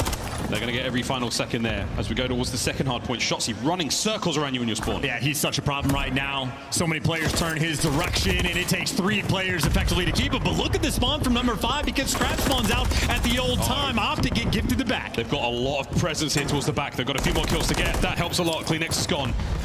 Members of Ultra now on the hard point, starting to thin out. An awkward gunfight there comes to a close. And with that said, Optic are wiped. That's Ultra's hard point. And what a moment. Well, Pred doesn't even last. Can't be a nuisance on the flank. Now Optic might actually start getting spawn trap on the right side. Key gunfights attempted to be one. Envoy staying alive. Scrap the overseer. The teamwork of Ultra is starting to connect. Starting to connect. The 3 spree though for Envoy done. Scrap, he's up next.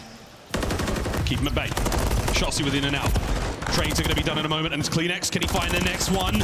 Beautiful work, Envoy with the coverage overhead, but it's Optic's hard point. Dashi gets in there and gets ripped by Envoy. Those shots are clinically absurd, and that's just to strip away a little bit of extra time. So one gunfight, maybe for 4 seconds, and Insight, well, he just gets red. The stun connects. Optic there to drop him. Kenny trying to put the pressure on the flank. Ultra, though, nice and secure. Nobody slipped through the net, except for maybe number 7.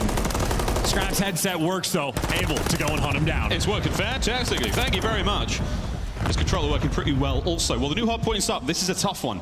A tiny little room, lots of ways in, and lots of problems to deal with. Envoy finding at least one out of this. But again, so much aggression from the Optic boys. Pred soars in, last man Scrap wins the fight, and a bit too much salt and pepper on that steak. Yeah, looking for a little bit of extra confidence, trying to get back in the mix. His confidence so far in this series, well, gotta crank it up. Lead change.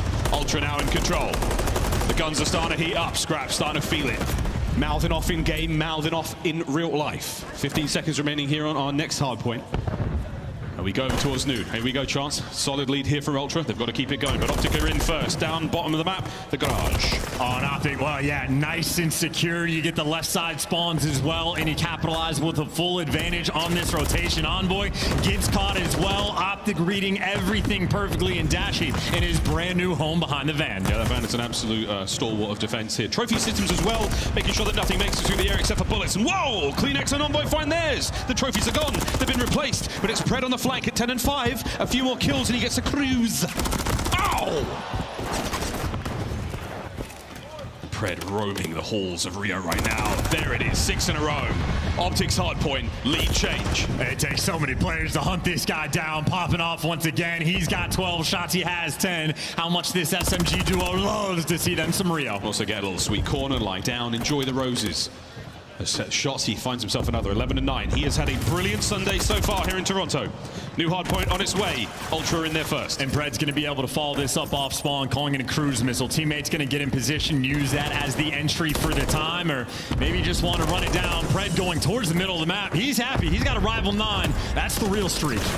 Here it goes towards that point. Insight might have caught that. Nice kills from Toronto. Shotzi from down low now, cutting his way forward.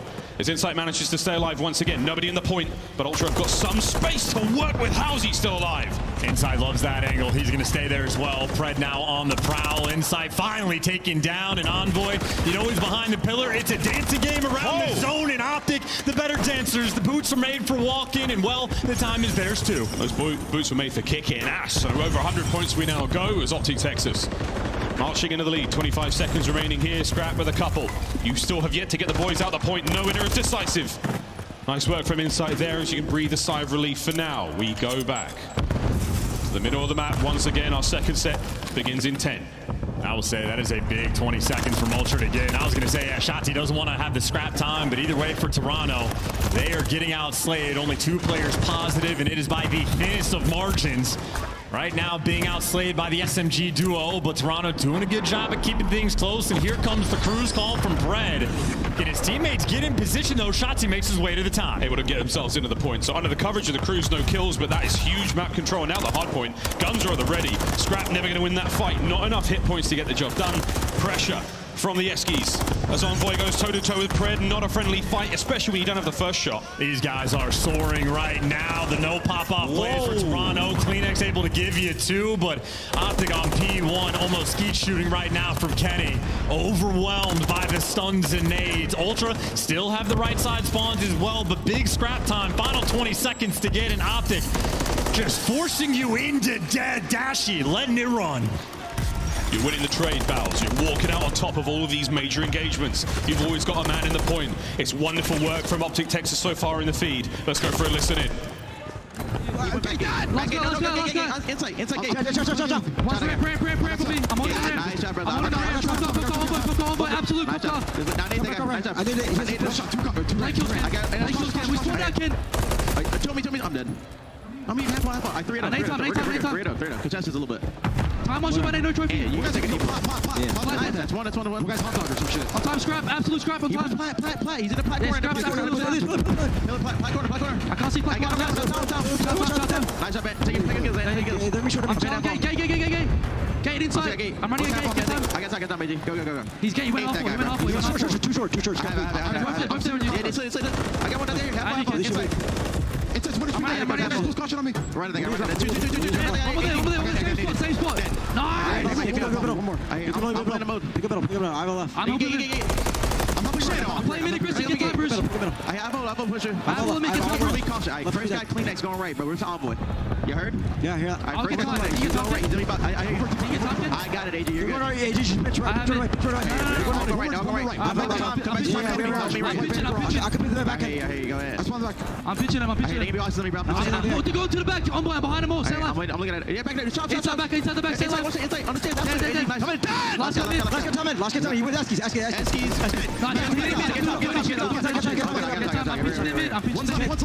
I'm behind the mid. I'm trying to make him. I'm making fucking aims right now. I'm back. Left shot. One shot. Calm, one shot. Mid, on board. Always mid. Two stairs, me. Both point. I got Eskies. I have Eskies in a second. Eskies clear. I have you. Alright, I'm in there with you. I'm pitching. I got him. I'm pitching the lobby. I can kill him. Stay alive. I'm staying alive. Right. Last guy.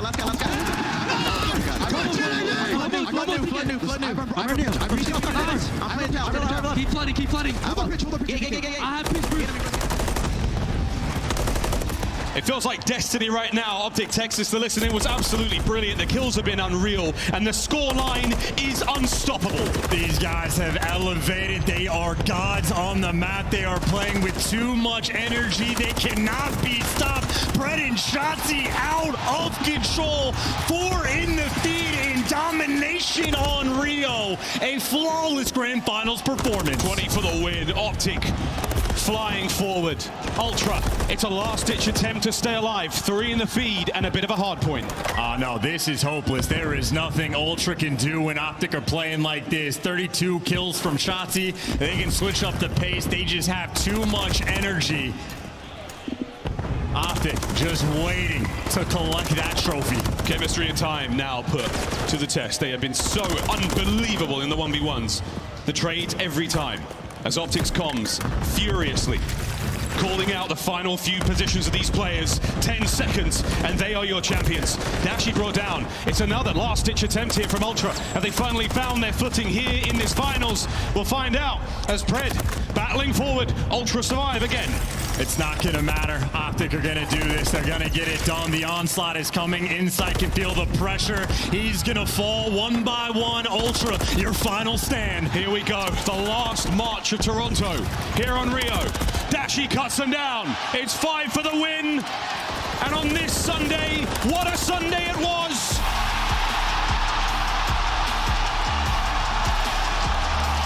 A wave of elation across the Matamei Athletic Center.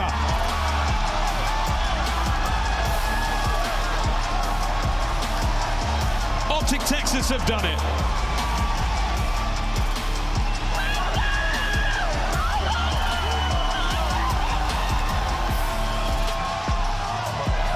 And in front of a sold-out home crowd, they have turned that sea of green. What a unbelievable hard point from Optic Texas. And that is the moment that ends the drought. Such a long time since Optic has won in the CDL, but a performance like that, absolutely flawless. It was a tough nut to crack. Your champions, Optic Texas.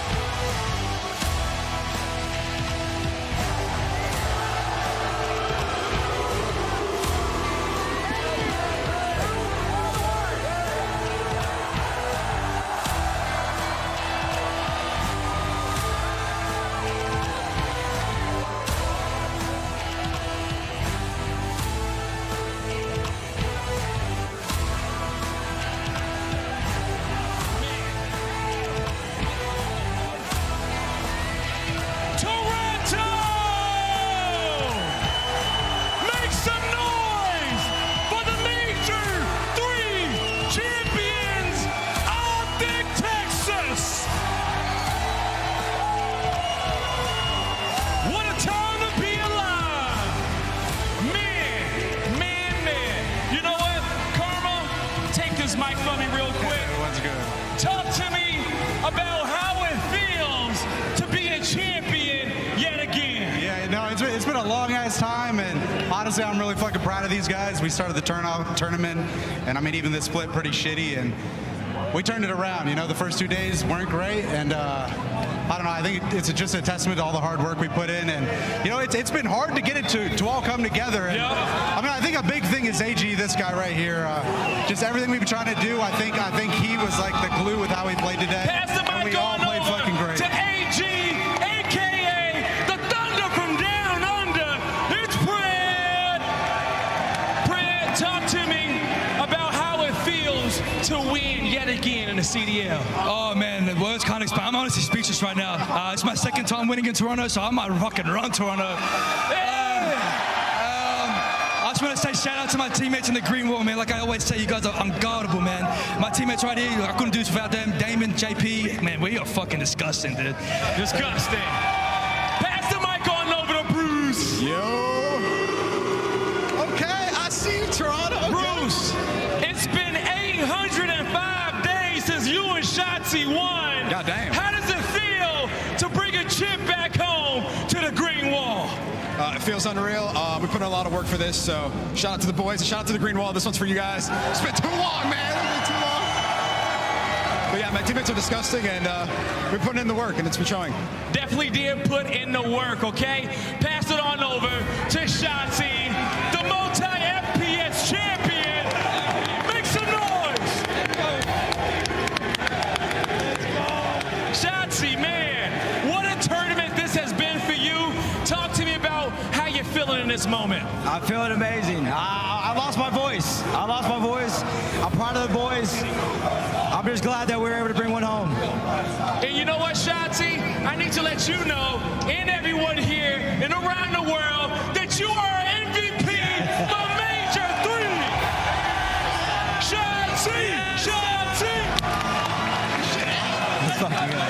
Let's get it. We're going to get you that trophy. Now hand it on over to Kylo Kid. Hand the mic over to Kylo.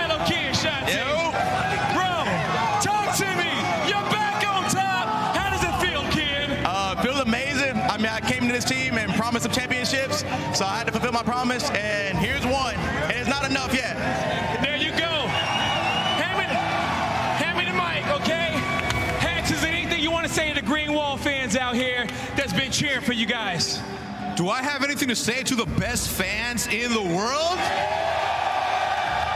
1, thank you for your patience. 2, another round of applause for these fine gentlemen.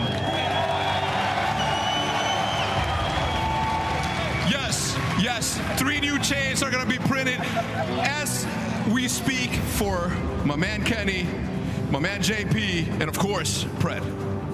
All right, you heard it from the man himself, Hex. One more time, Toronto.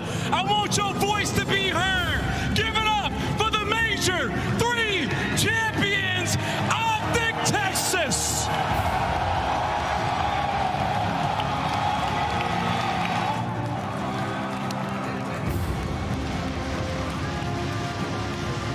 You can't ask for a better year of Call of Duty than what we have here in Modern Warfare 3. After 805 days, Optic gets the W in an emphatic fashion, a 4-0 over the hometown Toronto Ultra. We have now had 3 different winners at all 3 of our majors thus far this year, and the funniest part of it is still the Ghost of Thieves. Now all former members of that LA Thieves roster with Octane have a chip on their shoulder for this year.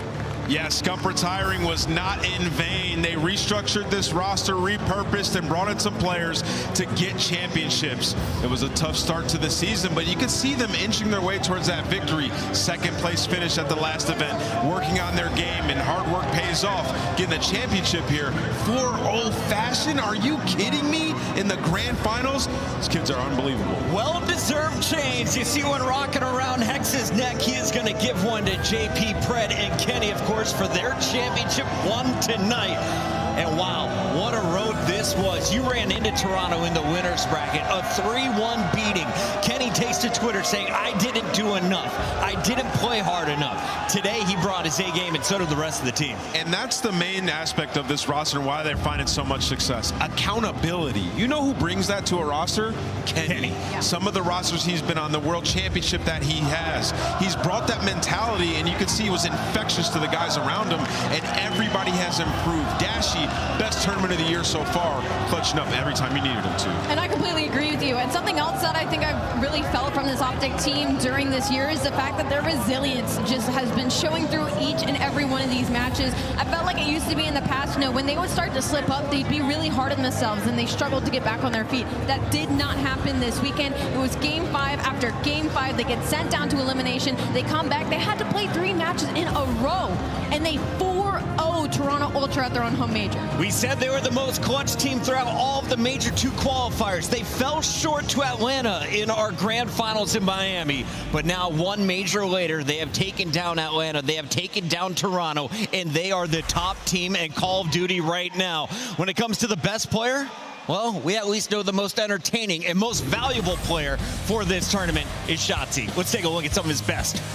Shotzi's been a force to be reckoned with, Ali. I see you gearing up. What you got to say? I was just about to start spitting numbers that I know a lot of you sometimes don't care about, but like just overall, I mean, this guy almost dropped a 40 bomb. He's triple posse and search and destroy. I mean, throughout the entirety of the weekend, when Optic is finding success, it's off of plays from a player like this, just always taking that extra step to take the risk to try and make a heroic play. I felt like this was the first tournament in so long where Shotzi actually fed off the energy of the crowd. You saw him after these maps when he was had these take momentum going forward, and that's why in this finals they destroyed them. Like, they were challenging everything, and Shotzi, every single time you give that guy an opportunity, he runs with it. That elusive movement, the shot, and then the intellectual play as well. When he gets behind enemy lines, you can't find him. Shotzi's unreal.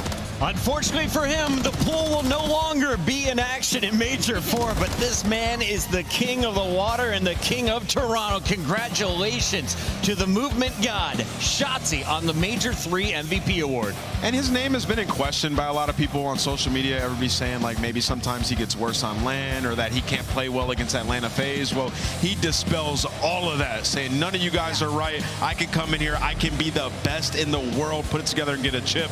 And he put it on full display display this weekend. And there is a look at his teammate Kenny coming over from LA Thieves, joins up with Optic Texas. A leadership role on the comms, a leadership role on rotations, but this young man is the new face of Call of Duty. He took over that role after Scump retired, and he is living up to all of the hype we heard when he came over from Halo to the COD scene.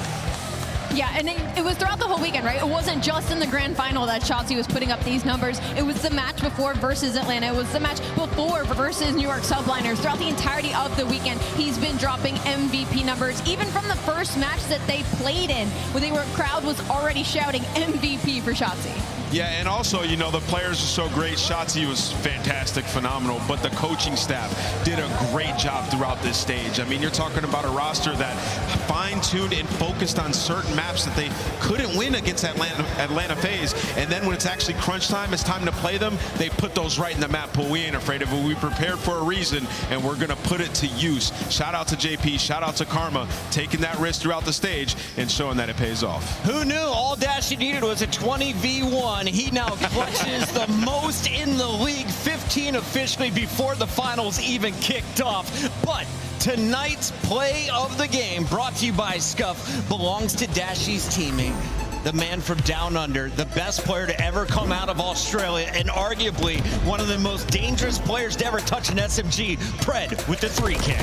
Yeah, you know, you heard Karma sort of allude to it in the interview. He was like, we were kind of waiting on Pred to sort of, you know, fit the system of this roster, and that's what happened throughout this weekend, playing those power positions when needed, but also being available and readily able to help guys like Dashy get to those positions, and that's what we saw throughout this, but he can light it up. And I really felt like Pred needed this as well, because again, it was a lot of virtue signaling of like, when is Pred gonna fall into his place in this roster? He's kind of been talked about, that rookie from the previous years, of like, he can be a superstar. And so I know getting that trophy and getting this very dominant win over Toronto Ultra at their homestand was really important for him. A clean 4-0, and it wasn't even close. A 100-point difference on sub-base as Optic claims the throne on that map as the undefeated champions, and they are going to close things out defiantly against the Toronto Ultra. Let's take a look at what they've earned. $150,000 for their efforts. The bank accounts get richer, and of course,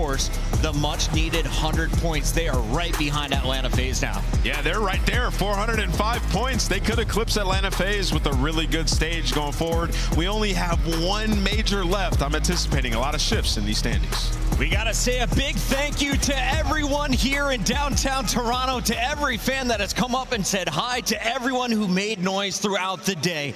Allie, final thoughts on an epic weekend. It was an insane weekend. Easily one of my favorite, if not the favorite, of this year. And not only that, all the records that were broken. I'm gonna be thinking about this one for a very long time. Man, is this the most gifts you've ever received in a single weekend? Yeah, listen, shout out to the crowd. Absolutely amazing. I hope Toronto is a mainstay every single year. It was electric in this arena, and I can't wait for more in Major 4. If you don't already, get your tickets to Champs. Optic, your champions of Major 3, hosting the final event of the year. We'll see you all there in July, and we'll see you in just a few weeks for the Major 4 qualifiers.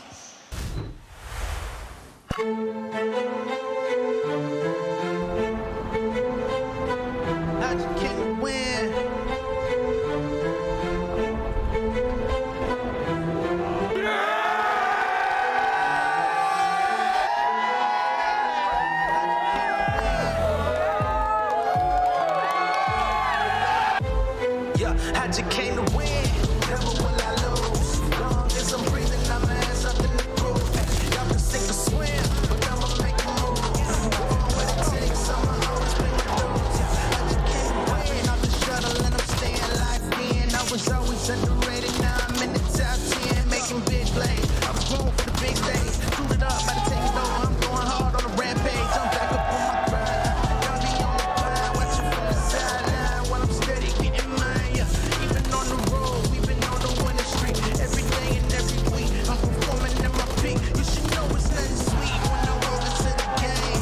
Broken face on, trying to get another ring. With my back against the wall, I'ma show up in the clutch. Y'all ain't doing nothing much. On my team, I'm like a crutch. We gon' eat them up for lunch. Check my appetite, I'm the perfect prototype.